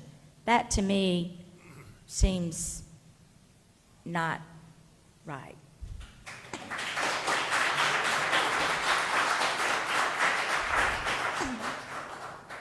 Would you say that that's unconstitutional? Yeah, that's not. I'm not a student of the Constitution. Those would be my questions. Any questions from the board? Okay, thank you. Thank you all. Okay. At this point, or at this time, we would call Marcia Warner. And then after this board, we only have one more witness. Okay, thank you. Good afternoon, maybe early morning. midnight. Can you state your name for the record? I am Marcia Warner. I live at 1109 North Market Street. I just live just up the street from Ellen. Okay. And how long have you lived there? We have owned our house since 2019, and I have lived in it since 2021. And have you ever been to the El Hotel? Yes. Okay. I went to her opening house when she had everybody in the neighborhood come in and look at it. I was at the Harriet Tubman special, and I run into Ellen all the time. She's easy to get a hold of, so. Would you describe your experience while you are attending events at the El Hotel? Well, I only have to walk to them, so it's very easy for me. It's not a big deal. So I've enjoyed them. It was nice having them in the neighborhood. Okay? Have you noticed vehicles increased on the street when you're attending these events? I noticed them there, but I live on the side of Market Street that allows parking. The other side of Market Street does not allow parking. So there are various times when it's not just Ellen, it's other events in the neighborhood can get crowded. But my neighborhood is very good, and the people along Market Street, which a lot of them are actually sitting near me, we actually talk to each other. So if somebody parks too close to the house, we get on the phone and we say, well, nobody gets on the phone anymore. We all text, okay? And we say, please move your car because I've got people coming to my house and I need a little space, or you're parking too close to the driveway and I'm old and little and I can't see getting out of my driveway. We talk to each other, okay? So I've not had any problems. Do I notice more people? Yes, but I expected more people with a bed and breakfast. You asked, I've been at bed and breakfast, I've been married 41 years. Congratulations. Thank you. And my husband and I started out going to bed and breakfast. All of them had events. I didn't always meet all the owners that I walked in the door. In fact, I'm not sure that a lot of the people I met were owners, okay? But I knew that they were somewhere in there, and I loved how they felt, okay? And when I go to Ellen's, I love how it feels. It feels right. It's a B&B. Outside of the B&B, do you ever see Ellen, well, not outside of the Airbnb, outside of when you have been there for events at the bed and breakfast, have there been other times that you've seen Ellen there? Yeah, I take her lettuce from my garden. I don't know, she's a neighbor, okay? She's already said that she doesn't live there, but you see her, and if you need to get a hold of her, you can get a hold of her pretty easily, okay? What occupation do you hold? I'm retired, but I spent the 15 years before my retirement, I renovated hotels all over the United States. Okay, that was my job. So I have a little bit. Now my husband and I also have an Airbnb that we also went through to find out what we had to do to have them permitted, because we came from Maryland, where you had to have a lot of different pieces of paper. We did not have to have anything here. We just make sure we pay our taxes, which was a big deal to them. But we haven't had problems. The 11th Street was a problem for us because one of our guests did not want to park on Market Street because they thought it was too busy, so they parked on 11th Street. One of our neighbors called on us who doesn't talk to us. Okay, she did come down and visit us right after the police came to the door to tell us that our guest was parking on 11th Street. Though the policeman did tell us it is a public street and we can't tell people where to park. Okay, so that was his reaction, and he said if you can make it so they don't park on 11th because your neighbor doesn't like it. So we talked to our other neighbors, and we got permission to park on 12th Street in case somebody, now we only have 1 or 2 cars ever in our front, but I do know that 11th Street is smaller, and there are some more issues with it, okay? How long have you and your husband been operating your Airbnb? 3 years? 3 years. Are you in a specific zoning area? Not that we know of, and we did also try to find out to make sure we were doing everything correctly too, okay? We have not gotten any other notices, but there are other Airbnbs around us, only because we know our guests come to ours, but they also visit so many others in the neighborhood. I think there are probably 29 other Airbnbs just in this area that may actually go out. That was at one time, because you like to look at your competitors to see what you got going on. So. When was the last time you had somebody book your Airbnb? We have somebody there now. We're lucky. We're retired. We can block off time when we don't want it. We can do a lot of things that it's not our full-time business. If it was our full-time business, if our Social Security checks got taken away or something else and we had to go to business, that we would be hurting, okay, if we knew we couldn't use it. But right now, it's not. It's not our full-time business. It's an extra.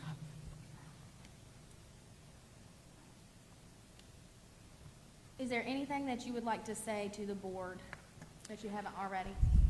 I had a whole thing written here, but mainly, as I sit and I listen to all of this, my job when I worked renovating hotels, I was a director for one of the major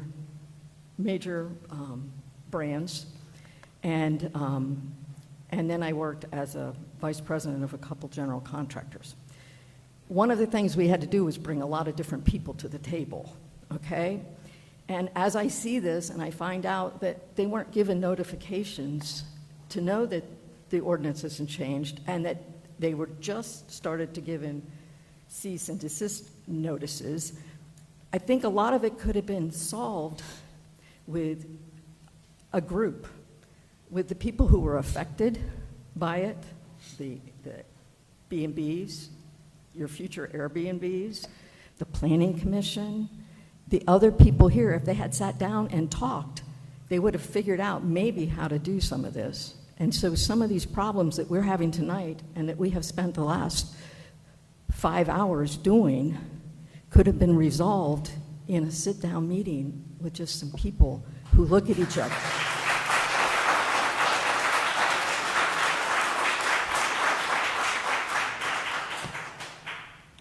Just one more question. Has your Airbnb, since being in operation, received any notices of any violations of any kind from the city of Washington? No, ma'am. Have you received any notices of any ordinance changes from the city of Washington? No, ma'am.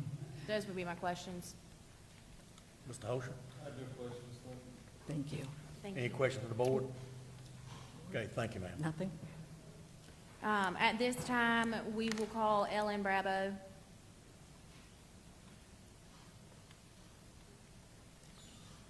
Ms. Bravo been sworn in. Yes, she did at the beginning.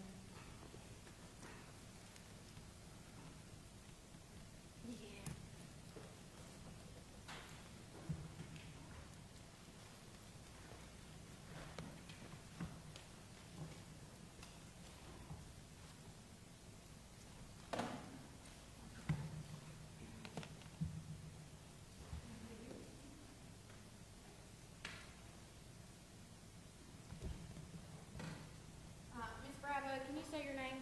Ellen Brabo. Okay. And where do you currently stay? I occupy 1040 North Market Street. Okay. And do you own any other residents or any other residents in Beaufort County? Yes, I own 111 Jackson Street. Okay. And do you own any other properties?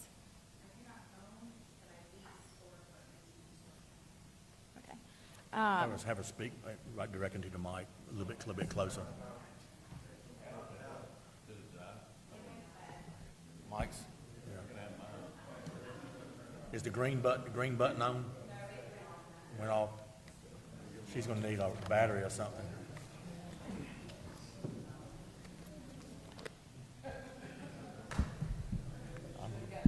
I'm gonna need a battery in a minute. I also lease 4 apartments in the historic downtown at 128 West Main Street.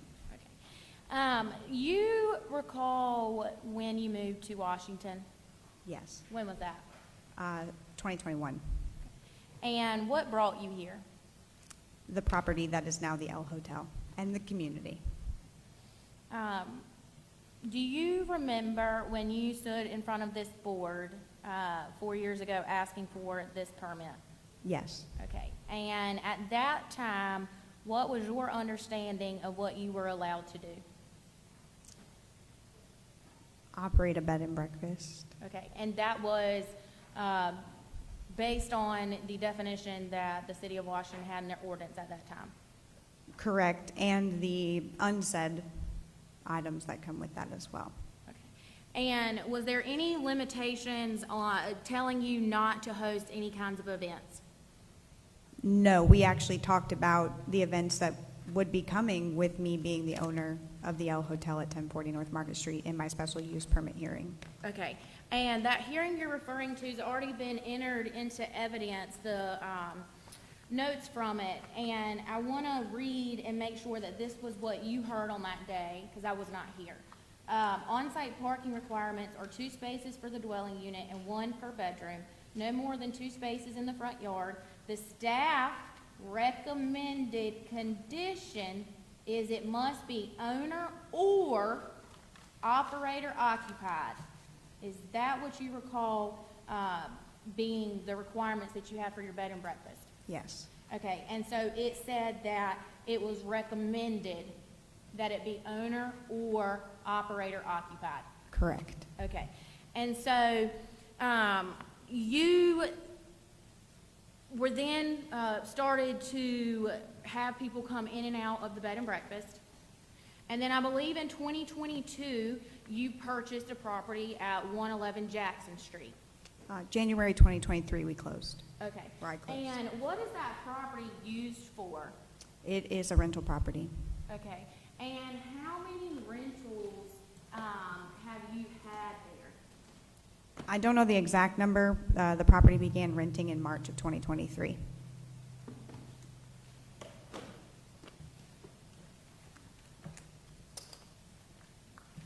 For sake of purposes, if the board allows it, I'm just gonna hand, 3 exhibits at the same time.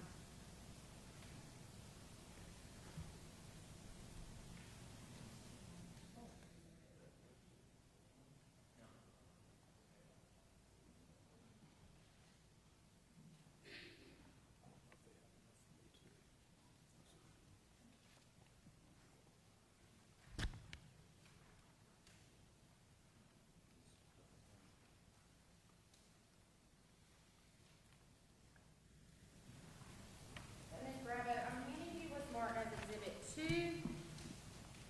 1, and 9. Can you identify what they are? Standard residential lease agreements? Okay, all 3 of them? Yes. And who are they between? Do you want me to say for each one? Yes, please. Exhibit 2 is between Harper James Enterprises, my LLC, and Clara Brabo and Dylan Cabral. Exhibit 1 is between Harper James Enterprises, LLC, and Thomas Crisafulli. And Exhibit 9 is between Harper James Enterprises and Jamie Moshe. And that's all 3 are for the property that you own as a homeowner at 111 Jackson Street. Yes, that is correct. And can you state the dates of those rentals? Yes, so Exhibit 9, so this one I have in front of me, is for October 23rd, 2024 to October 28th, 2024. Exhibit 1 began on March 3rd, 2024, and the lease term, May 1, 2023 to October 31, 2023 for Exhibit number 2. And so that residence you use as a rental. That is correct. Do people normally reside at the location that they're renting out to other people? No.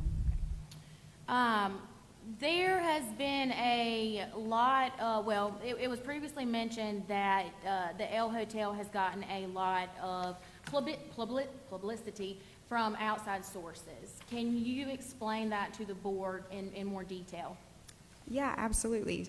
In January 2023, we were honored to receive a full-page feature in Our State magazine in partnership with the Washington Tourism Development Authority and Tourism Office. There was a feature on Washington, North Carolina, and I wish I had counted the number of people who just walked through the door off the streets. We were in town and we saw you in Our State magazine, and we just wanted to see what the El Hotel was about.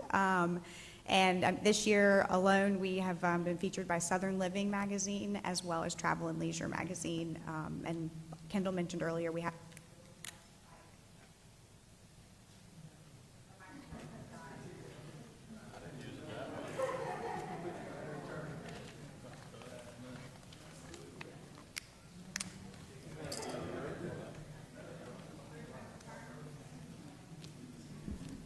trying to slow down, Glenn.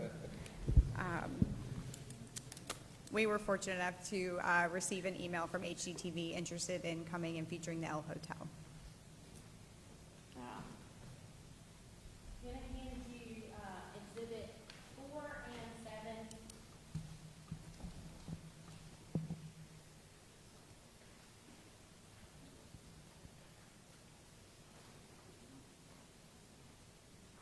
Ms. Bravo, can you, or strike that, the magazines that the El Hotel is featured in, are Exhibit 4 and 7 documentation of that? Yes. Okay, and can you read aloud the part that the El Hotel is mentioned? Yes. One moment, please. I believe it's on the last page. Okay, let's see here.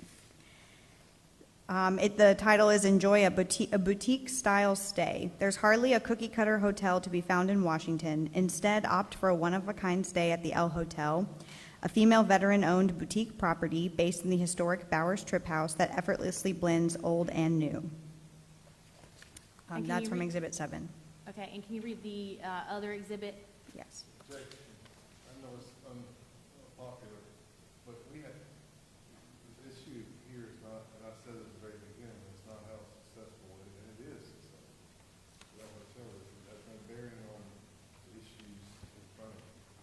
It does, because it goes to if the special use permit is revoked, the impact that it's gonna have on the community. So it is extremely important.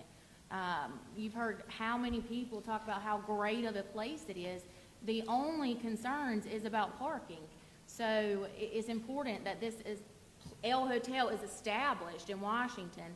It's in a historic building, and so this is important, and the board needs to know what's before them if they decide to revoke the permit for this location. You can stare at me all you want. It's not intimidating.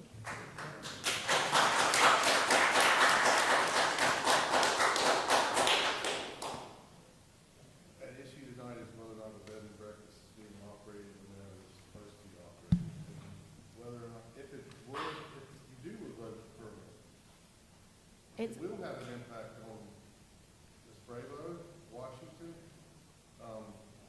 but that's not what the issue is. The issue is not whether there is an impact or not. The issue is whether or not the use is being carried out properly. However, you're also requesting that they revoke it for issues that can be fixed if given the opportunity, and they are entitled to know what impact their decision will have on their community. So it's extremely important. It's not material to this proceeding policy. And here's, I'll read something from Coates Cannons, which is School of Government blog. Material evidence is that which relates to the questions the board has to answer. It should relate to these standards or the land use impacts of the proposal or revocation. They make a comment in here that with quasi-judicial decisions, the board must leave the politics aside. And this is a quasi-judicial proceeding. Even if dozens of people are at the meeting with matching T-shirts and signs, their presence is probably not material evidence. Public opinion can be divided or even firmly against or for a quasi-judicial proposal, but it's not material to the core decision of whether the evidence matches the applicable standards. And so what you're doing is you're making an argument to a board that doesn't have the authority to change the code or make that negotiation. So this board can't have meetings to discuss anything. They hear what comes before the board. And so whatever happened before, whether this is a great business has been written up, it's not an issue before the board tonight. It's public opinion. It may be true, and I've got no dog in this, but the board has allowed this line of questioning to come up by a lot of people already. So you've already got the evidence in. They've allowed you to do that, but it's really not material to what's before them. So there are things that I'm sure you've got more issues and more evidence, but that's something that really this board is not supposed to consider. Correct, but when I gave my opening statement, I referred to these events. There was no objection made for me to discuss them, and so now I'm providing the evidence to support the statements that I made in my opening statement. I understand that you're saying it's a material issue that's not before this board, but it was not objected to and it was allowed. It doesn't really matter. If the board considered evidence that wasn't material, I mean, if it didn't do anything about it, they can't consider it. It's not like a courtroom where if you waive it, your objection if you don't do it.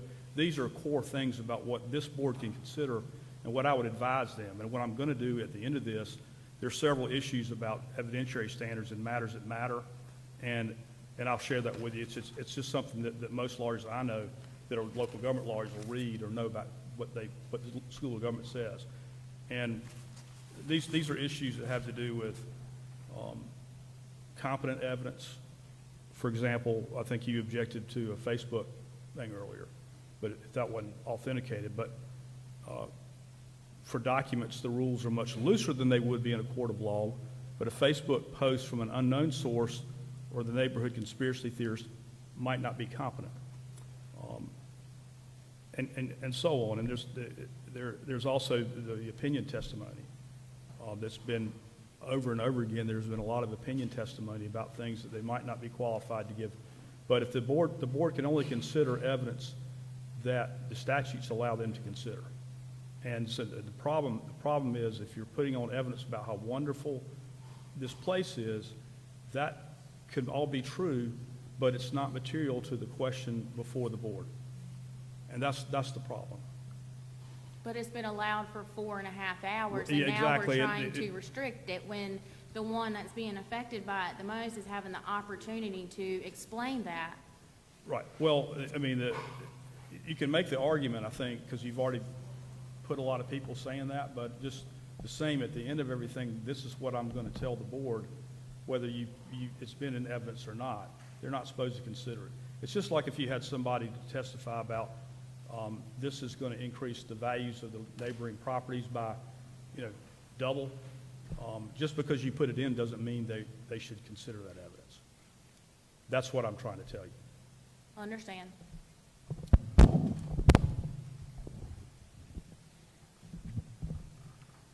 The HGTV request that you previously mentioned, when did you receive that?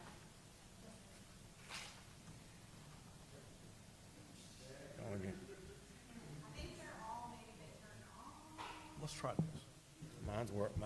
Well, I can use yours real well, but you can try to use that. Give her that. Can you hear me now? Yeah.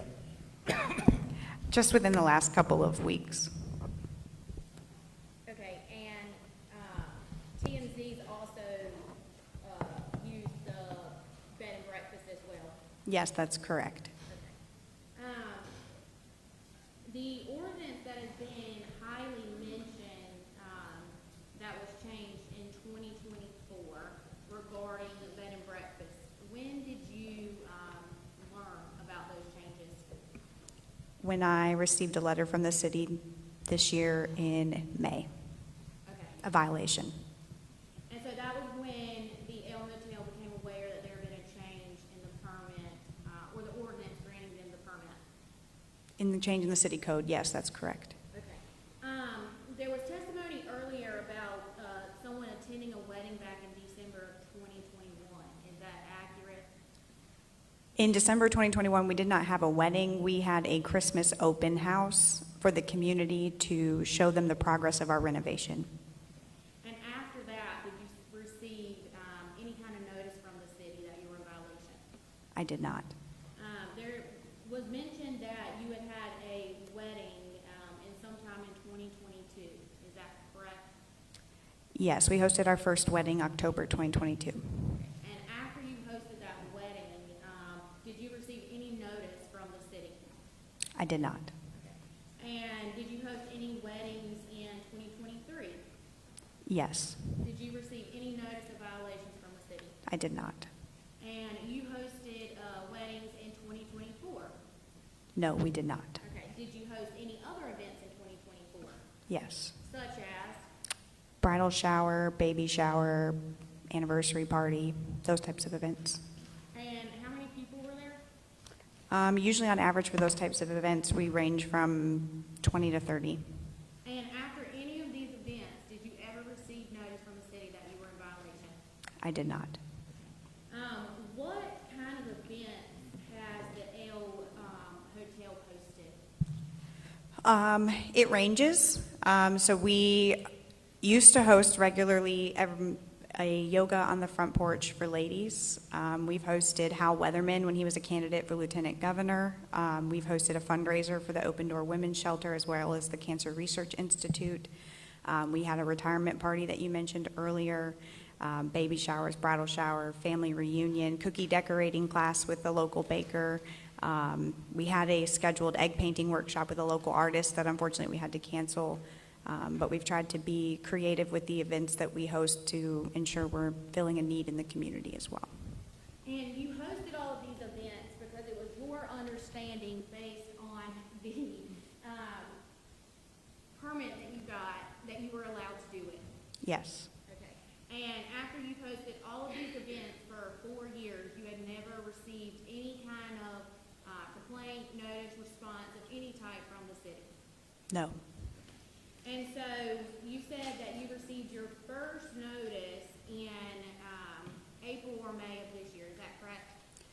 Correct. The first notice I received was on April 29th, dated for April 16th, and that was pertaining to the owner or operator occupancy. It was in May that I received the 3-page violation pertaining to the events. And the first notice that you got about the owner or operator occupied, did you respond to that? I did. And did you see your response in the packet that had been presented to the board earlier and posted by the City of Washington's website? No, it is not included. Okay. And did you also see, so after that, you put people in place, and in the packet, did you see any correspondence from Jones and Sassnet regarding their representation of you? No. Okay. And you're aware that Jones and Sassnet sent correspondence to the city regarding our representation? Yes, I have copies of both of those letters. And that was in response to the letters that you had received? That is correct. But that's not in the evidence that the city presented to the board and the public of city residents of Washington? Correct. And so, were you ever contacted outside of those notices by anybody from the city? I was not. Did you attend any kind of meetings in March of 2025? I have attended a lot of meetings. Okay, I'm sorry. One involving the city council. I spoke at the April 14th City Council meeting, yes. Okay, and what transpired at that meeting? Well, I was there to speak on the topic of the 15th Street widening project in this room, standing room only, and I think 13 or 15 residents spoke on the topic of the 15th Street, and I was one of them. And so, what was the date of that? April 14th. And when did you receive your first notice of violation from the city? I received it on April 29th, but it was dated for April 16th. So 48 hours after you stood in probably the same position you're in now and expressed your opposition, you received your first notice after 4 years of operating regarding a ordinance that you knew nothing about. Yes, that is correct. And after you received that, what did you do? I replied the same day because ironically the deadline of the letter was April 29th, the day I received it. Okay, and how did you receive that? I received the letter via certified mail. Okay. And after you responded to that, what took place next? So I responded via email to Mr. Dale, and then the next notice I received was a notice pertaining to events at the beginning of May, and less than 2 weeks later I received the violation. And that violation said that you had the opportunity to appeal the decision. That is correct. I had 30 days to appeal. Okay, and you received that notice sometime at the end of May, beginning of June. Yeah, sometimes end of May.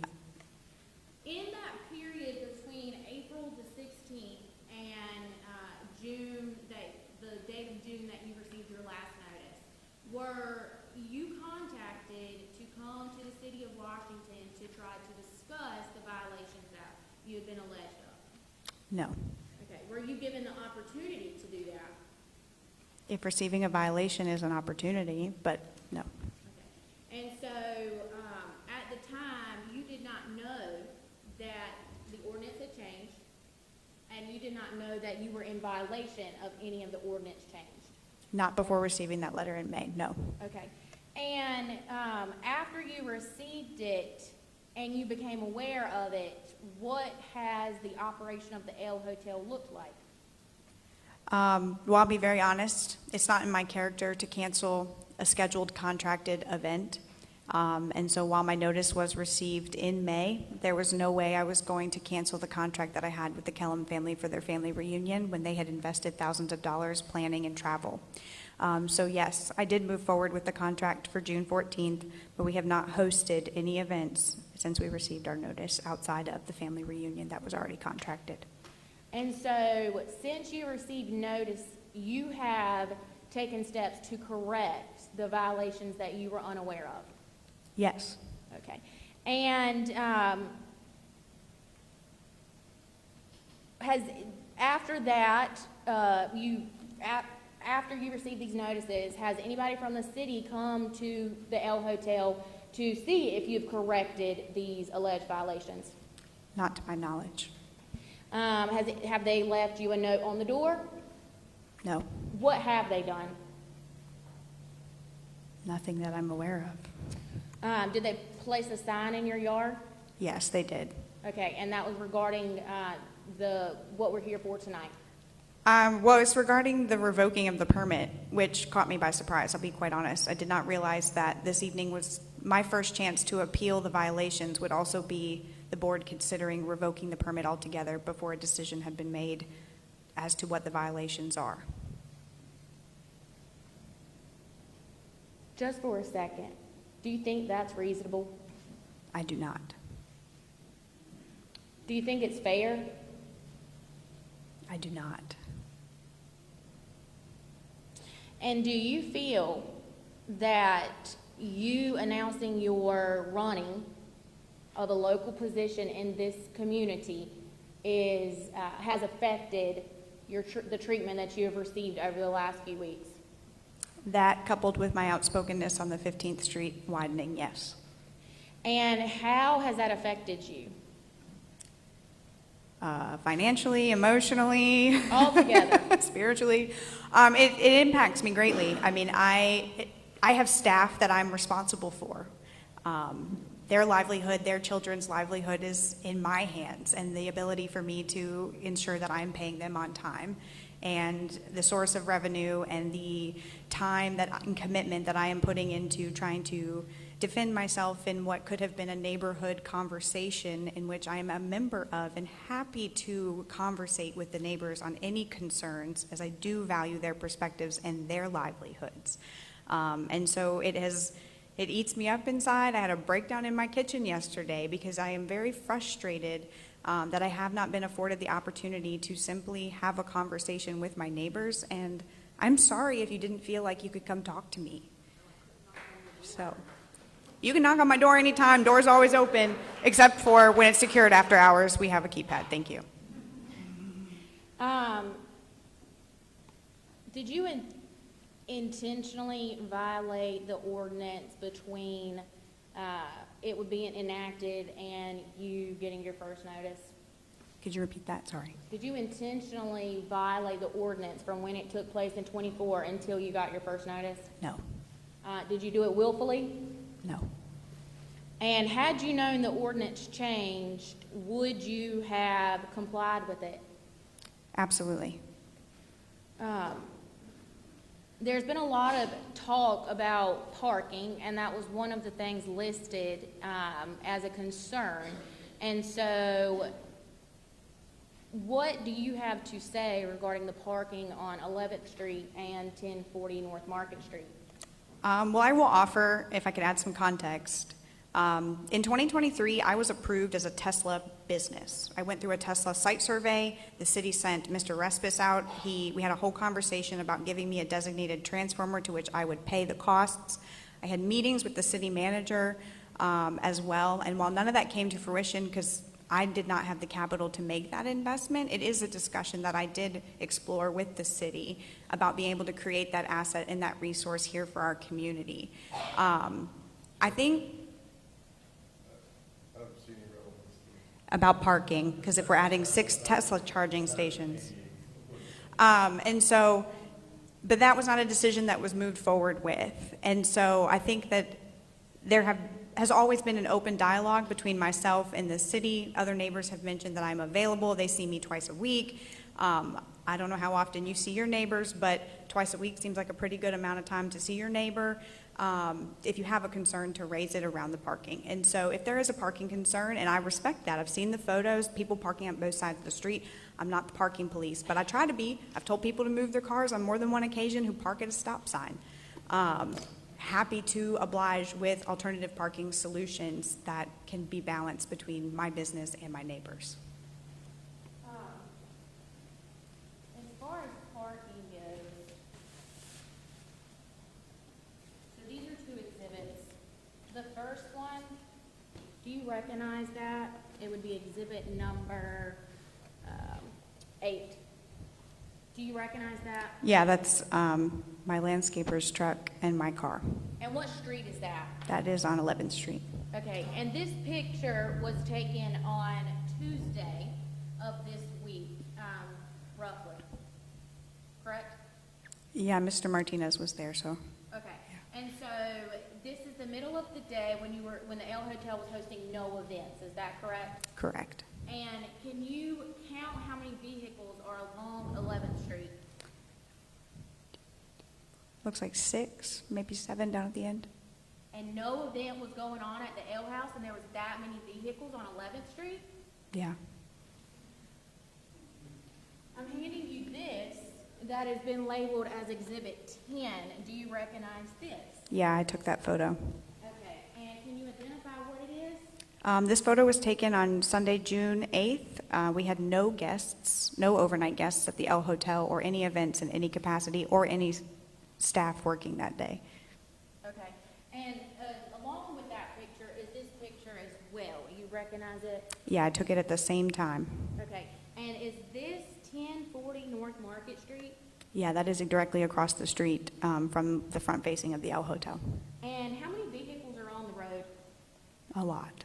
What event was taking place on this day? From what I had understood, I thought a graduation party was going on next door, but there was no activity going on at the El Hotel. So a graduation party next door to you, they had this many vehicles parked along the street. Yes. And there's no regulations against that, correct? No, it's free street parking. Okay, but it shows that the street's normally busy. Yes. And so it's fair to say that on 2 separate occasions, months apart, during the process that this appeal has been going on and the request to revoke your special permit, that the streets in question and the main issue of parking have been consumed with vehicles that had nothing to do with the ale house, correct? Correct. If you were asked or confronted by your neighbors about the concern for parking, what steps would you take to help correct that? Well, first and foremost, it's the pre-communication with the guests or anyone coming. So I will offer, we do provide an aerial parking map for our guests that highlights our side of 11th Street here as the free street parking where they could park if they do not want to utilize the back driveway, the carport, or the front driveway. So that would be first and foremost. I have had talked with Joe Davis, my neighbor. We've talked about solutions for putting up our own A-frame no parking signs on his side of the street if we're hosting events or we know there will be an influx of guests to try to alleviate the stress of people parking on the right-hand side of the road. And so exhibit number 14 is a zoomed-in map of the City of Washington's districts that's on their website. Do you recognize what this red star indicates?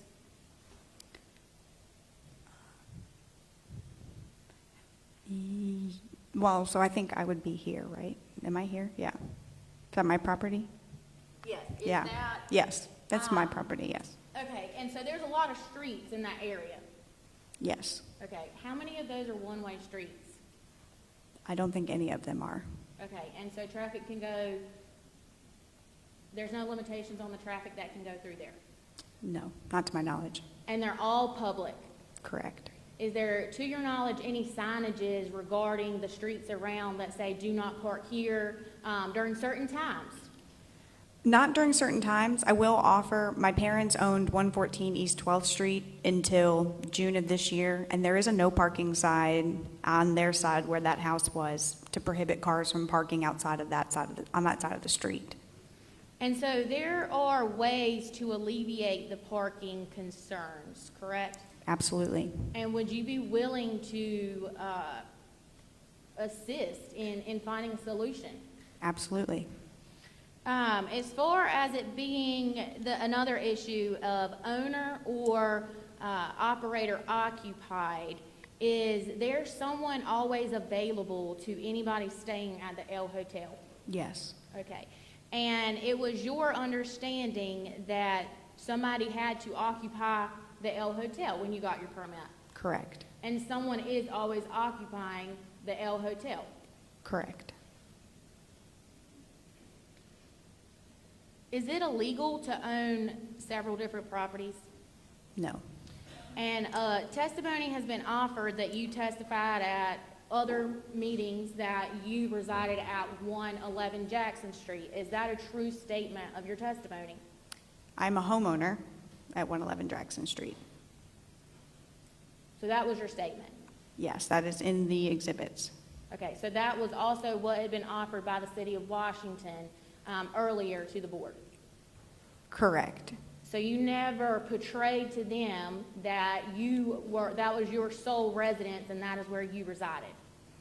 That was not my intent. My address at 111 Jackson Street is more relevant to my knowledge of the 15th Street traffic and the impacts that it has on me and my future than my address at 1040 North Market Street, but I used both in my representation. Is there anything that you would like to say to the board regarding the alleged violations and the request to revoke your special use permit? Am I allowed to ask a question?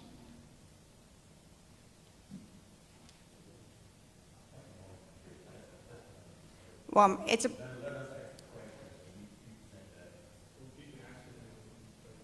Okay. Well, I guess what I'd like to know from a procedural standpoint, is it a all or nothing when it comes to revoking the special use permit, or is there an opportunity for the board to offer stipulations of compliance within a certain time period or considerations, or is tonight literally yes or no? The answer, if there is one, and there's not too many good ones, you can find in statutes, the board probably could do something different. But that's not the norm. The norm is either a revocation, or either they say that you get to keep it. I think that there might be a question from the board about whether they could do any kind of modifications if that's what you're asking. But in terms of if it involves changing the code in any way or running afoul of the code, not regarding the code. That falls to the They city. can't do that. Yeah. Just regarding the permit, because it would, yeah. I think I would ask the board to consider the methods by which the rules were changed and the implementation of the change in those rules. I think it's a disservice to your hospitality community that we were not invited into the conversation. There are only 4 bed and breakfasts in Washington, and for a town of 9,500 and something people, I don't think it's hard to be inclusive of our key stakeholders when making decisions that affect them, their livelihoods, and their staff. I question the constitutionality of some of this code, limiting me to 1 part-time staff member. I don't know if you have an understanding of what goes into maintaining a property and running a business, but 1 part-time staff member is not going to cut it. Prohibiting me from selling merchandise that reflects the L Hotel to sell a toothbrush to a guest who forgot theirs. I think the intent when the permit was issued was that the property not be neglected in the owner and operator occupancy, and that is something that my staff and I take pride in. We are very proud of the business that we have built at 1040 North Market Street, and we are proud to show off the city of Washington to the guests that come through our town. I have strived to fill a need in our community for intimate event spaces, not outside of the norm of how bed and breakfasts operate across our state, within our city, and across the country. So I just ask that you would consider all of that when you're making your decision this evening. And just one follow-up. Would you ever willfully and intentionally violate a law or ordinance just because? No. Those would be my questions. Okay, Mr. Hosher? Yes, ma'am. So how many bedrooms are in the L Hotel? We have 5 guest rooms. And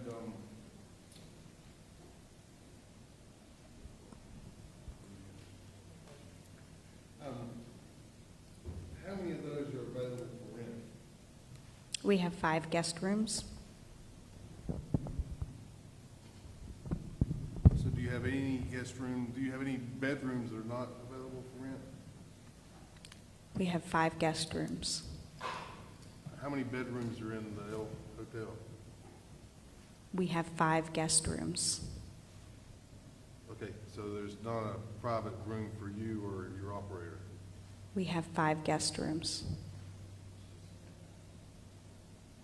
So all the bedrooms that you have in the L Hotel are for guests, not you or your operator? Well, I've slept in them. She slept in them. Okay, so how many bedrooms do you have in the L Hotel? We have 5 guest rooms. 5. So if all 5 are rented, where does the owner or operator stay? I occupy the L Hotel. That's not my question. If you have 5 bedrooms rented, where does the owner or operator of the L Hotel stay?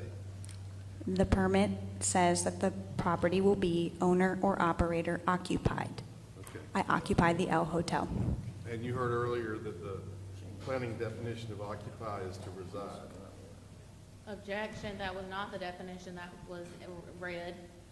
I read the definition, owner occupancy, and nothing in there stated that you had to reside.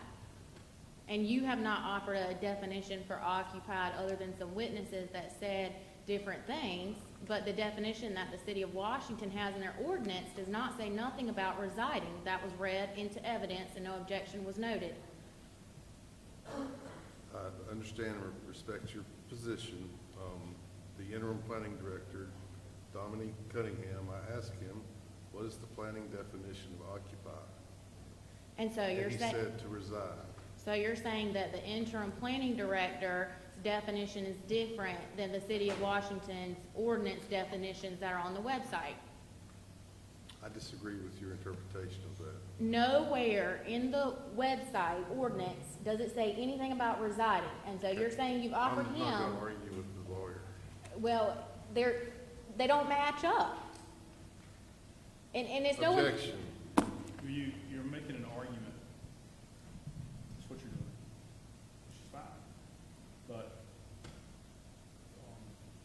your client didn't answer the question. How many total bedrooms are in that house? Answer that question. Don't say yes rooms. How many bedrooms? Let's be specific. They're just bedrooms. There's 5. Okay.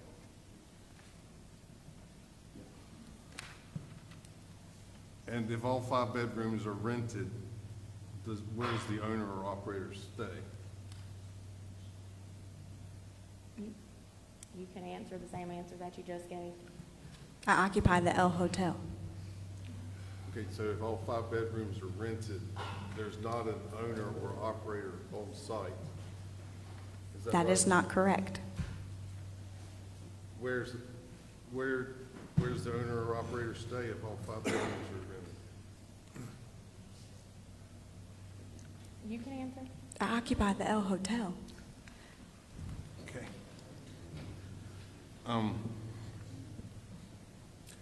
What's your definition of occupy? Whatever the city code No, what is definition. your definition? Not the city code, Ellen Brabo's definition of occupy, what is it? Why is my personal opinion allowed to You're be here to entered testify. here and not the I'm code just trying what to is get a applicable? clarification on, you said you occupy. Yes. What is your definition of occupy? That's what I'm asking. I You're here to occupy the present your space. case. I'm giving you a chance to do that. My staff or myself are there every single day. We eat meals there, we have meetings there, we eat, how many hours a day do I need to be there? Are you there at night? Sometimes. So there's sometimes at night you're not there? Are you at home every night? Yes, pretty much.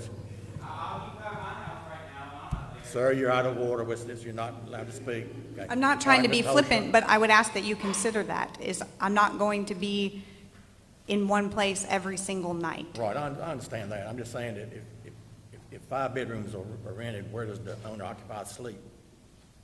I think that's what he's trying to ask too. Does the code say that the owner or operator occupation must require the overnight sleeping at No, the I'm property, not- I'm not- that's I'm my not- question. Yeah, I'm not saying that it's required, I'm just asking if I'm asking if all 5 bedrooms are occupied by guests, if the owner and occupier is there, where do they sleep? I'm not saying that they necessarily sleep there. Okay, thank you. Where do you reside? It depends. Okay, if you occupy the El Hotel, Franz, I do not own anything that I do not also Objection. rent. I'd like to ask my question. I know that everyone's contentious, but we can at least have some decorum and allow me to finish the question. Okay. Where do you reside? I do not own a property that I do not also rent. Okay, so if you don't occupy the El Hotel, if you occupy the El Hotel, where do you reside? The El Hotel. You reside there. That is my permanent address.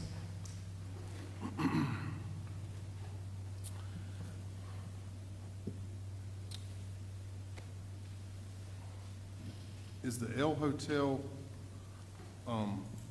ADA accessible? It is not. Did you know that that's a requirement?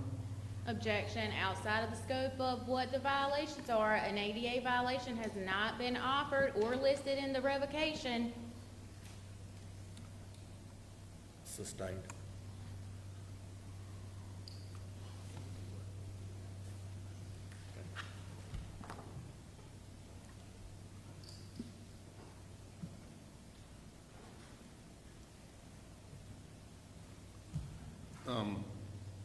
Did you receive a notice or a letter from the Beaufort County Public Health Department dated August 12th? I received a courtesy copy yesterday from Vera McConnell.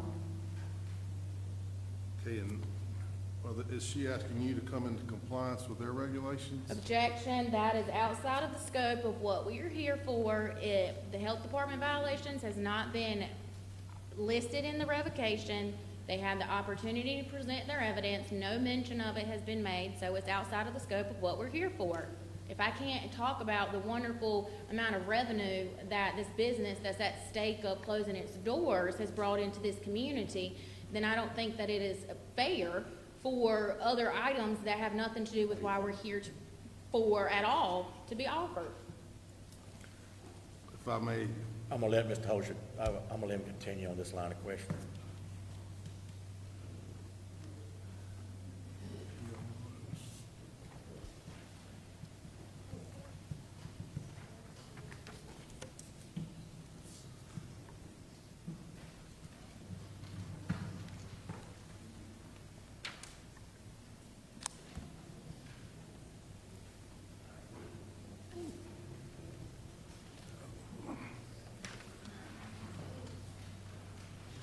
you got next one. Thank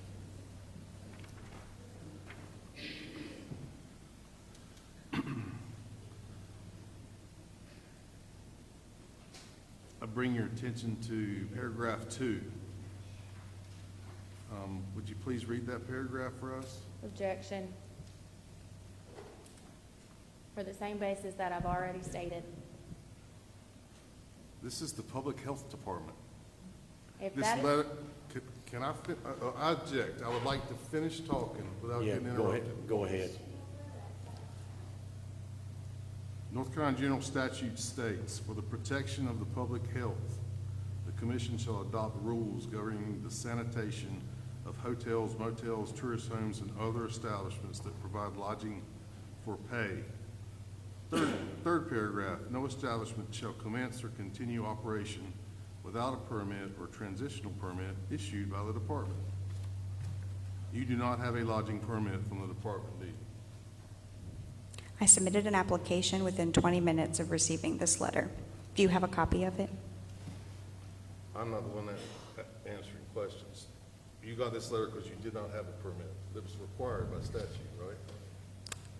It was brought to my attention yesterday that a permit was required. I was under the impression that because I do not serve food, when I met with Vera back when I was obtaining my special use permit, that I was not required to have one. So when this was brought to my attention yesterday, I immediately filled out the application and submitted it to Vera, and she has a copy of it. Did you do that personally? Yes, So you immediately responded to them? as I have done for every other notice. Who did you respond to after you received the second courtesy notice of violation? There was no requirement for a response. The first one said to respond by April 29th, and I did that. There was no note of a requirement for response when receiving the courtesy notice for events.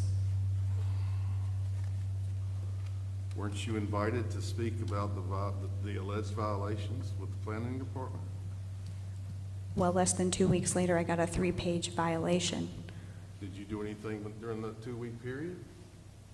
I didn't host any events. But you did in June. Yes, as I said earlier. Did you cancel any events during that 2-week period? No. So it's a little disingenuous to say you didn't host it. Objection, characterization. Withdrawn.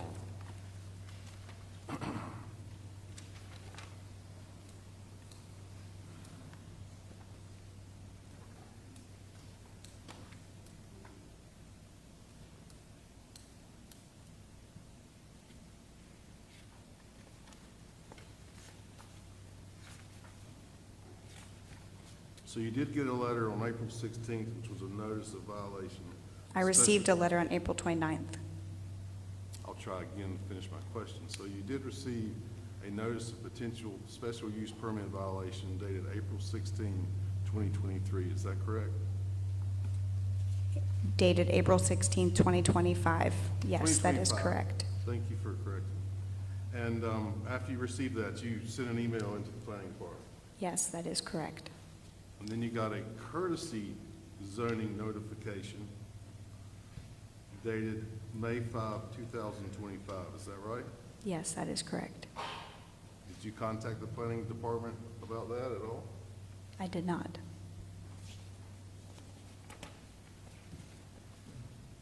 And then you got a notice of zoning violation on June 2nd, 2025. Again, they invited you to come talk to them about it. Did you come talk to the planning department? I hired an attorney.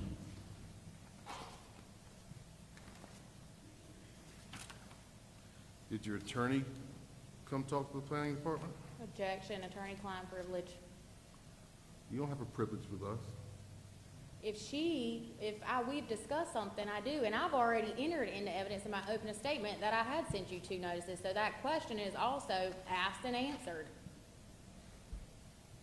Yes, you did.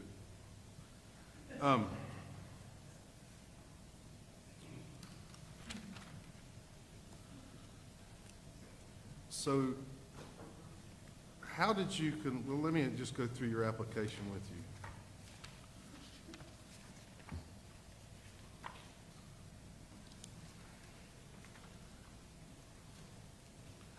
Did you represent to this board, when you applied to this board for your special use permit, that you would have provide 4 bedrooms? And that you would be Hold on only... just a second. Get our microphone. Yes. Did you tell this board you'd be the only on-staff staff member? Yes. Did you also say the common areas would be used for social interaction? Yes. Did you say anywhere in your application that you were going to host events? No.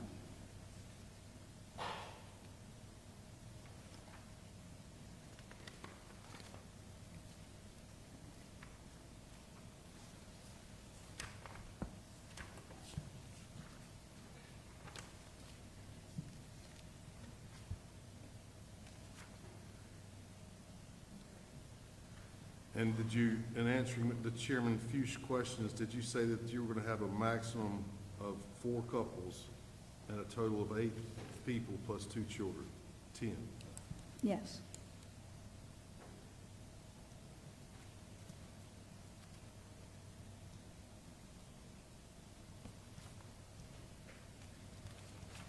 If you planned on having events Why didn't you make that part of your application? I did not know that I needed special permission to host an event at my home or at a bed and breakfast, since it was not stipulated in the special use permit request application. At your home or your place of business? For a bed and breakfast or at my residence, I didn't know that I needed permission to host an event. You It don't- wasn't in the application. You don't need permission to do something in your home. What I'm asking you about events. It was not in the special use permit application. So, did you, before you got that permit, think that you were going to be allowed to host events? Yes, it was a comment during the hearing in which I received my permit.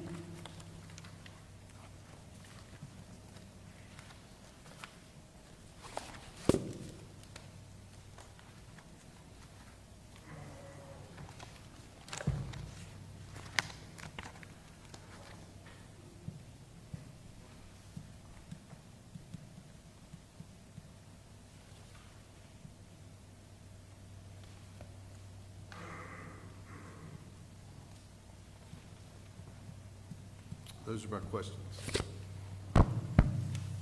At any time when you requested the special use permit, were you informed that you couldn't host events at your property?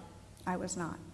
And like Mr. Holscher said, you don't need permission to host events at your residence, correct? Correct. And that's where you resided, correct? Correct. So if you don't need permission to host events at the place you reside, and it wasn't specified or mentioned or brought up in any line of questioning or in any definition that you couldn't host events, why would someone think that there was a stipulation on it? Objection. Basically an unanswerable question. I'll break it down. Strike that question. If you reside at a house, at a property, and you don't have to have a permit to hold events, and then you get a special use permit that specifies nothing regarding events and restricting events of any kind, would you then ask or know that you should not host events? No, that was not made clear.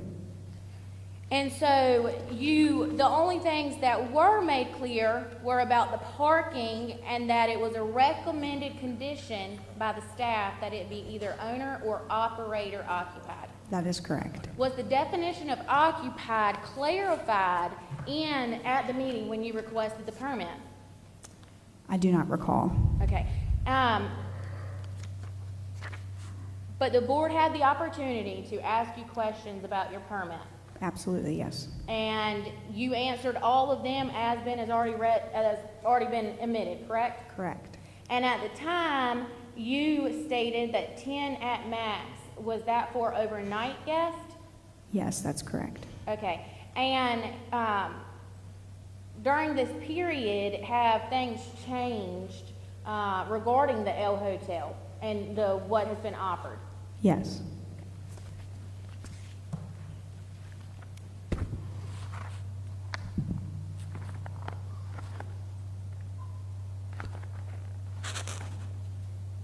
And you recall the definition that is current as of today for the owner-occupant on the Washington Code of Ordinance, correct? Yes, but would you mind repeating it so it's top of head? Yeah.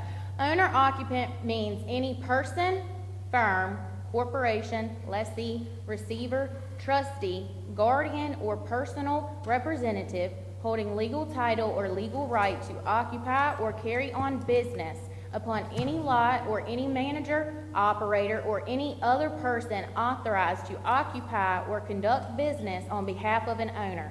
Where there is more than one owner as defined, their duties and obligations under this chapter are joint and severable and shall include responsibility for compliance with this chapter. Is that your recollection? Yes. And in anywhere in there, does it state the word reside? It does not. Sleep? No. Overnight? No. Head on a pillow? No. So there's nowhere listed in the definition that you have to sleep at a place every single night. Correct.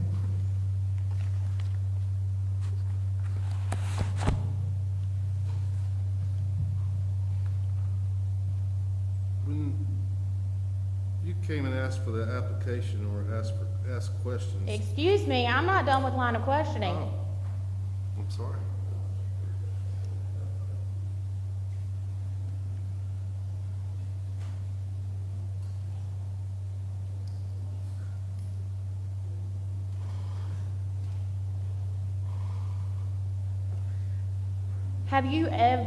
Has the El Hotel ever at the same time had all 5 guest rooms rented out? Yes. Okay. And was it still owner or operator occupied at that time? Yes. And was there someone available to those guests 24 hours a day? Yes. Those would be my questions. Earlier, did you say that, did I understand you to say that you didn't know that you had to get a permit from the health department? When I met with Vera prior to my special use permit application, I was told that I didn't need a lodging permit unless I was going to serve food. And at that time, I was not yet at the space to be applying for a lodging permit. I went through the special use permit application process in July of 2021, and unfortunately, due to some delays in the renovation of the home, we did not have our grand opening until June of 2022. My first priority was ensuring I had the guest operations under my feet before considering adding food services. At such a time as this, that has not been a decision of myself to move forward with that, as that would require additional staff. That night when you stood before the board, did you say, "I will be the first bed and breakfast in town to have to complete the food service permit application"? Yes, if I wanted to serve food.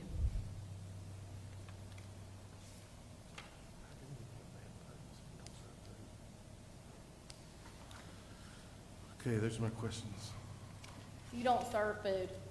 That is correct. So that's why you've not applied for this permit that the health department has now requested. Correct.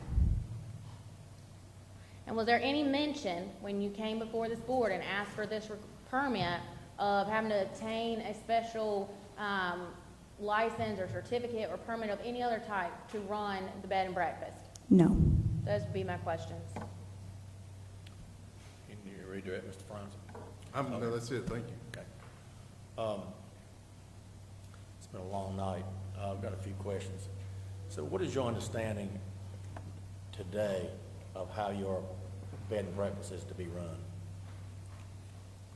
To provide 24-hour service to my guests, ensure that they have a safe and clean place to stay and access to myself or my hospitality manager, and that the property is occupied by myself or my hospitality manager on a daily basis.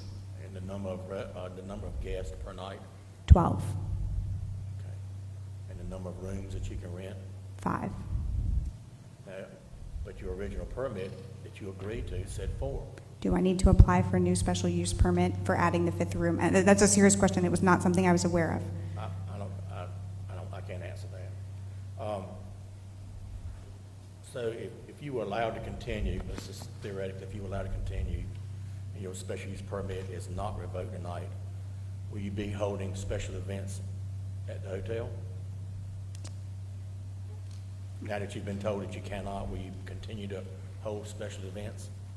Not until such a time as I have a definition of events from the city council. I think having the events defined would be very helpful to those of us who are operating in the hospitality space. I would offer, even for the clarification of myself as the property owner, being able to host my friends and family in my backyard and things of that nature. You did allude to having friends over to talk about a book. I do not want to feel that I'm operating out of the lines by hosting private events for myself or my family in my home, though it is permitted as a bed and breakfast. So I would look for further clarification from the council on the code. would be my first step, but not to be intentionally in violation of the code as is currently written. So on your website, you wouldn't say, for instance, like we can accommodate 40 wedding guests? Not if we're, That's a specific event. that is a specific event. And so what I would offer is the revocation of the permit, since it is also being heard at the same time in which my appeal for violations is being heard, that those two things be recognized because they are separate. And so at this time, the board has not identified that there has been a violation by me operating under the code in which I was permitted. And so if a grandfathering, for a use of a word, is permitted for those of us who are already operating for many years under the prior code, is afforded, then I think that there is no violation to be had, and then the removal of events is not required. Any questions from board members?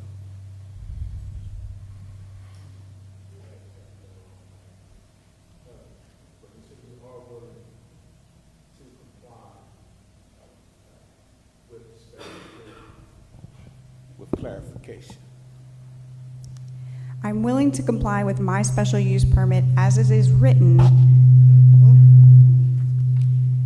and with further clarification from the board's decision, future appeal, the city council, on what the operations of bed and breakfast in our community that were existing prior to the code change is going to be. Well, the changes that would come into effect, just correct me if I'm wrong, Glenn, but the change was getting away from the term tourism home or whatever and making it bed and breakfast, and then the addition of 12 additional guests. But wasn't that the only change that was done in 24? It didn't talk about some other stuff. That was the only thing that was what was the other part?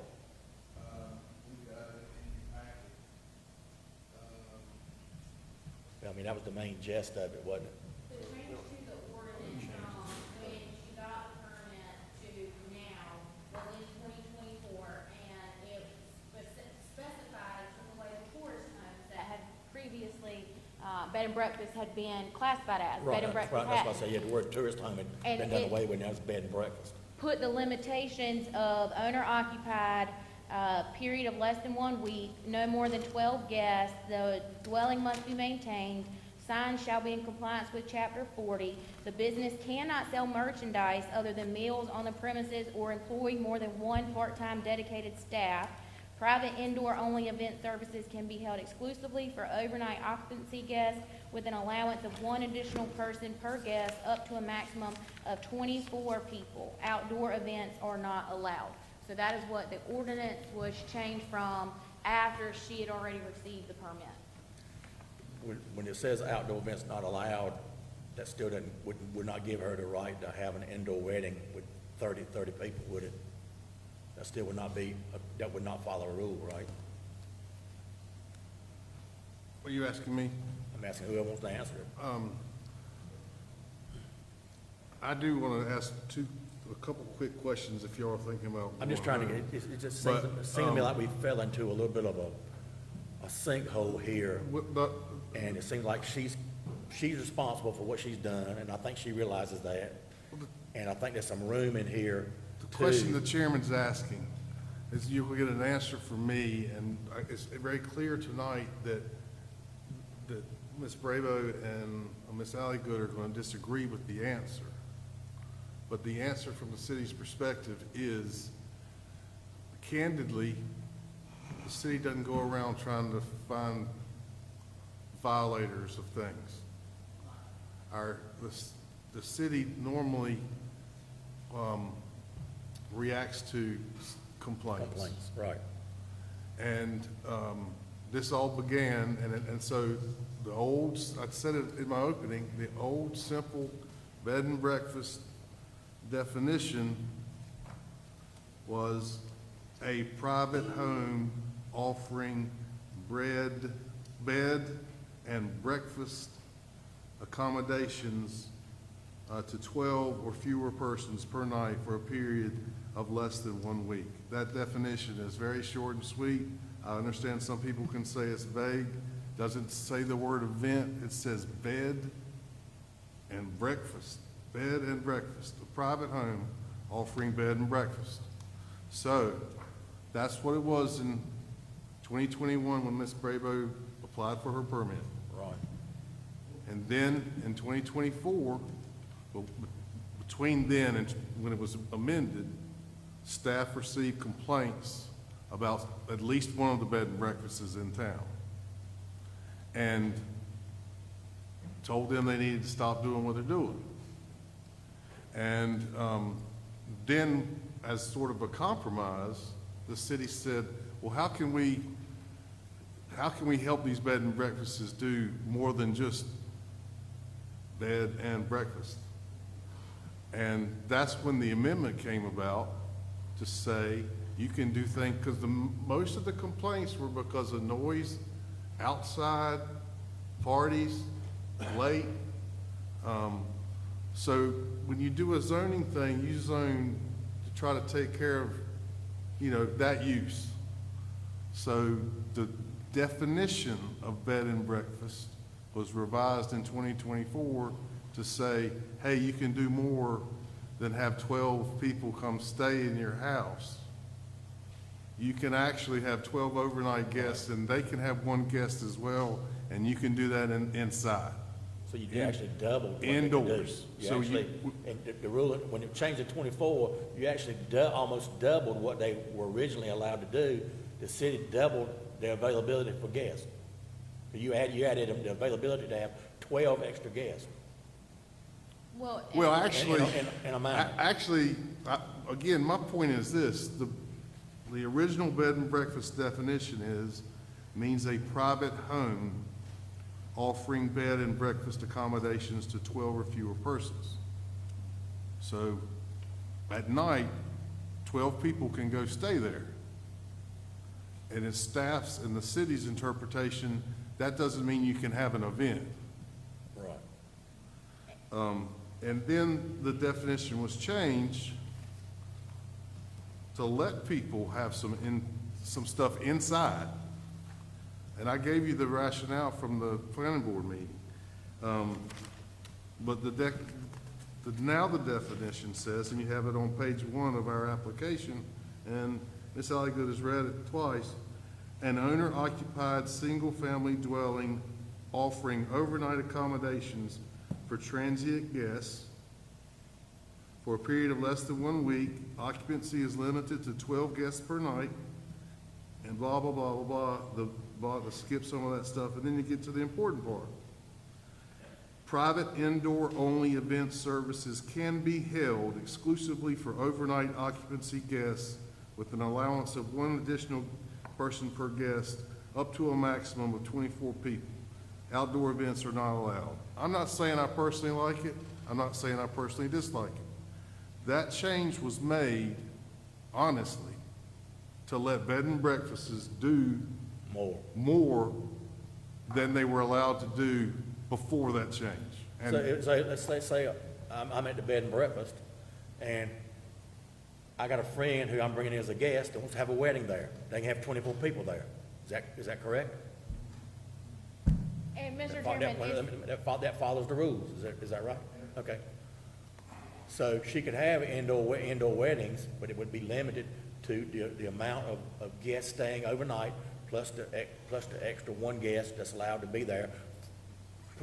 Maybe for an event, maybe not for an And event. hypothetically, Could be an event. We're not saying this is the best city code provision there is. I Yeah, mean, I'm not it could be saying that changed, but I mean, right now, if you have 4 people staying overnight, you can only have 8 people in there. That's the way it's currently written. Right. But it's more than you could have had before. well, and that's open to interpretation because based on the vagueness of the first reading, there was no limitations. It did not specifically say outdoor events are not allowed. It didn't say that they were. It did not say about the 1 guest more. And so to say that this amendment allowed bed and breakfasts to do more is not accurate. I understand that, and I'm not going to, I'm not an attorney to argue with you about it, but it's obvious to me that a bed and breakfast is for overnight guests, and a wedding and outside with 50 people, that's something completely different. I mean, it's just two different things. That's just the way it appears, and I think most people would agree, and I think when the planning board looked at it, I think when they were talking about the events, I think that's what the planning board was thinking too, that, you know, a bed and breakfast is a place where people come and stay, and they visit, they sightsee, they come back, spend the night, they eat, whatever they leave. But they have a wedding there with 50 people, and that's an event. That's completely different, a different thing than a bed and breakfast. That's an event. You sign. weren't That's just the way- supposed to be doing that stuff before we changed the code in 2024. That didn't mean people weren't doing it. That's right, people are doing it. And I understand about nobody in 2021, nobody contacted you, you were doing this, you know. I've been on this board since like 1990. We've never revoked a special use permit. And I even asked a question of some staff. I said, how are special use permits enforced? I said, do you go on the 1-year anniversary of the special use permit, and you go to the site that was given, the business that was given a special use permit, and you walk in there and you look around with a pad and you say, well, are you in compliance? I said, do that, and the answer was no. We are more reactive. We only look and view and check on special use permits when we have a complaint. So that falls right in line with what happened to you. There was a complaint and the city acted on it. Before 2 or 3 months ago, there were no complaints on you. That's why you didn't have any, you had no letters from the city. That's why the gentleman back there with the Elmwood had never had a letter, because nobody had ever complained. But if you're doing things that the community feels like are a danger to the community, and they voice their opinion to the city has to act on it. And that's what the city did. They weren't necessarily singling you out. It just happened that these citizens came forward at that particular time and said, we're concerned about the parking, and once that complaint goes in, the city had to act on it. The same way they acted on the gentleman from the Elmwood. You know, he got it one time. That was when the complaint. Since then, if he hasn't gotten a letter, then he's been doing things okay with his neighbors, and there's no need for a complaint. So, I mean, that's kind of the way I view it, and it's just, I mean, it's, yeah, do you want to?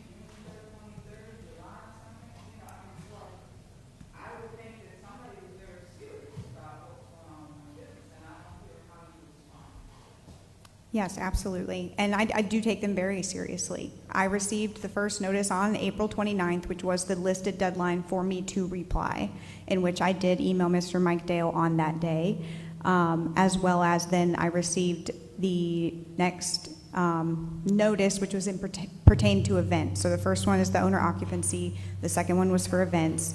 And then I think the date is like May 4th to May 12th, right? So not even 30 days had transpired between receiving a notice and then receiving a 3-page violation.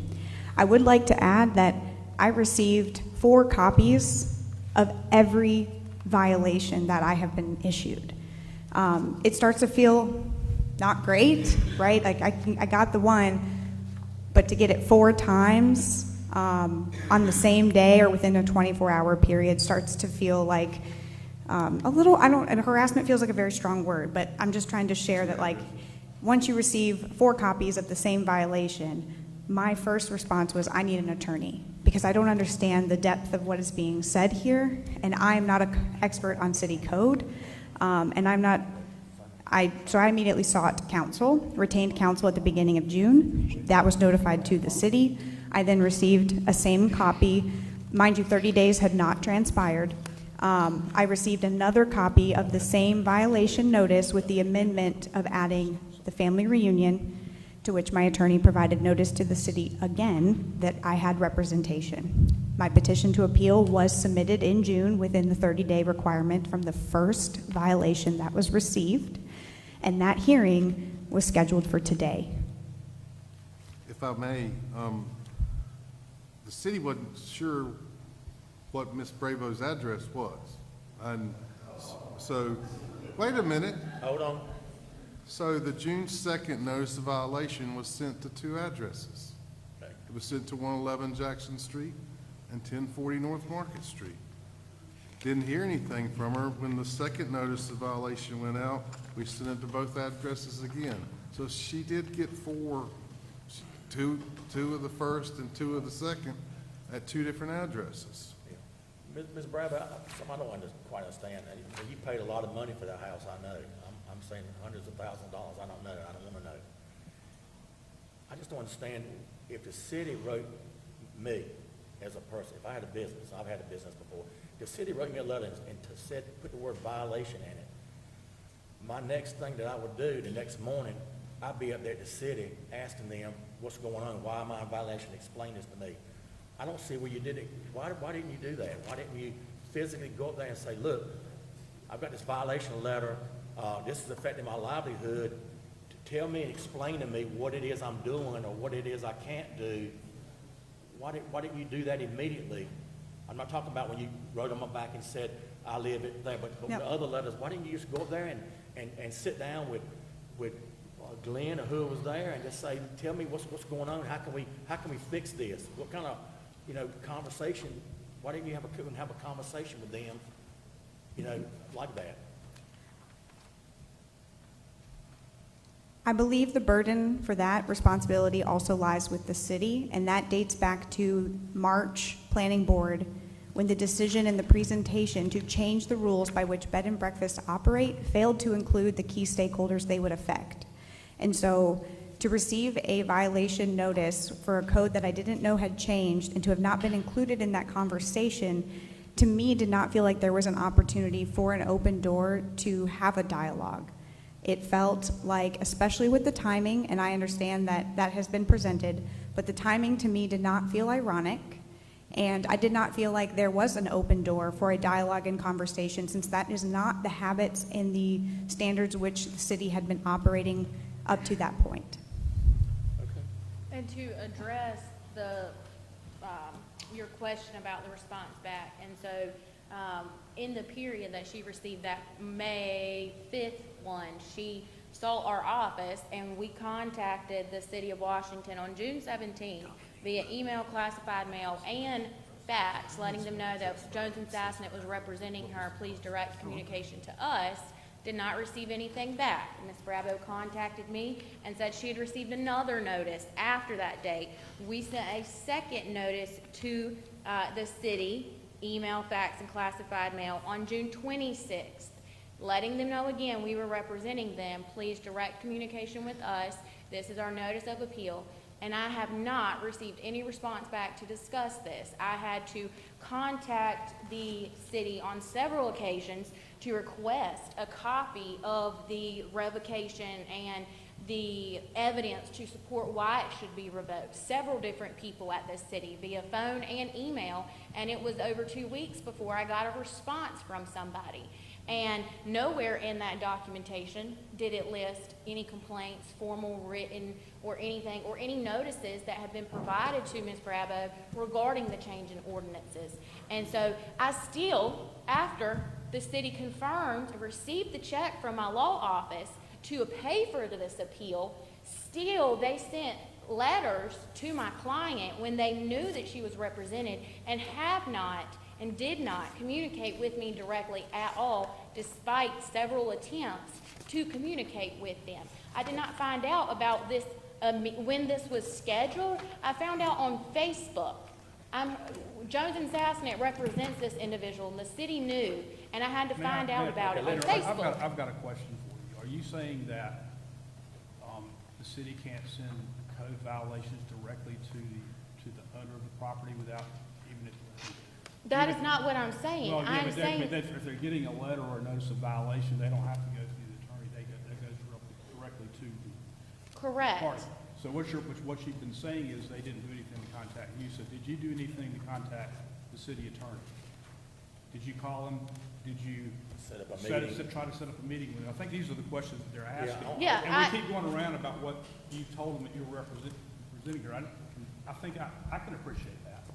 But they're asking what efforts were made to communicate with the city about this problem and trying to resolve it before tonight. And you haven't, there's been no evidence whatsoever about that effort. Zero. Well, Yeah, and Ms. And Bradley, that's what they're asking. Yeah, And so instead of, and there may be a good reason for it, I don't know, but that's what they're asking, is what they want to know. and Ms. Bravo stated that she reluctant to kind of go to the city. Well, you didn't have any choice. When you're told you have a violation, regardless of what you feel about the city, their competency or whatever, the burden is on you now to go and to go to them and say, tell me what's going on, or either hire. She wouldn't, if she's represented by council. Well, I'm talking about, or even get, I was She's gonna not- say, or she's be gonna- represented by yeah, council. yeah, But still. The you didn't city's have a letter was May conversation. 5th. There was no, the city's letter, the courtesy notice was May 5th. Right. Well, There was no response.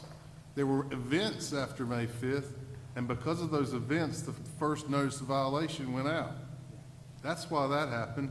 And Ms. Elligood did send 2 letters, one on June 17th and one on June 27th, but in those letters, all she says is, any communications or correspondence, send it to my office. She didn't ask for anybody to come, can we go sit down and talk about it?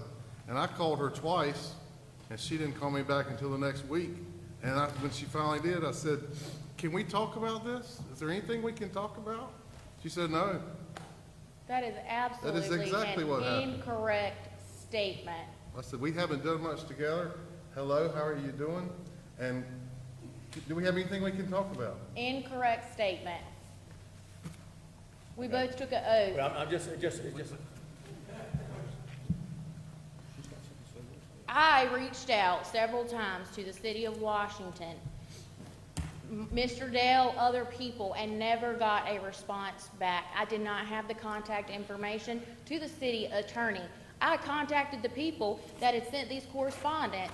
If they would have responded, I could have asked for the city attorney's information. He called me in the middle of the day, left a message with my assistant, and when I got out of court that afternoon, I called him back and we spoke on the phone the same day.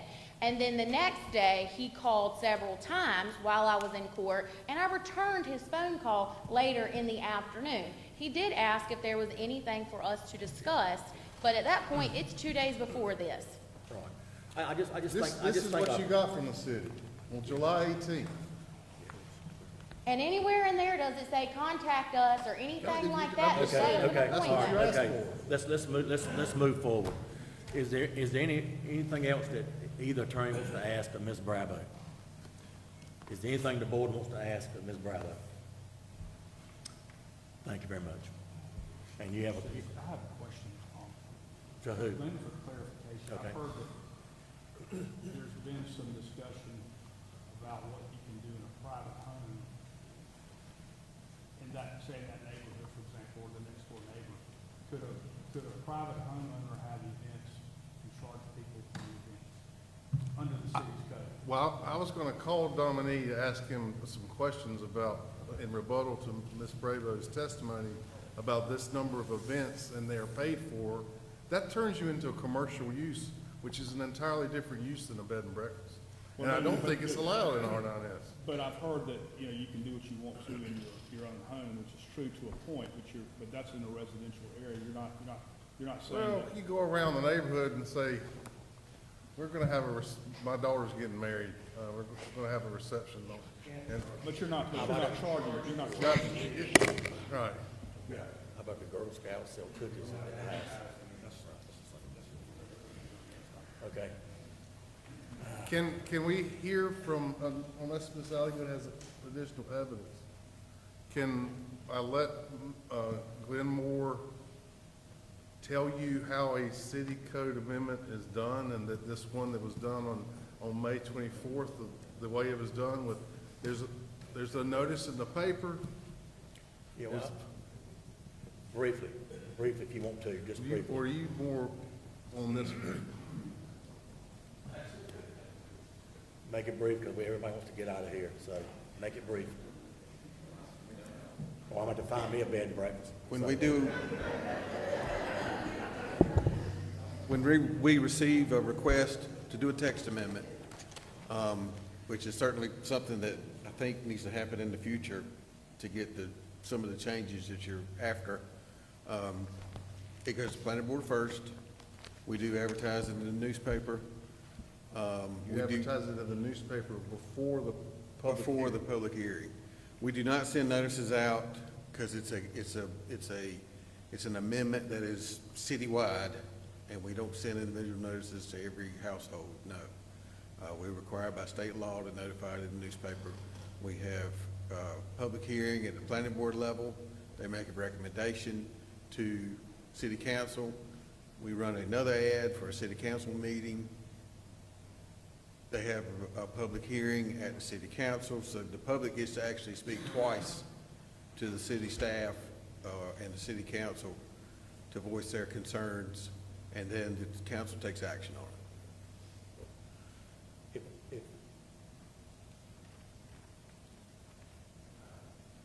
If Ms. Bravo is allowed to continue her bed and breakfast and have outdoor events, what does the city do next? Another code violation letter? That depends upon the outcome of this, I think. Yeah. But, I know it's late. Staff, I guess, would recommend that you allow her to continue under the guidelines with no events, change the website, give her time to take a text amendment to city council to see if you can change it to the way you want it, or come together on some different things. Maybe all the bed and breakfasts could come together and present to the city council. Put together a and tell text us amendment and what take you it to want city do. council and get them to change the rules. But I am,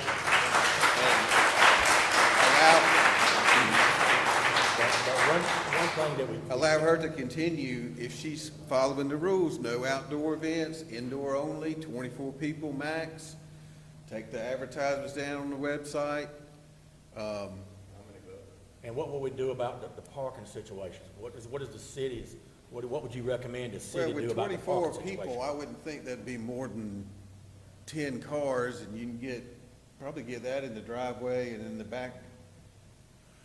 Would it be, Five would it and be possible? five in the back and 5 along the front. Would it be possible to go out there and, at her expense, if she wanted to, put some lines there and put EH in the middle of the parking space so that people would know that this is a space that would like to be used for the hotel and not to the open public? Was that something that? She'd have to that could take work that with up. these- I mean, not just her bed and breakfast, but the one down on Main Street That's a and the public, other we, ones. Council- we don't, that's a council would public have- works Well, I mean, I'm question. just asking, is that, I mean, Council that and sounds like a Public good Works would idea. have to get involved with that. All right. Yeah. Can- But can you could do that and let her proceed under the current regs, now that everybody understands what the current regs are. And if she gets the ordinance changed, city council changes it, great. If they don't, you still got to adhere to what's, Is that something, Ms. Go Bravo, on. you think you could live with? What he's that's just a outlined? staff Those suggestion. requirements? I'd recommend that we might, if we're gonna go down this avenue, I know it's late, that maybe if y'all approved of it, maybe your chairman, and I don't know what you think, maybe your chairman and the two of us could go and speak for a minute. Okay, now, one question, how long would that process take? Here in Washington? Do a text amendment, it's gonna be about 60 days because you've got to get on the planning board's agenda, and there's a deadline of 15. Give yourself some time now. You gotta, Yeah, 60 days is really, really fast, not realistic. I would say 90 days. yeah, go ahead. That's 60 days once the process is complete. We first have to figure out what the tax amendment needs to be. So that takes however much time it takes to figure out what everyone can do. Yeah, it's gotta be written and agreed upon, Yeah, you have to take written text to the city. and the notice has to be a certain number of days before the planning meeting. Then you have the planning meeting, they have to recommend it, well, I guess they could deny it. And then you gotta have another notice before the city council meeting, and then you got a city council meeting, so. From the planning board meeting,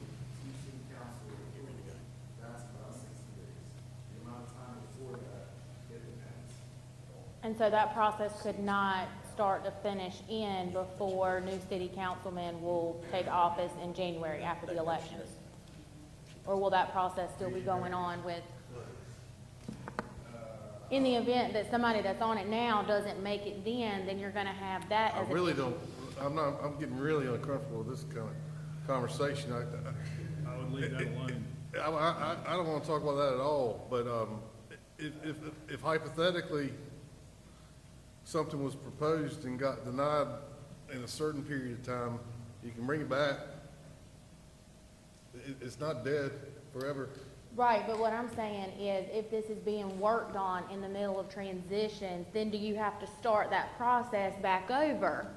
And he's saying yes. So would you have to start back over if there was a transition in some councilman?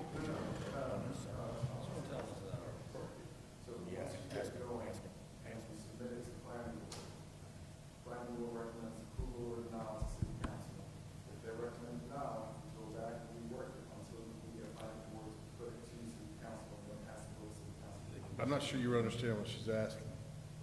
What's- Just from being on the board, this is not our fair. Y'all need to withdraw or table this. We need to understand that there will be no violations between now and whenever y'all do what it is y'all do. Well, I had a proposal, I just didn't know if I needed to say it in this, I have the authority to make a proposal, and I have been trying to talk about it, but really don't want to do it in this full room. I think if you don't want your chairman to be part of it, I think the lawyers need to go into a room and we come back out. I agree. And that's gonna be just, I think just y'all. Sir? Okay. I think wouldn't that be just the two of you? Were you trying to? I kind of think you should come in. Okay. But you don't have to. You don't need me. You don't need me. We're gonna recess for 5 minutes.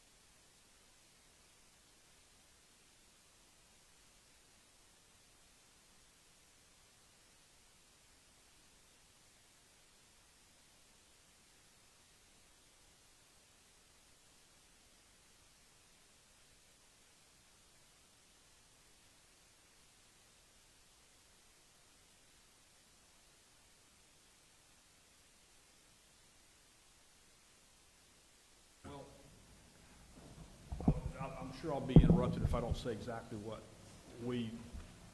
I'm not gonna say there's total agreement on anything, but what I'm gonna recommend, because I don't think that the city's position does not agree necessarily with what I'm gonna recommend that you do. But you have the authority to do this if you want to.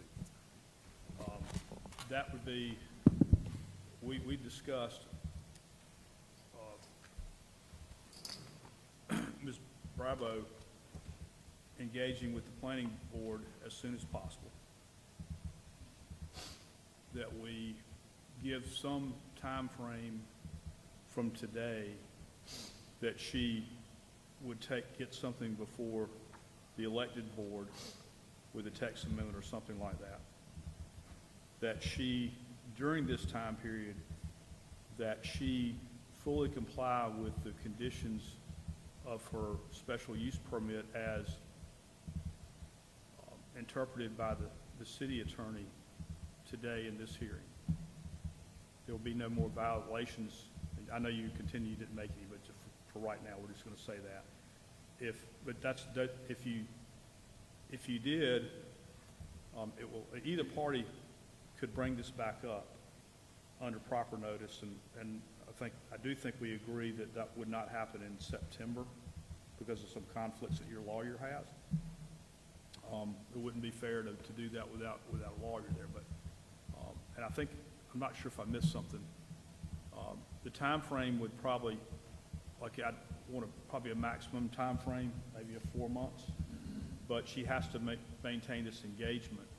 And during that time period, if the city wanted to put this back up, they're not revoking the revocation application. We're just staying. We want to table it tonight, then table it. You recommend us Well, table it? you're not exactly, you are going to have an order that says this, if this is what y'all want to do. You don't have to. You can go ahead and vote on it if you want to, but that's what I suggest that you do. And we can get an order done pretty quickly. And I don't think that the city's necessarily going to agree with it. But I think we agree on enough things that if you decide to do this, then that would be how you would have to do it, which is the expectation that this, I want to say Bravo, but it's Bravo, isn't it? Yeah, I'm sorry. So that she engage with the planning board folks, with you guys, and then the planning board in the first 30 days. And go ahead and start that. Because any delay, they're liable to want to bring it back up if that's not happening. And there might be some little quirks there that take you a little bit of time, but with them, so you might not get to the city council in 60 to 90 days. But I'd recommend that the board put a 4-month cap on it, and then they could, if something happens, I'm sure they could probably ask for an extension, but I don't recommend saying that's a possibility right now. I'd just say 4 months. She has to maintain her place in compliance with the permit. She can have gatherings with her friends and family. They're not commercial in nature. That's fine. So if you wanted, if you had a family and we talked about that large families, that would be okay. But not in a commercial sense where you're charging. It has to be 24 max. And in our position to an offer in support of this to the board would be that there would be no violations based off of the amendment that was done in September of '24 during this period until the opportunity to go in front of the planning board and the city council has been made. And so we offer that we will comply with what the amendments are with those restrictions and limitations during this process. Just remind, okay, so no events essentially until it gets straightened out. No events that exceed 2024 indoor. We do have events contracted that were contracted before the notification had been made. More than 24 people? No. Okay, so that's going to fit within the 24 limitation. No new bookings, that fall outside the guidelines. Correct. 24 guidelines. That would be our position. Yes, sir. That would be our position to the board in support of, What did we decide about the owner-operator?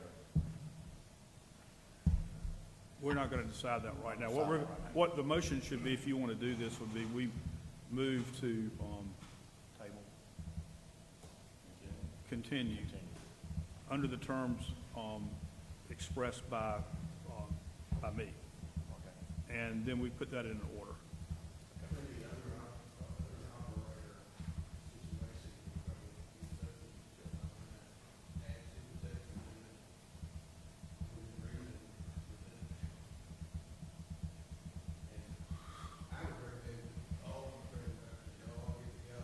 Yeah, that's what I said.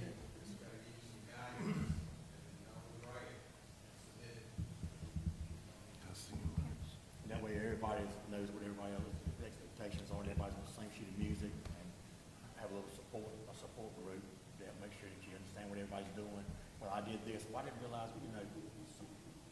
going back and forth with some collaboration on that. This is also not a guarantee that you're gonna get what you want out of the elected board. So don't, I mean, that's the only thing we can't guarantee that. That's gonna be up to them, and I think the city's position is they prefer that we not do this. So, Mr. Rand and Chairman, are we saying that we're going to stay these proceedings? We're going to table these proceedings?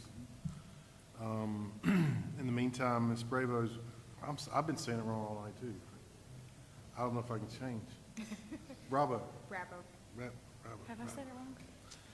Oh, sorry. She's going to try to drum up, the other bed and breakfasts and get with planning and get to the planning board within 30 days? Is that what we said? Well, I don't know if they'll get it to the planning board, but engage with city staff to make, Okay. to get that process started. Yeah. Yeah. They need to make it absolutely clear, in the ordinance, what they can and cannot do, and who's expected to operate it or run it or occupy it. That needs to be stated in there too, and leave out any room for interpretation. You lay it right out what they can and can't do, and that way everybody knows, and the city. That's what we're Yeah, gonna, yeah, that's that's part, right. that's part That's of right. it. And the max time period is 4 months? Yes. Is 4 months enough time? Should be. Okay, let's go forward. I'm going to try to get to it. So max time period is 4 months. And that was based. Understanding we that- ag- Sorry, I didn't mean to cut you off. We agreed on that. He had asked me. We agreed on that based on Yeah, his that's fine, that's understanding fine. over how long that was gonna take. So 4 months. is- Understanding if we're getting along and we are moving, Kendall and I could say, yeah, we can go to 5 months. Or I agree with that, as long as the board is Well, sufficient. I mean, if it runs over a little bit, I don't think the city's gonna say, if 4 months is over with, we coming back at you again. I don't think that's gonna happen now, so. And then- We can, calm down a little bit on that. Like Mr. Rand said, it's just to be clear, I don't think anyone here has a problem with it, but you can have friends and family gatherings. You don't even have to have that permission, but it sounded like you wanted to hear that. And then I think that's what Mr. Cox was saying, is during this stay or table, this is gonna come over like a bombshell, but you're gonna operate the El Hotel in the manner, in the way the city has interpreted the current zoning ordinance. And then either party has the right to bring this back with reasonable notice to this board. In other words, something happens. I can't imagine if they want to bring it back. Is that agreeable with you? Well, We agree with that. Okay, you We agree with that. Okay, all right. And for the record, I can't agree to all those terms, but that's what we talked about. Right. And y'all, that's y'all's authority to do that or not do that. Table this item for 4 months to give the city time to revamp, rework the ordinances to make it.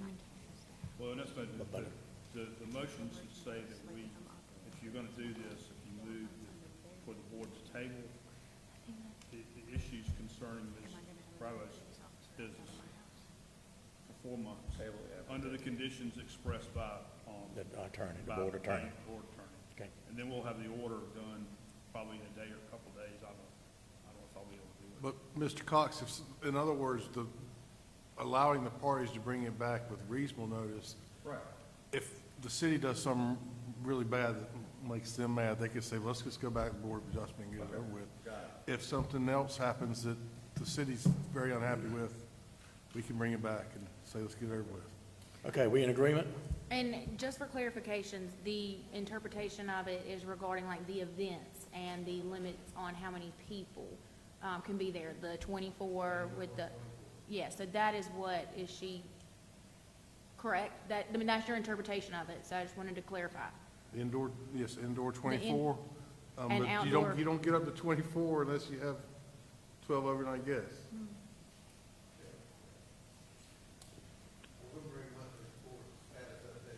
And we're not gonna address the parking situation at all, or that's something that gonna be done later, or?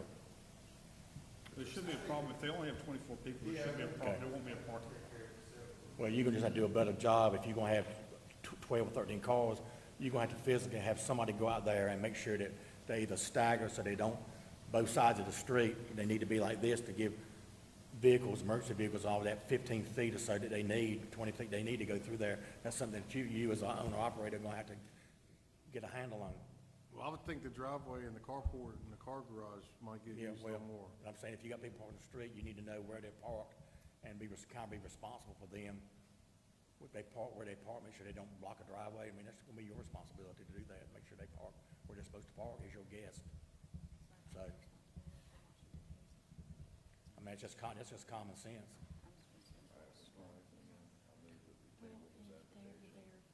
Okay, is there anything else? Okay, all right, at this time I'll ask, anything else, Mr. Franz, Mr. Holscher? I think that's it. Okay, this time I'll ask for a motion. I move that we table this application for a 4-month period while the parties work out an order at short, within 7 days, As outlined by the attorney. as outlined by The board attorney. board attorney. Okay, do I have a second? Is there any further discussion? Okay, all in favor say aye. Aye, all opposed? That's what we're gonna do. 4 months you got. Thank you. Okay?